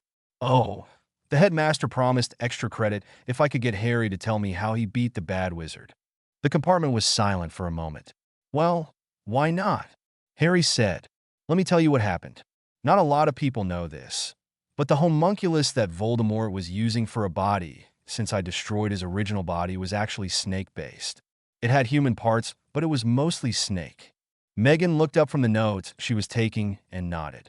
The 3rd years were talking about that in the common room. Well, Harry continued, Neville and I did a lot of research about how you would go about killing a snake. We tried to get samples of fast-acting snake diseases. We tried to get hold of snake parasites, but none of that seemed to be what we were looking for. Neville nodded. That was when we realized that the reason that we had so little in the way of snake-related resources is that Britain is too cold for most snakes. So we said, why not use cold to kill him? But we couldn't just, open the door that wasn't fast enough, and besides it was May, and it wasn't all that cold anymore. Harry said, that was when I remembered a film I saw in primary school about Muggle industrial processes. Neville found out where Voldemort was hiding. Luna put in helpfully, and Harry attached some timed port keys to several Muggle devices called cryo-tanks. Neville and I were hiding in the rafters of Voldemort's hideout when the port keys activated and dropped 15,000 liters of liquid nitrogen into the middle of Voldemort's meeting. Voldemort and his minions were something less than thrilled, but they froze solid in a few seconds. We waited for the nitrogen to boil off, and with bubblehead charms to protect us against the remaining fumes. Neville is the one who actually finished Voldemort off. He walked up and kicked him, making him shatter into several pieces. Megan was writing furiously. And that's how you did it? Yep. Neville agreed. Thank you, she said, folding her completed notes in half and tapping them with her wand. The pages disappeared with a soft pop. I can't believe that I'm the one you finally told the real story. Oh, that wasn't the real story, Megan. Luna said. That was this week's story for the headmaster. Neville explained. We'll most likely never tell him the truth. Harry said. But my extra credit? You fulfilled his assignment. A story on how the Dark Lord was defeated. He can't be mad at you for not finding out the true story, since he himself has failed to get it. How many times, Nev? 23. Yeah, 23 times. Harry nodded. If you don't get your extra credit, come to me. I'll get it for you. Thank you, Harry. Megan gathered her things and exited the compartment and headed forward to find her friends. They waited until the girl was out of sight before the laughter started. I wonder how long it will be before Dumbledore figures out he's been had again. December 25th, 1996, London, England. Number 12, Grimmauld Place. Harry. The door opened to her touch, and Hermione Granger stepped into the foyer of the ancestral black home. The first thing she noticed was the portrait of Sirius' mother was gone. She wondered how that had been done. She had watched Sirius and Remus spend hours trying to remove it with no success. Then she noticed that the wall itself was new. If you can't remove the portrait, remove the wall it is adhered to. Brilliant. There was a sudden pop. Winky was suddenly standing in front of her. Good evening, Miss Harry Potter, sirs. Hermy. Is you here to see Harry Potter, sir? Yes, I am Winky. Can you tell me where he might be? Harry Potter, sir, is in the library. Thank you, Winky. Hermione hesitated. Winky, are you bonded to Harry? The elf's face clouded. No. Winky is still free elf. Winky is much ashamed. Hermione fought to keep the smile off her face. Thank you again. Leaving the elf to her business, Hermione made her way to the library. She found Harry there, sitting in front of the fire in one of the high-backed chairs that she loved so much. Harry. Hello, Hermione. Harry, what's going on? The Weasleys are in an uproar. When I told Molly I was coming to speak with you, she started screaming about my loyalty to the Weasley family. Then Ginny accused me of trying to steal you from her. I won't be going to the Burrow anymore, Hermione. Why is it important? Just won't. This isn't about Ron, and it's not about you. I'm no longer dating Ginny, and I'm not going to have anything to do with her. Hermione blinked. But Harry, why? You've always said that they were the family you always wanted. I'm not going to talk about it, Hermione. The Weasleys and I are done. Dumbledore and I are done. The Order and I are done. Remus and I are done. Harry, you got to tell me what's going on. No, Hermione, I don't. Harry ran his hand through his hair. Are you and Ron happy? Yes. Look after each other. Molly is going to force Ron to choose between her and me. If the two of you are happy, you're going to have to stay away from me as well. Harry, I'm not going to. Yes, Hermione, you are. You and Ron are happy. You both deserve that. If you continue to try to hang around me, you'll probably lose Ron. Ron is my brother in all but blood. But if forced to choose between his mother and me, he'll choose her. Harry. No, Hermione. Go back to Ron. Be happy. I'll be all right. December 22nd, 1997, Potter Manor. Greengrass Estate. The fire turned green. Harry knelt and stuck his head in the fire and clearly said Daphne Greengrass. A green-tinged house elf clad in an immaculate pillowcase appeared before him. This be Greengrass Estate. Can Tillich help you? Thank you, Tillich. I am Harry Potter. May I speak with Daphne? Miss Daphne is unavailable, Harry Potter. Could you call later? Thank you, Tillich. I will. Harry pulled his head from the fire, and the flames lost their green hue. That was odd. Daphne had told him to call. Maybe she was shopping. December 24th, 1997, Potter Manor. Harry stroked Hedwig, stared dully at the package lying on his desk. His Christmas gift to Daphne returned unopened, the attached note succinct and to the point. Potter, I've reconsidered our relationship and have determined that you are not what I am looking for in a life partner. Your repeated attempts to contact me have become tiring. Please refrain from continuing in the attempt. We had fun, Potter, but we are through. Daphne Greengrass. Some minor part of his mind was wondering if his life was going to go to crap every Christmas for the rest of his life. December 29th, 1996, London, England, Diagon Alley. Harry Potter paused outside Gringotts and turned to see Nymphadora Tonks rushing up to him. Behind her came another. Harry felt his soul chill. Hello, Tonks, how are you? Harry turned his gaze to Remus Lupin. This is your only warning, werewolf. Stay away from me, or I will kill you. Tonks paled. Harry. Remus puffed himself up. Harry, you need to listen to Dumbledore. He knows what's best. Harry stepped forward until his face was inches from the older man. Dumbledore's memory blocks are gone, werewolf. I know. I know everything you did. I know everything he did. I have taken steps to ensure that I can never be obliviated again. The boy smiled when he saw how pale the werewolf had become since they had begun speaking. "The next time I see you, you die. For what you did to my parents, what you did to Sirius, what you did to me, you gutless bastard." The angry young man turned on his heel and entered the bank. Nymphadora Tonks turned to her lover. "Remus, what the hell did you do?" December 29th, 1996, London, England. Tonks' apartment. Tonks hauled a sobbing Remus into her apartment and pushed him into one of her chairs. She then went to the sideboard and removed a bottle of Ogden's and 2 glasses. She poured 2 fingers of the fire whiskey into each glass, shoved one in front of her lover, and down the other. "Drink it," she said. Remus reached for the glass with trembling fingers. Tonks watched as he took a sip, then set the glass back down on the coffee table. "Now, tell me what you did." "You don't want to know. That kid is a friend and the head of my family. He didn't need to, but he returned my mother to her place in the family, something that ate at her my whole life. He says you did something to him, to my cousin Sirius, to James and Lily Potter. Tell me what you did. Tell me now, or by Merlin's beard, I will haul you in a headquarters, toss you into an interrogation room, and let the professionals sweat the truth out of you. I love you, Remus, more than I could ever say, but you are going to tell me the truth." The man sagged in the chair. He picked up the glass, downed the contents, and started to speak.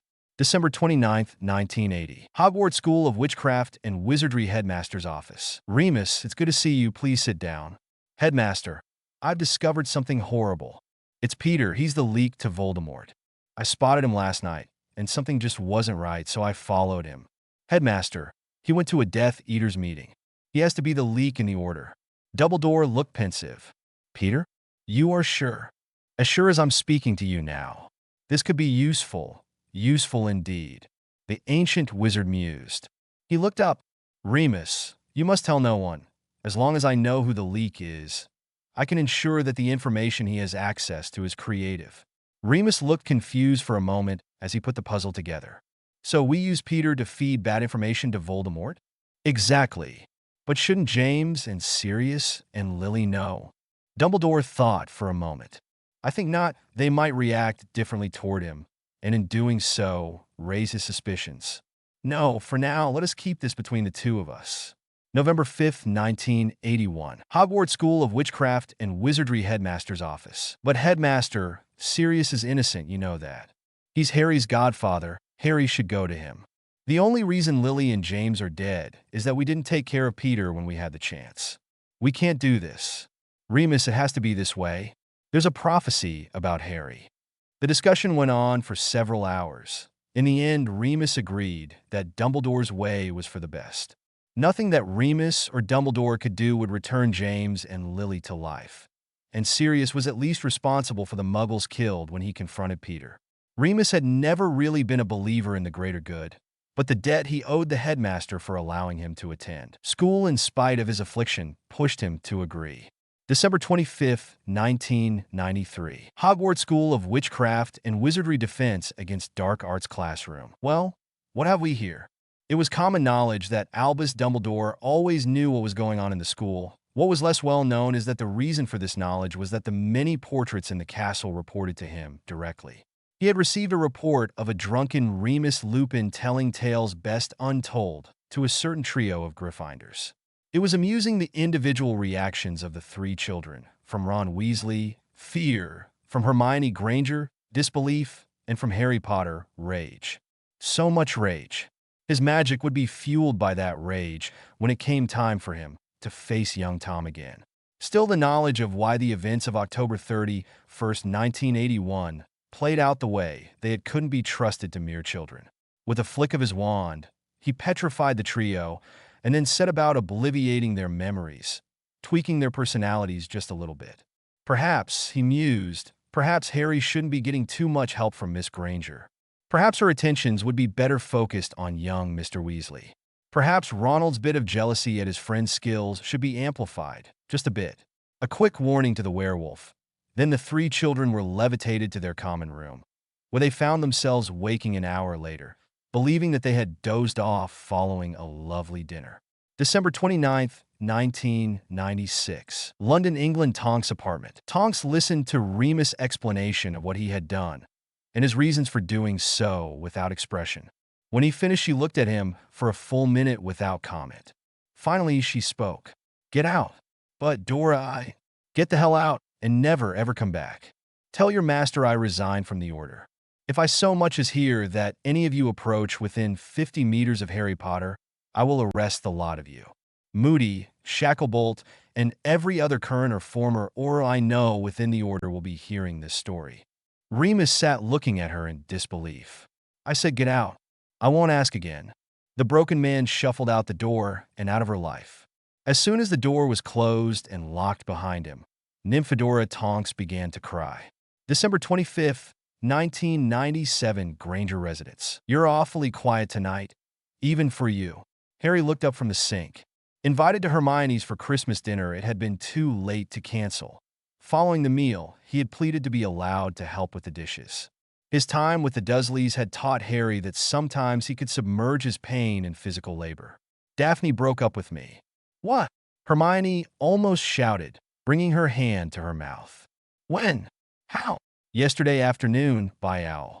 She says we're through." "So, what are you going to do?" "What can I do?" he sighed. "I accept it and move on, I guess. If she says it's over, it's over." "Harry." "What?" "If you told Justin that it was over and he kept bothering you, I'd remove his teeth. What makes me special?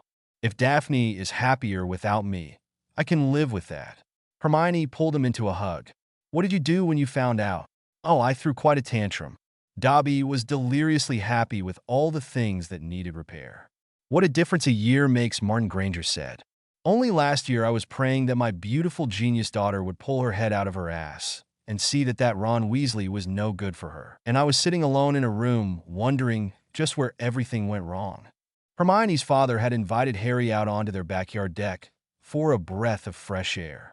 It was substantially warmer down here in England than the winter weather he was used to from the school in Scotland, but it was still very cold, fresh air. "I like you, Harry." "I speak. You seem to be frightened. Any chance of you dating Hermione?" "No, sir. For a lot of reasons, but mostly she knows me too well." "I had noticed that. So, tell me about this Justin." "Justin's a good guy, muggle-born like Hermione. His father's in finance or something. I don't really remember. He was sorted into the house, known for its cooperation and teamwork. Like I said, a good guy. Is he good enough for Hermione?" "No. No." Harry shrugged. "It's not Justin's fault. No one is good enough for Hermione. He'll try to be. That's what's important." "All right, I know why I think no one is good enough for my daughter. Tell me why you think that."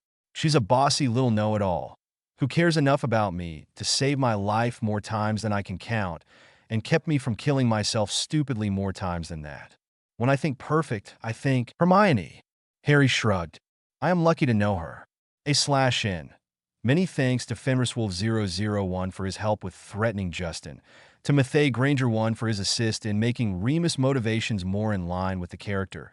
Canon Kansadoff was instrumental in making Hermione's molesting Justin just a bit more in character. Chapter 11. /n.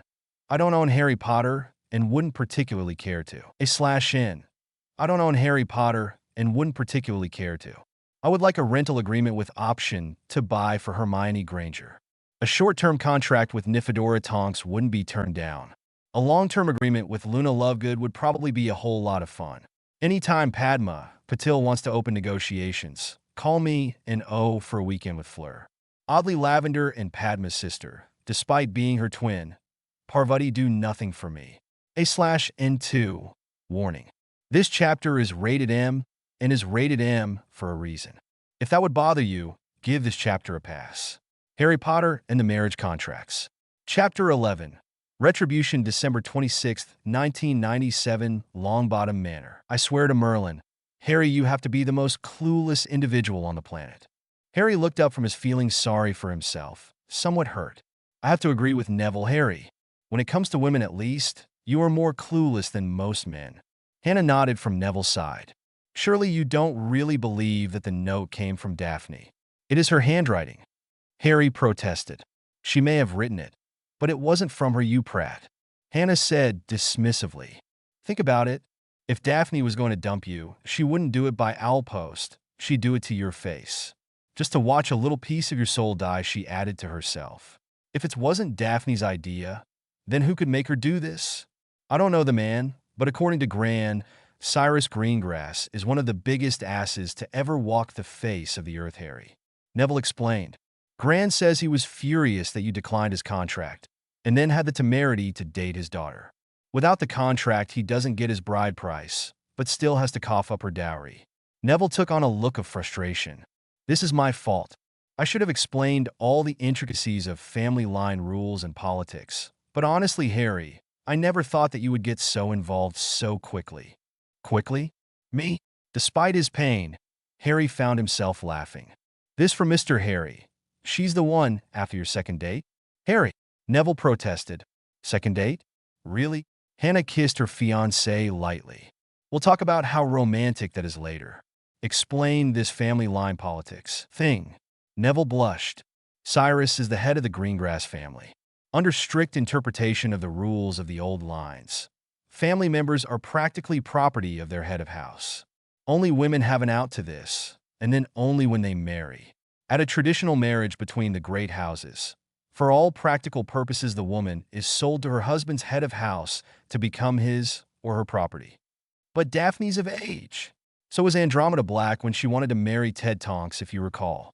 It doesn't matter. Neville sighed. She could be 50 in the eyes of the old laws. She belongs to her father, who is her head of house, until she marries. Refusal to cooperate could cause her to be cast out. So it's a huge deal for some people. Neville hesitated, trying to think of a way to explain. Being cast out is thought of by some people as being worse than death. Think about how it affected Andromeda when the Blacks cast her out. You saw how she broke down when you reinstated her to the family, almost 30 years after the fact. Hell, you saw what Cyrus subjected Daphne to when you got her photos and he offered you her body on a trial basis. You must have noticed how vulnerable Daphne is behind her defenses. I intend no offense to Daphne, but Daphne Greengrass isn't as strong as Andromeda Black was. She will do what her father tells her to do. As far as she is concerned, he owns her body and soul. Daphne is no one's property. Harry stood suddenly furious. Harry, mate. I agree. Neville stood as well, putting his hands on his friend's shoulders. Say the word, and I'll help you storm the Greengrass castle. We'll go to jail, but I'll be with you all the way. Castle? Harry asked. Actually, it's more of a smallish manor house. The Greengrass family is a relatively new one. But storming the manor would be a mistake, Harry. Hannah added, You think I should wait until we go back to school? So that you can talk to her before you decide to do something illegal, yes. Harry sat back down and sighed. It was so much easier when all I had to contend with was a homicidal maniac and his minions. December 26, 1997, Granger residence. There was a quiet crack in the Granger back garden. Martin Granger looked through the back window to see his daughter and a young man. They're here, Eve, he said to his wife. Eve glanced out the window. She's giving him his last-minute pep talk. You be nice, Marty. Don't scare him off with your sense of humor. Eve, this Justin was raised in the real world. Not like that Weasley boy. He'll recognize a joke when he hears one. Marty, I swear to God, Eve, if this one is as condescending as that Weasley boy, I'll kick him out of here and force her to date Harry Potter. I like Harry too, Marty, but I don't think Hermione could be forced to do anything. The dentist chuckled in agreement. That's my girl. Standing on the pathway that led from the Grangers' back door to their garden shed, Hermione looked into Justin's eyes. Are you ready for this? As ready as I'm going to be, I suppose. Your dad hates me, doesn't he? He hasn't met you yet, Justin. She dimpled. He hated Ron, though. You're not helping. They're going to love you, Justin. Hermione reached up, pulled his jacket's zipper down halfway, and straightened the knot of his tie. We'll get through this, and then do it again tomorrow at your home. You wore my Christmas present. She rose on her tiptoes to lightly kiss him. It's my new favorite jumper. Did you like your present? Oh, yes. I'd never even heard of antique bookmarks. They're lovely. She kissed him again. We'd best get inside. My dad's been watching since we arrived. Mom, Dad, this is Justin Finch Fletchley. Justin, my parents, Martin and Eve Granger. Welcome to our home, Justin. Eve Granger said. Dinner won't be ready for another 30 minutes, so you have a choice. Would you rather wait for the traditional interrogation by my husband, or get it out of the way before the salad? My father always told me that the only way to go is forward. If you like, sir, why don't we get it out of the way? Right this way, Justin. Martin led the young wizard from his kitchen to the sitting room. Take a seat. Justin sat on the sofa as Martin crossed the room to his wet bar. Drink, he asked, raising a bottle of Johnny Walker Red. Water would be nice, thank you. Justin said. Good choice, Justin. Okay, you carefully avoided my fiendish trap. Tell me about yourself. I'm a seventh year like Hermione. The Hufflepuff said, accepting the tumbler of ice water and taking a sip. I'm the first magical in the family, and cricket is my favorite sport, though I'm not much of a player. My family has been in finance forever. My father runs his own brokerage. I know, I'm one of his clients. Finch Fletchley isn't the most common name around, but I never made the connection until I saw you in the kitchen. You look just like Miles. Martin Granger. Saying that he run his own brokerage is a bit of an understatement, wouldn't you say? You make it sound like he works out of a spare bedroom at your home. Odd that Hermione doesn't seem to know this. She is under the impression that your father is some kind of bank manager. Justin paled a bit. Are you going to tell her? That depends on why you have it. Money changes things. Girls hear about the money, and they don't care much about Justin anymore. They're interested in the Finch Fletchley heir. What I love most about the wizarding world is that no one has the faintest clue about who my father is. Martin Granger smirked. That is precisely why Harry Potter likes the mundane world. You're worrying about nothing you know. Harry is Hermione's best friend and has, according to her, more money than God, and she doesn't care about it. She got to know Harry before either of them knew about his family's money. Justin pointed out, I want her to know me before she finds out. From what I understand, your home is a sight to behold. How are you going to explain a bank manager living like that? The young man's mouth opened and closed several times without making a sound.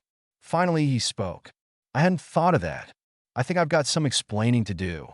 This was harder than Martin expected. Of the 3 young men his daughter had brought home in her life, he had actually liked 2 of them. You know what I do for a living, right? That question startled Justin a bit. Hermione told me you were a dentist. I am. Just remember, I know all about pain. Martin flashed a small grin. Feeling sufficiently threatened yet? Yes, sir. Relax, Justin. The older man laughed. I have to threaten you. It's in the rule book you get when your daughter is born. You should thank my wife.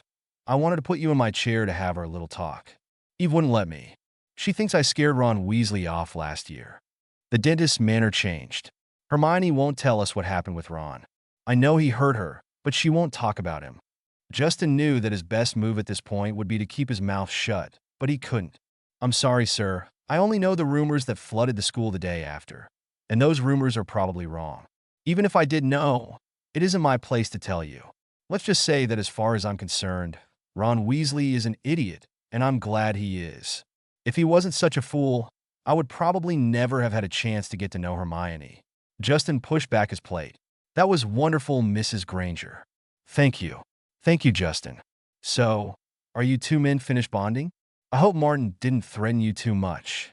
Daddy, Hermione, your father didn't threaten me at all.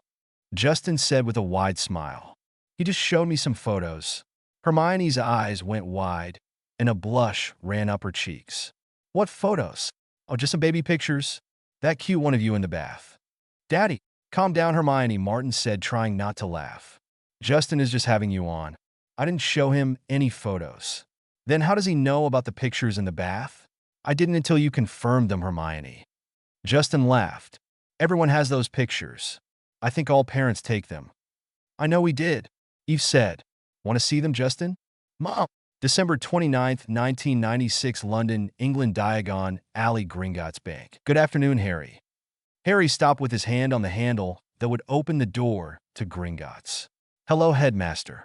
Harry, your little rebellion is over. It is time for you to return to the burrow. I don't think so, Headmaster. There is nothing for me there other than Ron, not even friendship.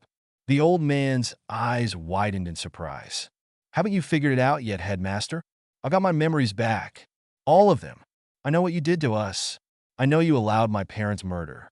I know you allowed Sirius to go to Azkaban knowing he was innocent. I know what you did to Ron, Hermione, and me. I know that you expected me to die like a good little soldier, taking Voldemort with me. Harry, Save your empty, lying words, old man. The goblins tell me that I can't do a thing about the money you stole, since you somehow made yourself my guardian. That spigot is now closed. I have managed to become emancipated. It's amazing what you can get out of the ministry for just a little gold. If I see any of your order near me, I will have them arrested. Harry, you have to understand, it was all for the greater good. And still you tell lies, old man. How is filling your pockets with my inheritance for the greater good? All you are to me is the headmaster of my school. Nothing more. I have the political power of 2 ancient and noble houses behind me now. That and more money than the ministry. Annoy me in any way, and I will destroy you. But Harry, Voldemort will? Fuck Voldemort, old man. And fuck you too. You two deserve each other. He can have you. With that, Harry entered Gringotts, leaving a confused Albus Dumbledore behind him. December 27, 1997, Potter Manor. Harry stroked Hedwig gently. His pretty girl's feathers still showed signs of the blood that had come from the wounds she received when attempting to deliver his latest note to Daphne. She had been attacked by something. Harry didn't know what and had returned with his note still tied to her leg. He offered Hedwig a few bits of bacon, which she nipped at. I'm sorry, girl. You rest okay? The snowy owl bobbed her head in an affirmative manner. Despite his discussion with Neville and Hannah, Harry had attempted to contact Daphne, and Hedwig was injured because of it. It had to be intentional. Dobby, the elf appeared with a pop. Yes, Harry Potter, sir?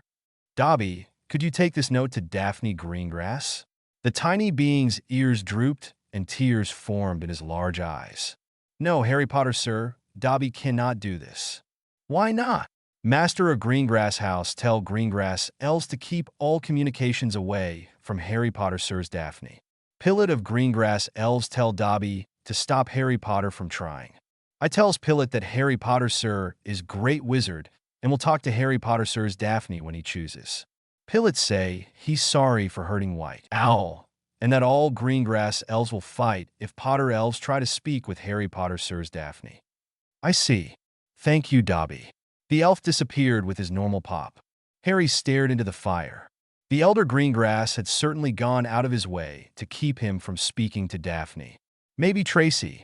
No, she hated him. She wouldn't help. December 29, 1997, London, England. Tonks' apartment. Harry, I don't know what to say. Just tell me what you think, Tonks. Am I doing the right thing? You're doing the legal thing, Harry. Is it the right thing? I don't know. Only you can decide that. I thought. He hesitated. I thought that we were just having fun, but it's been 9 days since I've seen Daphne, and I can't stop missing her. I can't sleep. I can't eat. I go over the last time we were together over and over and over looking for anything I might have done to push her away. Harry, I know. I'm being an idiot. Harry ran his hand through his hair. How did I manage to get this pathetic? Tonks' hair went blood red, and she had a huge grin on her face. It is fairly sad. Thanks, he grumped. Sirius would be calling you a girl. Sirius would be helping me kidnap her. Probably, yeah, while calling you a girl. January 5th, 1998. Hogwarts School of Witchcraft and Wizardry Entry Hall. Harry had not ridden the train back to Hogwarts following the Christmas holidays. Rather, he had operated to Hogsmeade at noon and was waiting for Daphne. Neville checked on him in the hall from time to time, but mostly left him alone. The first of the students arrived via flu and apparition to Hogsmeade by 4 p.m. No Daphne. The minutes crawled by. The train pulled into Hogsmeade station early at 5:30 p.m. The carriages delivered them to the entry hall. No Daphne. She isn't coming, Mr. Potter. Harry turned to face his transfiguration professor. Not coming? What do you mean, Professor? I received notice today that Miss Greengrass was withdrawing from Hogwarts. The Scot said, No, Mr. Potter. Harry, I know you and Miss Greengrass have gotten close this year. Harry, Neville had come back to remind Harry about dinner. The presence of their head of house surprised him. McGonagall straightened her shoulders. Mr. Longbottom, Mr. Potter has gotten some bad news. Make sure he makes it to your dormitory. What's going on, Harry? Neville asked after McGonagall was gone. Daphne's withdrawn from school, Neville. She's gone. Withdrawn? Why? Potter. A woman's voice rang before Harry could tell Neville that he didn't know. Tracy Davis rushed forward with Daphne's large purple stuffed rabbit under her left arm. a roll of parchment clutched in her left hand. Her wand was drawn and pointed between Harry's eyes. "This is your fault, Potter. Daphne's gone because of you, you selfish bastard. I don't understand. Where is she? What did I do? When you turned down her contract, her father found someone else to sell her to. She's marrying a Romanian count named Niaxu. Because of you, I'm losing my best friend." Neville reached out and pushed Tracy's wand arm down so that her wand was no longer pointed at Harry's face. "When does she get married?" Neville asked. "The reading of the banns before the Wisingamot is tomorrow, the ceremony Wednesday." "Married," Harry said, slumping against the wall. "She's getting married?"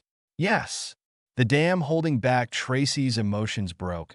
Tears began streaming down her cheeks. "Daphne's father has destroyed every single thing you have given her. She asked me to get her bunny and your contract and hide them until she's left her family's home so that she'll have them to remember." "She kept the contract?" "Yes." Tracy nodded. "She said that refusing to make your relationship a business proposition was the most romantic thing you could have done." "Damn you, Potter. Why didn't you just marry her and save her from this?" The girl's expression changed. "You're Harry fucking Potter. You're the chosen one. You're the man who won." Her wand came back up again, not trembling this time. "You fix this. You fix this now, or I'll kill you." January 6th, 1998, Greengrass Manor, Daphne's room. 5:43 a.m. Daphne stared at the clock on the wall. She was to be married in 28 hours and 17 minutes. She was to be married to a vile man 60 years her senior. She was to be married to a man with a son older than her father. She shuddered and hugged her legs closer to her body. She had been informed of her upcoming nuptials the day she returned from Hogwarts for the Christmas holidays. Daphne's first reaction was to run. Being offered to Harry had been one thing, to be sold. Her father made much of the bride price she was bringing. To this ancient man she had just been introduced to, it was just too much. Quickly discovering that anti-apparition wards had been erected since her arrival, she almost made it to the front door of her family's home before she slumped nervelessly to the floor following a stunning spell. Daphne woke several hours later, her mother fussing over her. Eunice Greengrass, née Moody, explained that Daphne would not be returning to Hogwarts, that she would be leaving for her new life in Romania after the first of the year. With empty, haunted eyes, Eunice spoke of advantages of linking the Greengrass family to the Romanian Niaxa clan. Daphne tried to tell her mother that she wanted nothing to do with the old man negotiating Daphne's future with her father, that she loved someone else. Eunice wouldn't listen, saying that her father had everything arranged. The woman produced a vial and watched as her daughter swallowed the potion it contained. Daphne's eyes widened when she recognized the slight citrus tang of the contraceptive potion. Then her blood chilled when she realized the reason that her mother had given her the potion. Count Niaxu would be exercising Clause 9 of his betrothal contract that night. The pattern was set. During the day, she would be given language lessons by the Count's valet, and then be instructed on what was expected of her in relationship to the Count's estates by others of Benedict's party. Evenings, she would be instructed in proper behavior and conduct for the Romanian magical court. Any errors in any of these lessons were punished by the activation of a pain-cursed bracelet that she could not remove. Nights, however, were the worst. Benedict would come to her every night with his vile breath and horrendous hygiene. On the third day, she tried to run away. She got almost halfway to the ward line when the cursed bracelet triggered and she thought she was dying. Her father retrieved her and returned her to her room, where he had one of the house elves deliver a beating to her, all the while screaming at her about embarrassing the family. On Christmas Eve, Cyrus Greengrass entered Daphne's room. "Daphne, I need you to write a letter to Potter." Daphne didn't even look up. "Why should I write to Harry? He keeps trying to contact you and sending you gifts. You need to break it off with him. Write him a note telling him you don't want to see him. Tell him to stop trying to contact you." Daphne nodded and sat at her desk. She took a fresh piece of parchment, inked her quill, and wrote, "Potter, I've reconsidered our relationship and have determined that you are not what I am looking for in a life partner. Your repeated attempts to contact me have become tiring. Please refrain from continuing in the attempt. We had fun, Potter, but we are through. Daphne Greengrass." Cyrus snatched up the note and read it, nodding approvingly. Thank you, Daphne. I'll get this old immediately. After dinner that day, Daphne was allowed to have a visitor. Daphne? Morgana, what's happened to you? Hello, Tracy. Daphne said dully. It's nothing. I've just been tired. Daphne, talk to me. I'm getting married, Tracy. Married on the 7th of January. You'll be back at school then. I'm sorry you'll miss it. I'll write as soon as I get to Benedict's estate and let you know all about the wedding. Getting married? You're getting married? The strawberry blonde asked. Yes, my father offered my contract to Benedict a week ago, and after meeting me on the 20th accepted it. Daphne said in a lilting voice. Tracy wasn't fooled for a moment. Should I tell Potter? No. Daphne bolted upright in her chair, showing her first real emotion since Tracy had arrived. Leave Harry out of this. Okay, Daph, I will. Tracy, Daphne's voice dropped to a whisper. When you go back to Hogwarts, would you get the bunny Harry won for me? And keep it safe until you can send it to me. Oh, and underneath my pillow is the marriage contract Harry declined. Would you hold that one for me as well? Of course, but why? My father had destroyed everything Harry has given me. He says keeping any of it would be disrespectful to Benedict. But I want those things to remember Harry by. All right, that's no problem, Daphne. I can do it. Do you mind my asking? Why the contract? I understand the rabbit, but the contract. The contract is a symbol of what might have been Tracy. If Harry had wanted, he could have had me, but he didn't want me like that. So he waited until I gave myself to him. That is possibly the most romantic thing I have ever heard of. She looked deeply into Tracy's eyes. I'm not returning to Hogwarts, Tracy. After today, I will probably never see you again. I love you, Tracy. She hesitated and then continued. I know you don't really like Harry, but please, if you can, tell him I love him and that I said goodbye. 7:19 a.m. Young miss? Daphne pulled her eyes away from the clock on the wall to look at the house elf standing at the foot of her bed. Yes, Tillicht? Tillicht is here to help young Miss be ready for her reading of the banns this morning. Daphne nodded. 26 hours, 41 minutes until she got married. She stood from the bed. Thank you, Tillicht. Daphne sat in the Wisingamot chamber and waited for the session to begin. Her father and Count Niaxu were off politicking. Tracy stared at the floor at her feet, just wanting it to all be over. Good morning, Daphne. She looked up into the smiling face of Neville Longbottom. Hello, Neville. How are you? Oh, I'm fine, Daphne. We missed you at the welcoming feast last night. I understand that you might not be returning to Hogwarts. No, I'm not. Why was Neville here? Why are you here, Neville? Skiving off school? No, Daphne. Depending on how a few things work out this morning, I might have some business before the Wisingamot. What the hell do you think you're doing bothering my daughter Longbottom? Neville looked deeply into Cyrus Greengrass's eyes. His manner changed from smiling geniality to cold disdain. I think perhaps the advancement of the Greengrass family to the status of noble house had given you ideas above your station, Greengrass. He said in a voice that dripped ice. I am Longbottom of Longbottom. Who are you to speak to me in such a manner?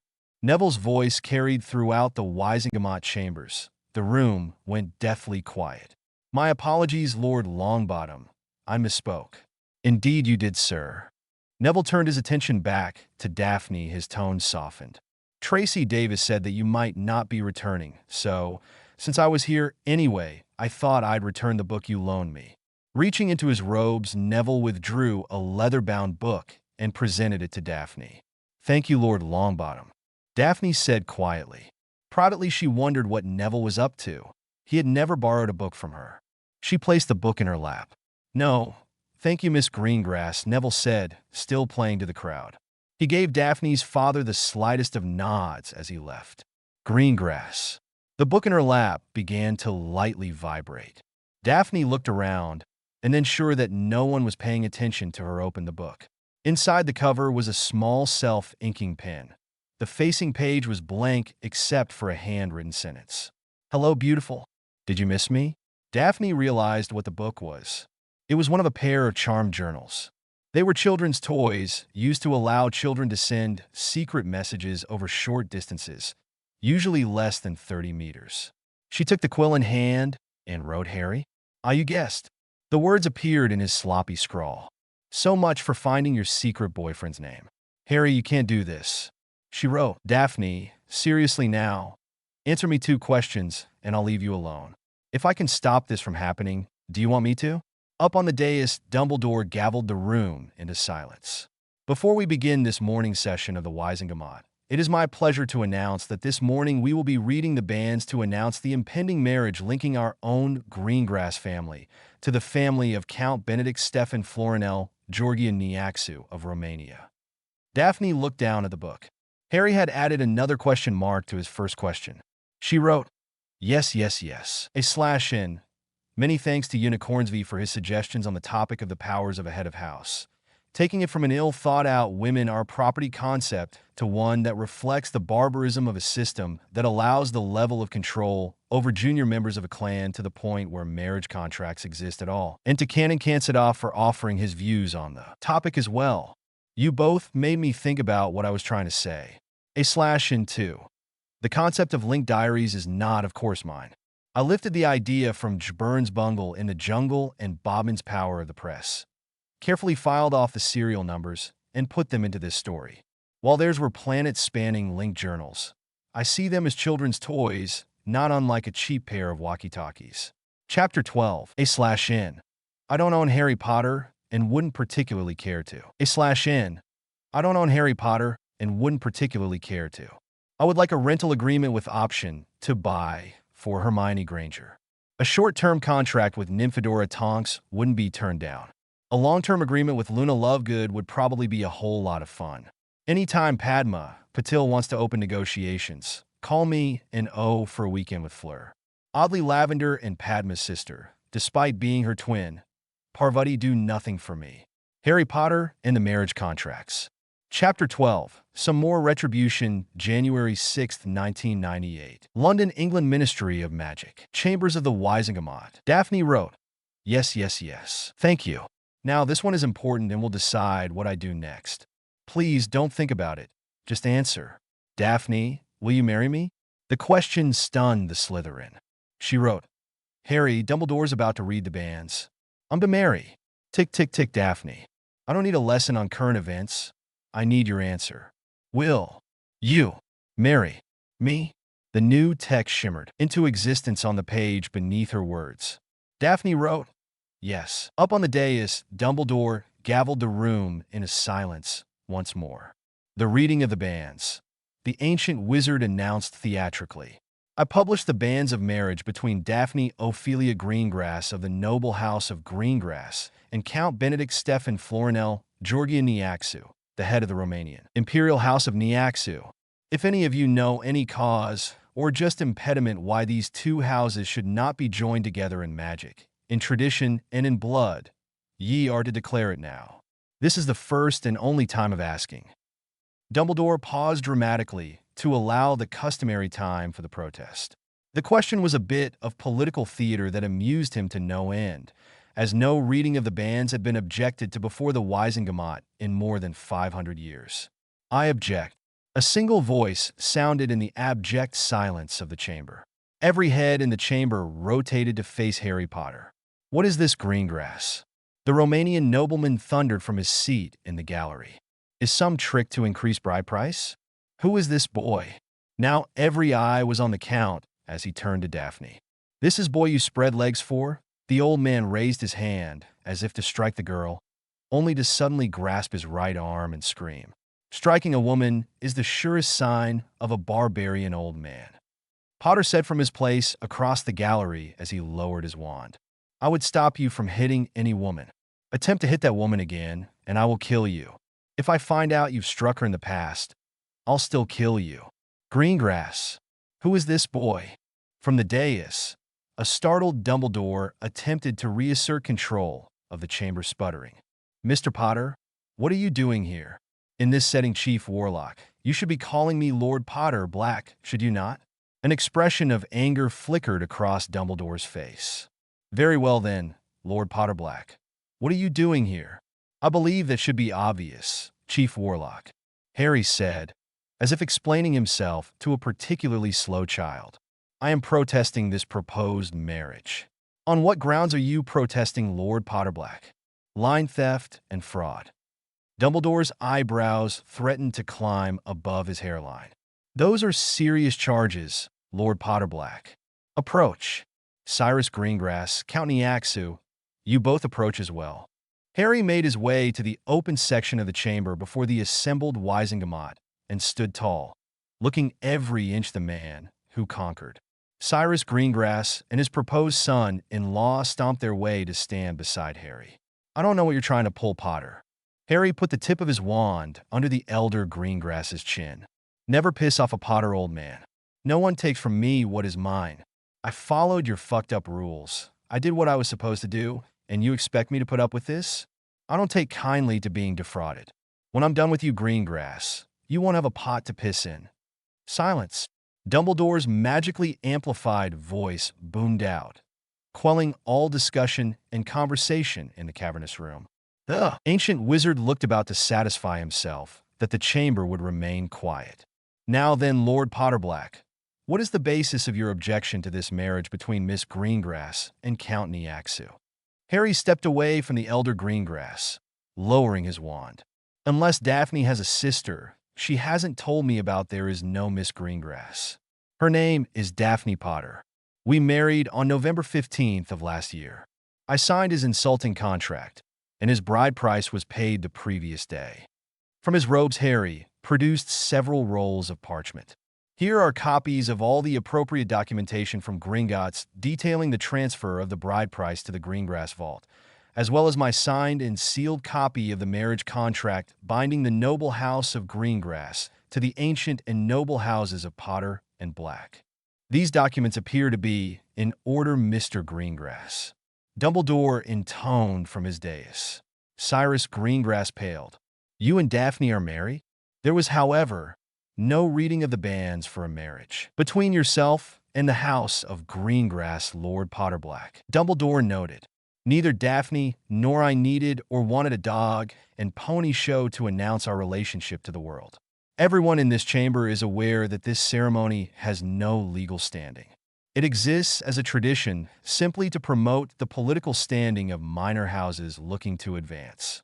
Chief Warlock, the clerk of the Wizengamot, spoke up hesitantly. The Book of Records indeed shows the marriage between Harry James Potter and Daphne Ophelia Greengrass at 3:38 p.m. on the 15th of November last year. What is this? What trickery is this? Who are you, boy? Harry turned his attention from Dumbledore to the blustering nobleman. You would be well advised to shut the hell up, old man. If you had actually struck my wife, you would be dead now. The ease with which you made the gesture of hitting her suggests to me that you may have already done so. If she tells me you have, you die today. Harry stepped back from the man, his expression clouded. He glanced over at Daphne, sitting in the gallery.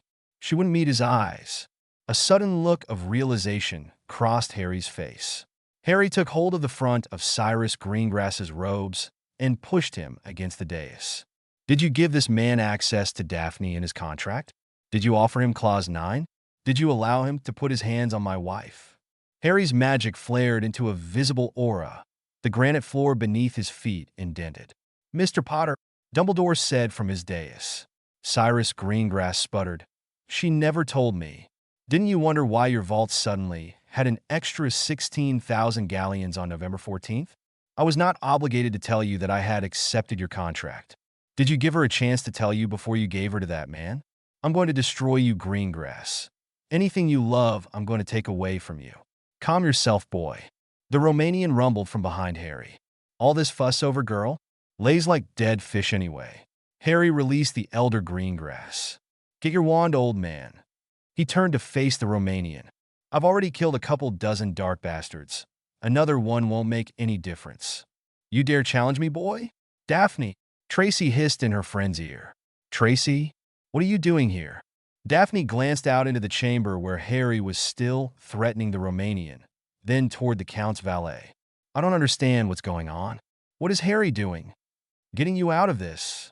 You, the heavily accented voice of Niax's valet, diverted the attention of the chamber from the entertainment before the Wizengamot to a smaller drama in the gallery.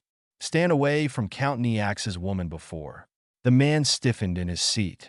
The only voluntary muscles that still obeyed his mind were those that controlled his eyes. Now, There's no reason to be so rude, Neville Longbottom said in a conversational voice from behind the petrified man's left ear. Imagine how embarrassing it would be back home if you had to tell everyone that you missed seeing Lord Potterblack, the slayer of Voldemort, the man who conquered, kill your count because you were too busy trying to stop a couple of young women from whispering. Hearing Neville's casual statement, the Romanian count's eyes went wide. You are man who conquered? You killed Dark Lord. He certainly is, Neville said, still in his conversational tone of voice, crystal clear in the silence of the chamber. And I'm Neville Longbottom, the man who held Harry's cloak while killed the Dark Lord. The head of House Longbottom smiled widely. Do you have a hyphenated name, Count? Enough of this, Dumbledore bellowed from his dais. There will be no dueling in the chambers of the Wizengamot. My apologies, Chief Warlock, Harry said, turning to face Dumbledore. I was simply defending my line in the traditions of pure blood culture. Mr. Potter, you cannot. In this chamber, I am Lord Potterblack, Chief Warlock. Harry snapped. Good men died so that I might hold those titles and uphold the pure blood traditions you all hold so dear. Fine, Lord Potterblack. You cannot simply attack someone in the chambers of the Wizengamot. Son of a bitch. Once again, the attention of the chamber went to Neville Longbottom. Lord Potterblack, we have a problem. The look on Neville's face was one of fury. Someone has placed a prescribed torture device on the Lady Potter. Neville indicated a rune-covered bracelet on Daphne's left wrist. What is it? It's what's called a bridal submission bracelet, Lord Potterblack, Kingsley Shacklebolt said, stepping forward to examine the cursed jewelry. We find them occasionally in caches of dark artifacts. It causes pain. If triggered, it can incapacitate and even kill. Can you remove it? Harry asked. I think so. It would be easier all around for whoever placed it on her to remove it. The tall Auror looked pointedly at the Romanian aristocrat. I will not remove my gift from the Stracata until the bride price I pay is returned. The old man sniffed. You aren't going to live to spend that money, old man. Harry leveled his wand in front of the aristocrat's face. Remove it. Now. To hell with it, Harry. I just need a bit of his blood. I'll arrest him for use of a prescribed dark artifact and force the issue. Shacklebolt took on an annoyed look as he stood up from Daphne in her pain. Blood! Harry perked up. Is that all you need? He lowered his wand and drove the heel of his left hand into the nose of the Romanian, smashing it to one side. Harry's right hand took hold of the older man's hair, pulling the man's head forward so that blood from his broken nose pooled in the palm of Harry's left hand. Harry crossed the chamber to where Shacklebolt stood. Is this enough? He's got plenty. Damn it, Harry, Shacklebolt said softly. If you make me laugh, I'll likely lose my job. With a wand gesture and murmured incantation, the big Auror levitated the blood from Harry's hand to the bracelet encircling Daphne's wrist. The bracelet enlarged at the urging of Shacklebolt's incantations and wand movements. The bracelet floated over Daphne's hand when Harry felt rather than heard Niaxa cast a cutting curse. Harry's reflexes took over. Whirling, he cast a Protego precise charm and watched as the shield blocking the Count's weak, cutting curse propagated as a wave of force that smashed Niaxa's body into the wall of the Wizengamot's chamber. The man slid down the wall to the floor, trailing blood and other fluids. I said no dueling. Harry shook off the shock of what his shield had done. All I did was cast a shield in response to his attack, Chief Warlock. Evidently, a shield needed to fight a Dark Lord is a bit too energetic to use on a normal wizard. That was a shield? Madame Bones asked in a shocked voice from her seat. The clerk of the Wizengamot knelt next to the fallen Romanian. The Count is dead. Silence ruled the chamber for a moment, and then Dumbledore spoke from his place on the dais. Lord Potterblack, surrender your wand to Auror Shacklebolt. Might I ask why? So that we might confirm that you indeed only cast a shield charm. From his seat in the gallery, Alastair Moody watched as Potter's wand was tested, and the precise shield was confirmed. The old man shook his head. Back in his prime, when Moody was still whole, he had found and worked for more than 3 years to be able to cast precise. Moody had never managed more than a pulse of energy. After the confirmation was noted by the Amelia and Dumbledore, Potter had gathered Daphne and his friends and left the chambers, leaving a very subdued Wisingamot behind. Somehow Potter had lied and cheated his way to saving Daphne from that Romanian bastard. Eunice had come to him this morning pleading that Moody somehow saved Daphne from the hell that Cyrus had sold her into. So Moody was here. He had intended to approach the girl and portkey her away. Then Potter appeared on the scene, and Moody decided to sit back and see what the boy had planned. Moody had been amazed when the boy's plan turned out to be little more than standing before the assembled Wisingamot and lie his ass off. The one thing that the old Orer couldn't figure out was how the boy had managed to spoof the Book of Records. Still, it was a bad plan. It shouldn't have worked, but work it did. Killing the bastard that hurt Moody's little Daphne was just icing on the cake. The boy certainly had a pair. Hopefully Daphne wouldn't end up tearing them off. Moody heaved himself up from the chair. It was time to tie off a few loose ends. Better do it before Daphne did. That girl took after him in so many ways. It warmed his old heart. January 6, 1998. Potter Manor. The quartet appeared in the foyer of Potter Manor with an echoing crack. Sweet Merlin's mother. We got away with it, Neville said, leaning against the wall. I can't believe we got away with it. Merlin, Harry, how did you manage to keep a straight face while you stood there in front of Dumbledore and everyone? Calm down, Neville. You're babbling, Daphne said softly. There was a sudden pop and Dobby and Winky appeared in the foyer. Dobby stepped forward and bowed. Mistress Potter, the Potter elves welcome you home. Daphne's breath caught in her throat. Whatever Harry had done had the elves convinced that they really were married. Thank you, Dobby. Thank you, Winky. She thought about how her mother had treated new elves when the family acquired them. We will meet soon to discuss the running of the house. We as bonded mistress? Winky asked hopefully. What is one of the things we will discuss, Winky? Could you prepare a light lunch for the four of us, please? And get Mr. Longbottom something to drink, please? Winky nodded. Dobby Elf, go start lunch. Dobby popped away. Winky looked to Neville. Mr. Longbottom, sir? Neville had yet to calm down. Butterbeer, please. Winky nodded and popped away. Why don't you two go wait in the sitting room while Harry and I discuss a few things? Just remember, Tracy said, smirking, I made him come save you. He was going to sit in the GRYFFY common room and cry. Thank you, Tracy. Go on. She watched as Tracy entered the sitting room, then took Harry's hand and led him up the stairs to his bedroom. So, we're married? How did I miss that? Harry looked a bit embarrassed. I sort of bribed the goblins to backdate the marriage contract and the payment your bride price. They can do that? And how much did that cost? Yeah, and not as much as you'd think. The goblins really hate the Wisingamot. How much? She asked again in a tone of voice that suggested that it would be in Harry's best interest to answer. 500,000, Harry said. Galleons? Daphne asked incredulously. Yeah, and if I'd not said yes when you asked? Well, plan B was for Neville to slap a portkey to here on you. Then we get out of the country as soon as we could. Activating the portkey would tell the goblins that the marriage was off, and they would reverse whatever it was they did originally for a small fee. Harry took on a thoughtful look. You know, it's probably a good thing you said yes. That bracelet thing might have killed you if we portkeyed you while it was still on you. You spent 500,000 galleons to save me? I had it, so why not? He said it so casually. So, I'm your property now. Harry looked horrified. No, you're your own person. Daphne, I'm barely capable to looking after myself. This marriage I've forced on you is the only way I could think of to get you out of having to marrying that old bastard and still remain in Britain. There may have been better ways, but this is all I could think of. Daphne drew him into a hug. You saved me, she whispered. We'll need to figure out what we're going to do, but never doubt for a moment that you saved me. Winky called Neville and Tracy into the dining room for the lunch she and Dobby had prepared, saying that the master and mistress would join them shortly. Neville looked up from his soup bowl to catch the strawberry blonde regarding him. What? Where do we go from here?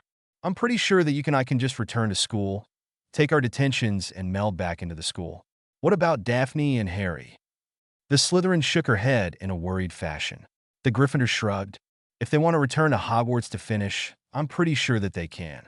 Dumbledore wants to know just how Voldemort was defeated far too badly to send Harry away. If they don't want to, then it wouldn't take either of them much effort to prep for their NEWTS on their own or with tutors. In reality, it doesn't matter. Neither of them will ever need their NEWTS. Even with the deals Harry made today, only put a minor dent in his fortune. He and Daphne can do whatever they want with their lives.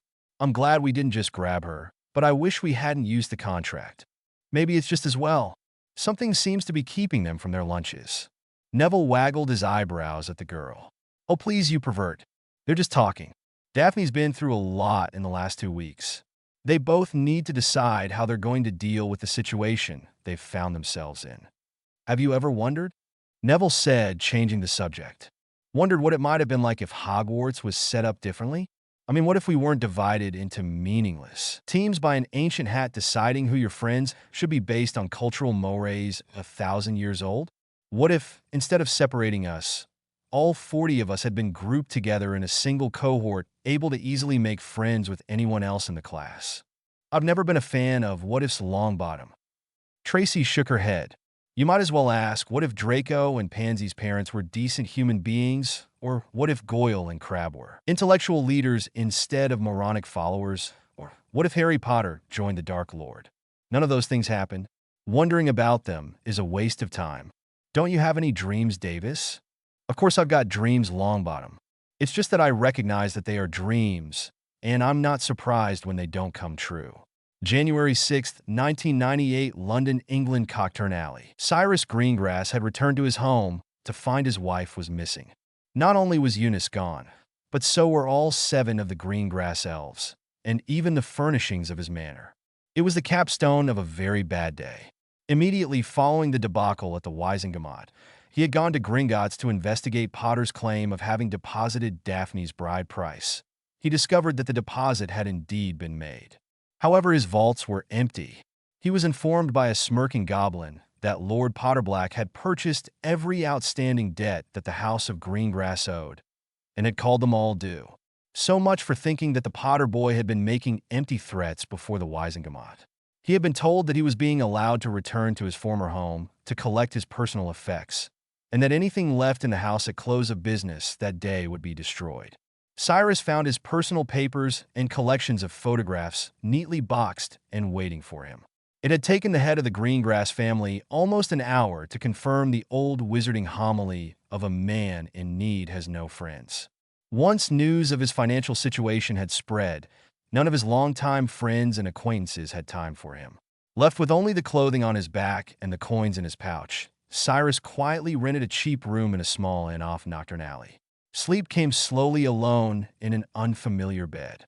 Waking suddenly when the room's sole candle was lit was jolting, though not as much as the slow realization that Alastor Moody was sitting in the chair at the foot of the bed, staring at him with both his natural and magical eyes. Alastor? What is it? I just thought you should know, Cyrus. The boy was lying. What? What boy? Lying about what? Cyrus had never been one to wake up gracefully. Today was no exception. Potter, of course. What other boy has fleeced you recently? The gruff, retired Auror grumbled. He lied. He falsified the date on that marriage contract. He spoofed the book of records. The goblins like him, they help for their usual fees. The things he did today that were real were love your daughter enough to risk it all for her. And his magic. His magic. Now that was sure as hell real. He was lying? Then I can recover from this. Together, Alastor. We can do to him what he tried to do to me. We can ruin him. That might work, but why would I want to? The boy could put me in the ground without serious effort on his part. As far as you go, well as I see it, you deserve everything he's done. What? Over the years I've seen how you treated my little girl, how you broke her spirit. But I told myself I raised Eunice to take care of herself. She chose you, and she chose to stay with you despite how you treated her. Then you tried to do the same to Daphne. You sold my granddaughter to that fat bastard to use and torture. For that alone, I was going to kill you. You running to this shithole just made it easier. Moody waved his wand lazily, and Greengrass felt his body stiffen. You know, it's amazing what you can buy for a few sickles. This we last, for example. The old man levitated a spider the size of a dinner plate from his satchel to hover over the paralyzed man. Horribly poisonous. The only reason the ministry allows their importation is that their fresh venom is so very useful in so many potions. If I were to guess, I believe that when the Aurors find you, they'll believe that either the little lady here escaped from a previous tenant of this room or climbed in the open window from the apothecary downstairs. Moody lowered the spider carefully onto his son-in-law's chest and then canceled the paralysis. Wide-eyed with terror, Greengrass immediately flinched. The spider, startled by the sudden movement, sunk its fangs into the man's chest. Moody waited until his son-in-law's struggle stopped, then quietly left the room, taking with him all evidence that he had ever been there. A few thoughts. Chapter 11 made a lot of people quite angry. This one might as well. Okay, let me explain what I'm trying to do with this story. Prior to starting it, I read a lot of other people's contract stories. In most of them, the theme boiled down to either, isn't it terrible that the ministry would treat people this way? Poor Hermione's stuck with some bastard pureblood when she loves Harry/Ron. Or gee, isn't this a cool way of forcing Harry, who has demonstrated no homosexual desires in canon, into a relationship with Snape, Draco, Lucius? This isn't to say that there aren't several good stories in this vein out on the net, because there are. I just wanted to write something different. What I wanted to look at was the society that allowed involuntary contract marriages. I did quite a bit of research on British marriage contracts of the 18th and 19th century, and quite the eye-opener it was from this that I found what I chose to call Clause 9, a not uncommon clause in the contracts from that era that had the woman having to conceive prior to the marriage to prove she wasn't barren. Those contracts were more than a little disturbing. As I originally outlined the FIC, I was going to have Harry associate with several of the girls in his class offered to him, date a bit, then move on, the story continuing to follow each girl. The story was intended to be light and fluffy until the horrors of the society showed themselves, blindsiding Harry and some, though not all, of the girls. Then Daphne became an engaging character that I couldn't really move away from. Daphne was going to get her count from the beginning, and so sadly were Susan and Pansy to other older members of European magical aristocracy, though only Daphne was to be pregnant before the marriage. I replot, dumping all the other girls other than short cameos, but kept the horror sans Daphne getting pregnant. I don't think that's a spoiler. She specifically commented via thought of recognizing the taste of the contraceptive potion. Now Harry is in the process of saving Daphne. His methods are criminal, but nowhere near the level of the society he is working against. Should Harry be smarter in the story? I don't think so. Given how he was raised, with his general worthlessness explained to him in graphic detail by his loving relatives, with no friends until he was 11 years old, some part of him, no matter how confident he pretends to be, is constantly expecting whatever girl he was with to wise up and head for the hills. Hell, I still feel that way, and I've been married for almost 30 years. Should Daphne have expected her father to behave as he did? I don't believe so. She was well on the way to possibly giving him what he supposedly wanted. And let's face it, given the man's supposed motivation to promote his house to his advantage, betrothing Daphne, who has no siblings, at least in this story, to a Romanian effectively renders the house of Greengrass extinct. Even if the contract outlined that the second male offspring would assume the title of the head of the House of Greengrass, RL British aristocracy learned to their detriment that a lord raised outside of Brit culture never really joined it, unless he or she was royalty, and even then only barely. Obviously, there was more going on with him. Many reviewers felt that I blindsided them with Daphne's situation. I thought that my heavy-handed foreshadowing had everyone expecting what I was doing. Hell, over on the Care Azkaban Yahoo group, Canon Cancedoff practically posted my outline, including my surprise ending. Evidently not, and I apologize to anyone I offended. I also apologize for forgetting to place a warning on Chapter 11 originally. As soon as I realized I hadn't, I updated one there, but by then the damage was done. A/N2. Many thanks to FenrisWolf001 for his suggestions that vastly improved the fight scene in the chambers of the Wisengamot. Chapter 13. A/N. I don't own Harry Potter and wouldn't particularly care to. A/N. I don't own Harry Potter and wouldn't particularly care to. I would like a rental agreement with option to buy for Hermione Granger. A short-term contract with Nymphadora Tonks wouldn't be turned down. A long-term agreement with Luna Lovegood would probably be a whole lot of fun. Anytime Padma Patil wants to open negotiations, call me and O for a weekend with Fleur. Oddly, Lavender and Padma's sister, despite being her twin, Parvati, do nothing for me. Harry Potter and the marriage contracts. Chapter 13, Recovery. January 7th, 1998. Hogwarts School of Witchcraft and Wizardry Entry Hall. When Neville opened the door, he was slightly surprised to find the headmaster waiting for them. He had expected the old man to at least wait until after breakfast before starting his latest. Does Harry understand what he has done? Inquisition. But there you go. Mr. Longbottom, Miss Davis. Good of you to join us. Oh, that wasn't good. The old man appeared to actually be angry. Where is Mr. Potter? Both the Potters are at their home, trying to heal what was done to them, headmaster. Tracy said before Neville could answer. They will be making the decision as to if they return to Hogwarts in a day or so. Where are they, Mr. Longbottom? Safe, headmaster. They are both safe. Mr. Longbottom, you will tell me where they are. You will tell me now, or you can start packing your trunk. Tracy Davis was amazed at Longbottom's reaction. The man squared his shoulders and faced the headmaster with an intensity Tracy had never seen before. Ignoring the fact that I cannot tell you where they are since I am not Harry's secret keeper, headmaster, I would suggest that you step back and consider what you are doing. Making empty threats like that serves no useful purpose. Empty threats. The old man interrupted.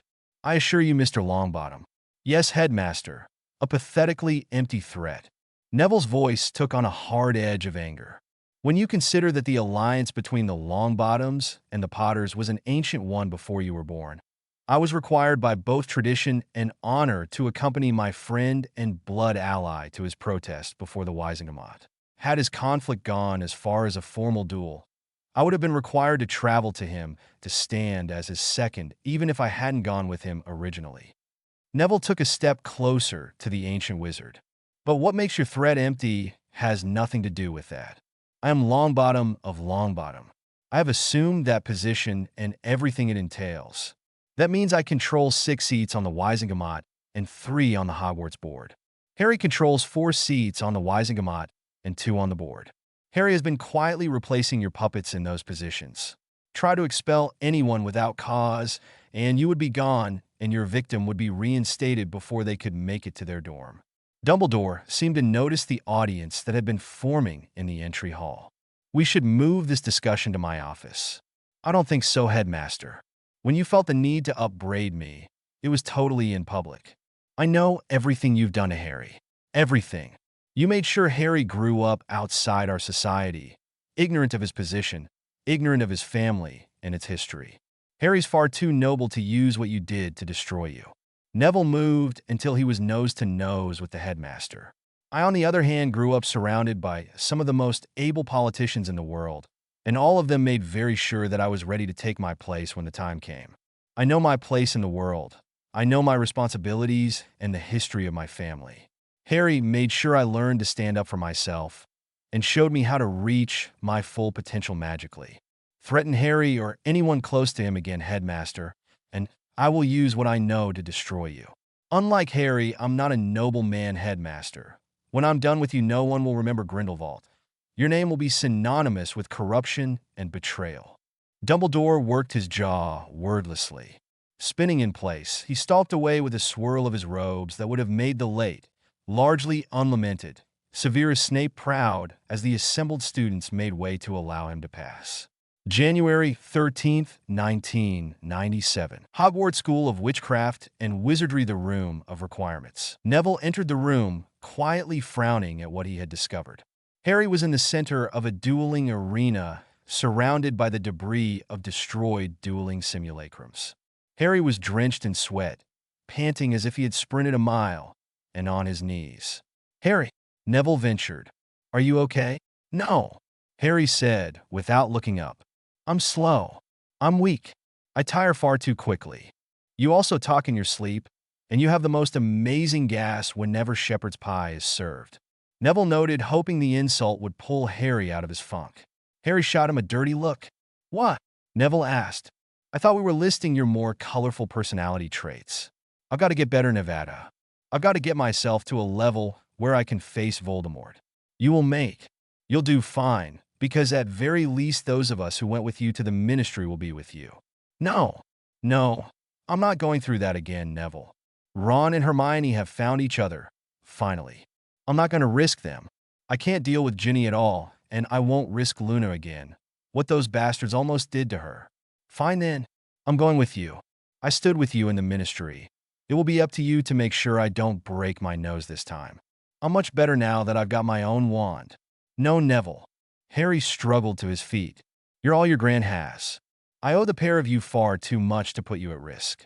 Neville reached out and poked Harry in the chest. Fuck you, Potter. I'm older than you remember? Who the hell are you telling me what I can or can't do? Neville. Harry asked in shock. I'm going to let you off this time, Harry, because you don't know your family history. If I let any Potter go into a fight without going along, my gran would skin me alive. There has been an alliance between the houses of Potter and Longbottom for most of 500 years. If a Potter is in a fight, there is a Longbottom at his back. If a Longbottom is attacked, a Potter takes revenge. That's how it's always been. That's how it always will be. You're the last Potter. I'm the last Longbottom, and we're stuck with each other. He grinned. You're going to have to get me up to speed so that I can be pathetic alongside you. The pair regarded each other for a moment, and then Harry extended his hand. With a huge grin, Neville took his friend's hand. I never knew any of that stuff about our families. Why didn't you say anything before? Neville shrugged. I thought you knew. Hell, everyone knows about the Potters and the Longbottoms. I mean, you're Harry Potter. It's hard to think of you as Muggle-raised. As pitiful as I was, I figured you were cutting your losses and forming an alliance with the Weasley clan. It wasn't until that night in the ministry I realized you didn't have a clue about family alliances. The room had reformed around them. The dueling arena was gone, replaced by a sitting room. I guess the room thinks we need to talk, Harry said, gesturing toward the chairs. Tell me what I need to know about our families. January 7th, 1998. Hogwarts School of Witchcraft and Wizardry Entry Hall. Hermione Granger watched silently from the edge of the crowd that had formed to witness the confrontation between the headmaster and Neville Longbottom. As head girl, she really should be breaking up the crowd, but the confrontation between Neville and the headmaster was thought-provoking. She had never really thought about how much had been withheld from Harry over the last 7 years, much less over his life. When the headmaster plowed through the assembled crowd, she finally spoke up. All right, everyone, let's clear out the entry hall. It was a sign of the level of respect she was held in that the crowd broke up with only a minimum of grumbling. She approached Neville, who was oblivious to the appraising look he was receiving from Tracy Davis. Good morning, Neville. Heading back to the dorm? Would you like some company? Neville nodded, and then seemed to remember Tracy was standing there. Would you like me to escort you to your dorm, Tracy? Thank you, Neville, the strawberry blonde Slytherin said. I've fine. I'll be seeing you both in the Great Hall for breakfast. The girl hefted her bag and left for the dungeons, and she suspected an interrogation on par with what Longbottom was about to get. How's Harry? Hermione began without preamble as they approached the first stairway heading toward Gryffindor Tower. Harry's good, Neville said simply, knowing that an answer like that was likely to set Hermione off, but offering it anyway. Neville. Hermione consciously bit back on her automatic response. Yelling at Neville didn't work anymore. The scion of the Longbottom family wasn't cowed by anyone, not for about a year. Now, you said both of the Potters when you were speaking to the headmaster. Daphne didn't return to school, Harry, Tracy Davis, and you all disappeared 2 days ago without a word to anyone. What is going on, Neville? Who is this second Potter? Where is Harry? The pair had reached the portrait of the fat lady. Pausing before offering the password to the portrait, Neville looked deeply into Hermione's eyes. Not here. Not now. Neville looked pointedly at the portraits. We'll find some time to discuss it later. January 7th, 1998, Potter Manor. Daphne watched as Tracy and Neville disappeared in the swirl of color and the sharp crack that marked apparition, leaving her alone with Harry for the first time since the Wisegamot. She had spent the night sitting with Tracy and talking. Now she needed to speak with Harry. The organized portion of her mind was still trying to deal with Harry's actions of the previous day. The proposal, the one-sided fight, the death of Benedict, Harry's admission of lying and fraud to save her. So many things to think about and deal with. The young woman turned to face her husband. As he sat at the kitchen table, his attention focused on his mug of tea. He had risked so much for her. Why? Their relationship was less than 5 months old. Why had he done what he had done? She was grateful beyond words for his saving her from life with Benedict Niaxu. But how did she feel about him? Before the holidays, she had found herself telling Harry she loved him. During the time Benedict was in her bed, she thought of Harry, and only of Harry, but if not for the events of the day before, she would have been arriving at the Romanian embassy about now for the marriage ceremony. She would be wearing that horrible monstrosity of a dress that the Romanian court required. She would be preparing to pledge herself to a very old man. Daphne hadn't been happy about it, but it was what she had expected. She had been raised knowing that as a daughter of the House of Greengrass, she existed to bind that house to another of greater status. It was the offer to Harry that had changed things. He had made it clear that he wasn't interested in purchasing her in the manner her father had offered. Rather, to her surprise, he had wanted to get to know her. With Harry, she didn't feel like a commodity to be bartered for status, but like a woman. "I think we need to talk, Daphne." She looked down from where she was standing into his blazing green eyes. "We need to decide what we're going to do." Daphne sat facing him across the table. "I agree," she said simply. "How far are we taking this?" "I don't know. I don't know who to talk to, or even who we can trust. I never intended for the old man to die. What happens to you if we call this off?" "I'm not sure what you mean by calling it off, Harry. We're married." She smiled. "Besides, you asked. You're stuck with me. You don't mind that I killed the old man?" Shaking her head, Daphne answered. "Only in that it bothers you, Harry. What if we take everything slowly?"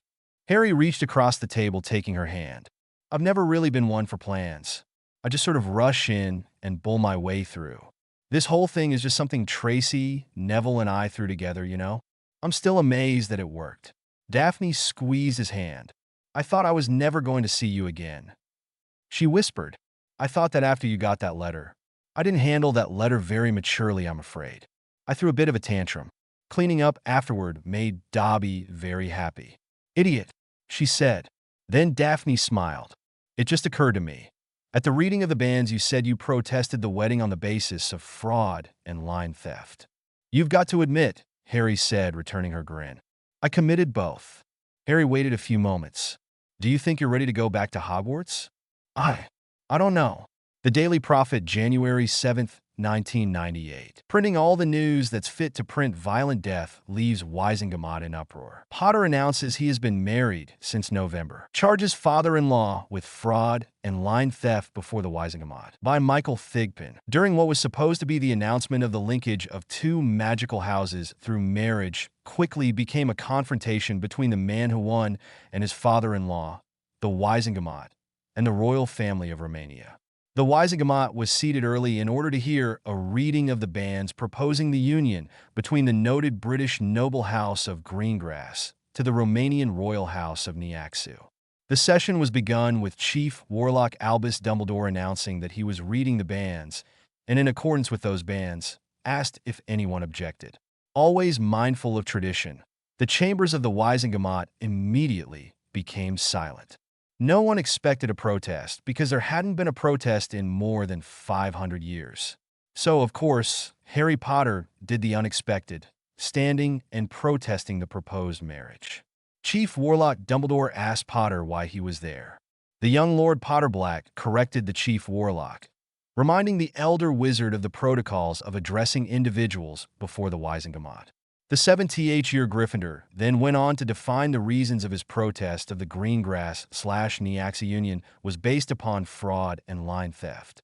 Chief Warlock Dumbledore then called Lord Potterblack, Romanian Count Niaxu, and Cyrus Greengrass before the Wisingamot, where the man who won informed the assembled Wisingamot that he had executed an earlier contract of marriage between himself and the noble house of Greengrass the previous November, and that he had paid the Greengrass family's bride price without question or negotiation. These facts were quickly confirmed via the Book of Records and Gringotts statements. It was then that noted Potter ally and the famous slayer of Bellatrix Lestrange, Neville Longbottom, discovered that Daphne Potter née Greengrass was wearing an illegal bridal submission bracelet. Lord Potterblack was aiding Aurors in the removal of the prescribed torture device from his wife's arm when the Romanian Count Niaxu foolishly attacked the man who won from behind. Lord Potterblack responded by casting the most powerful shield charm this reporter has ever seen, which resulted in the death of the Romanian. After Aurors verified that all the man who won had cast was in fact a powerful shield, the Potters left the chambers of the Wisingamot together. Want to know more? What does the union of the Potters/Black lines with the Greengrass/Moody lines mean? See page 7. Cyrus Greengrass found dead in Nocturne Alley Inn. Murder? Suicide? Accident? See page 3. Timeline of the life of Harry Potter. See page 3. Biography of Daphne Potter. See page 7. Prescribed torture devices, what they are, what they do, and how to identify them. See page 7. The Quibbler, January 7, 1998. Printing all the news that fits Harry Potter marries. Quibbler publisher's daughter, heartbroken, claims Daphne Potter is a lucky witch and hopes she shares thousands of witches in despair. By Luna Lovegood. Once again, the truism that all the good men are either married or gay was proven beyond a shadow of a doubt. News reached this reporter that Harry Potter, known to the British wizarding world as the boy who lived, or the man who won, and to the witches of Ravenclaw Tower as Mr. Hot Hot Hottie, is married, and widely believed to be straight. Appearing before the Wisingamot to defend his bride against being sold by her opportunistic father in a bigamistic slavery to some old foreigner, Potter 17, defended his lady love with the skills and bravery known and feared by dark lords worldwide. Once his bride was safe, Potter escorted her out of the chambers, ignoring the questions of reporters, including several stringers for this very weekly. This reporter would like to congratulate her schoolmate Daphne, with whom I have no classes, seeing as she is a year ahead of me, and to remind Daphne that it would be monumentally selfish to keep Harry all to herself. Related articles: foreigners, their insatiable lust for British witches, and why they are so bad at it. See page 3. Harry Potter, his victories and the part Nargles played in them. See page 9. Daphne Potter, what does she really look like under that glamour? Our seers say she's even hotter. See page dodecahedron. This week's special giveaway. X-ray specs. Not the silly muggle toy that doesn't work. A special offer from Quibbler Technologies only for Quibbler subscribers. See through the clothing of anyone. Find out just how lucky a witch Daphne Potter is. Warning: using Quibbler Technology X-ray specs around certain individuals may lead to nausea, loss of sexual desire, and a general need to scrub out your brain case with bleach. There are some things we just aren't meant to know. You have been warned. January 7, 1998. Hogwarts School of Witchcraft and Wizardry, Great Hall. At the Gryffindor table, Hermione Granger looked up from her copy of the Quibbler. She had received a subscription from Luna as a Christmas gift for the second year in a row. Hermione refused to read the Daily Prophet as a matter of principle, shaking her head. She loved the quirky Ravenclaw, but this was a bit much. Harry married. That was when it hit her. Harry was married. Neville had mentioned the Potters as in plural in his confrontation with Dumbledore. Harry was married. Harry was married to Daphne Greengrass. She looked down the table to Neville Longbottom, who was looking at her as if expecting the questions boiling in her mind. She glanced pointedly at the newspaper in her hands, and he nodded. Later, Neville said, after classes, a walk around the lake perhaps? What was going on? Why was Neville acting like it was some big secret? Oh, cool. The January sun had set long before classes let out. Neville and Hannah met Hermione in the entry hall. Bundled against the cold, the trio set out on their evening walk. Once they were well away from the castle, Neville seemed to relax, then looked around. He then waved his wand about in a complex pattern while the two women looked at him like he had lost his mind. Harry and I can see Dumbledore when he's ghosting around the way he does. When we were training, we got fairly good at finding monitoring charms. Like the one that was on your head, girl badge Hermione. The bushy-haired Gryffindor reflexively put her hand on the badge. Don't worry, I removed it. There probably isn't a nefarious reason for monitoring the heads. Probably there to be able to locate you if you're needed, but why take chances? Neville took Hannah's hand and started on the path around the lake. Neville, Hannah said quietly, if you don't start talking, Hermione's going to hurt you, and I'll probably help her. You've been doing this secretive stuff all day. When Daphne went home for the holidays, she arrived to find her father had issued another marriage contract to a member of a Romanian royal house. Greengrass needed to have the contract recognized by the Wisingamot to accentuate his status among the houses, so the actual wedding wasn't going to be until today. But the prophet said, I know Hannah. Daphne just disappeared. She wasn't answering Harry's calls or his letters. In fact, Hedwig came back hurt after being chased off by the Greengrass owls. Then Harry got a letter from Daphne saying it was over between them. Harry told me about that at Christmas. Hermione said, he said that she had broken it off. I told him to wait it out, to talk to her when she got back to school. Neville said, I was an idiot. It frankly never occurred to me what Cyrus Greengrass was willing to do to his own daughter. When Tracy came back to school, she told Harry what was happening. Harry and Tracy and I spent Monday making arrangements to stop the marriage from happening. Yesterday we got lucky, it worked. The prophet said that the Romanian died. Hannah noted, he had a bridal submission bracelet on Daphne. Harry reacted pretty violently to that. The man then cast a cutting curse at Harry and Daphne. Harry, well, he responded with a precise shield out of reflex. That shield accidentally killed the man. There was several seconds of silence. Harry killed someone with a shield? Hermione asked, how is that possible? A precise is a high-energy shield intended for extremely powerful curses. When a low-powered curse hit it, well, the energy just reacted badly. Neville explained. Hermione took on the look that her friends knew to mean she was going to be researching something in short order. All right, but I don't understand. If Daphne's father had one of those vile contracts with the Romanian, how did Harry? Neville bent down and picked up a stone that he heaved out onto the frozen lake. Harry and Daphne married in November. He said simply. No, they didn't, Harry said. Hermione, her fellow Gryffindor said quietly. Harry and Daphne married in November. Hannah's jaw dropped, but Hermione plowed on. But Neville, he couldn't have. Hannah put her hands on the Gryffindor witch's shoulders, looking her straight in the eyes. Hermione, listen carefully. Harry and Daphne married in November. We know this because we are his friends. Realization finally came to the smartest witch of her generation. Oh my! She covered her mouth with a mitten-covered hand. That means, Neville said as he led the pair of witches on the path back to the castle, that Harry and Daphne married in November. January 7th, 1998. Potter Manor. Harry entered the master suite, toweling his hair, dry to find Daphne waiting for him in his bed. He stopped in the doorway to the bath, surprised, wondering what he should say. He had expected her to stay in the room that had become hers. Quit gaping at me and come to bed. Daphne huffed. It's chilly and I need your body heat. Harry hesitated for a moment and then slid under the quilt. Daphne cuddled in close. What's wrong, Harry? I didn't think you'd want me to touch you after what you've been through. Harry stammered.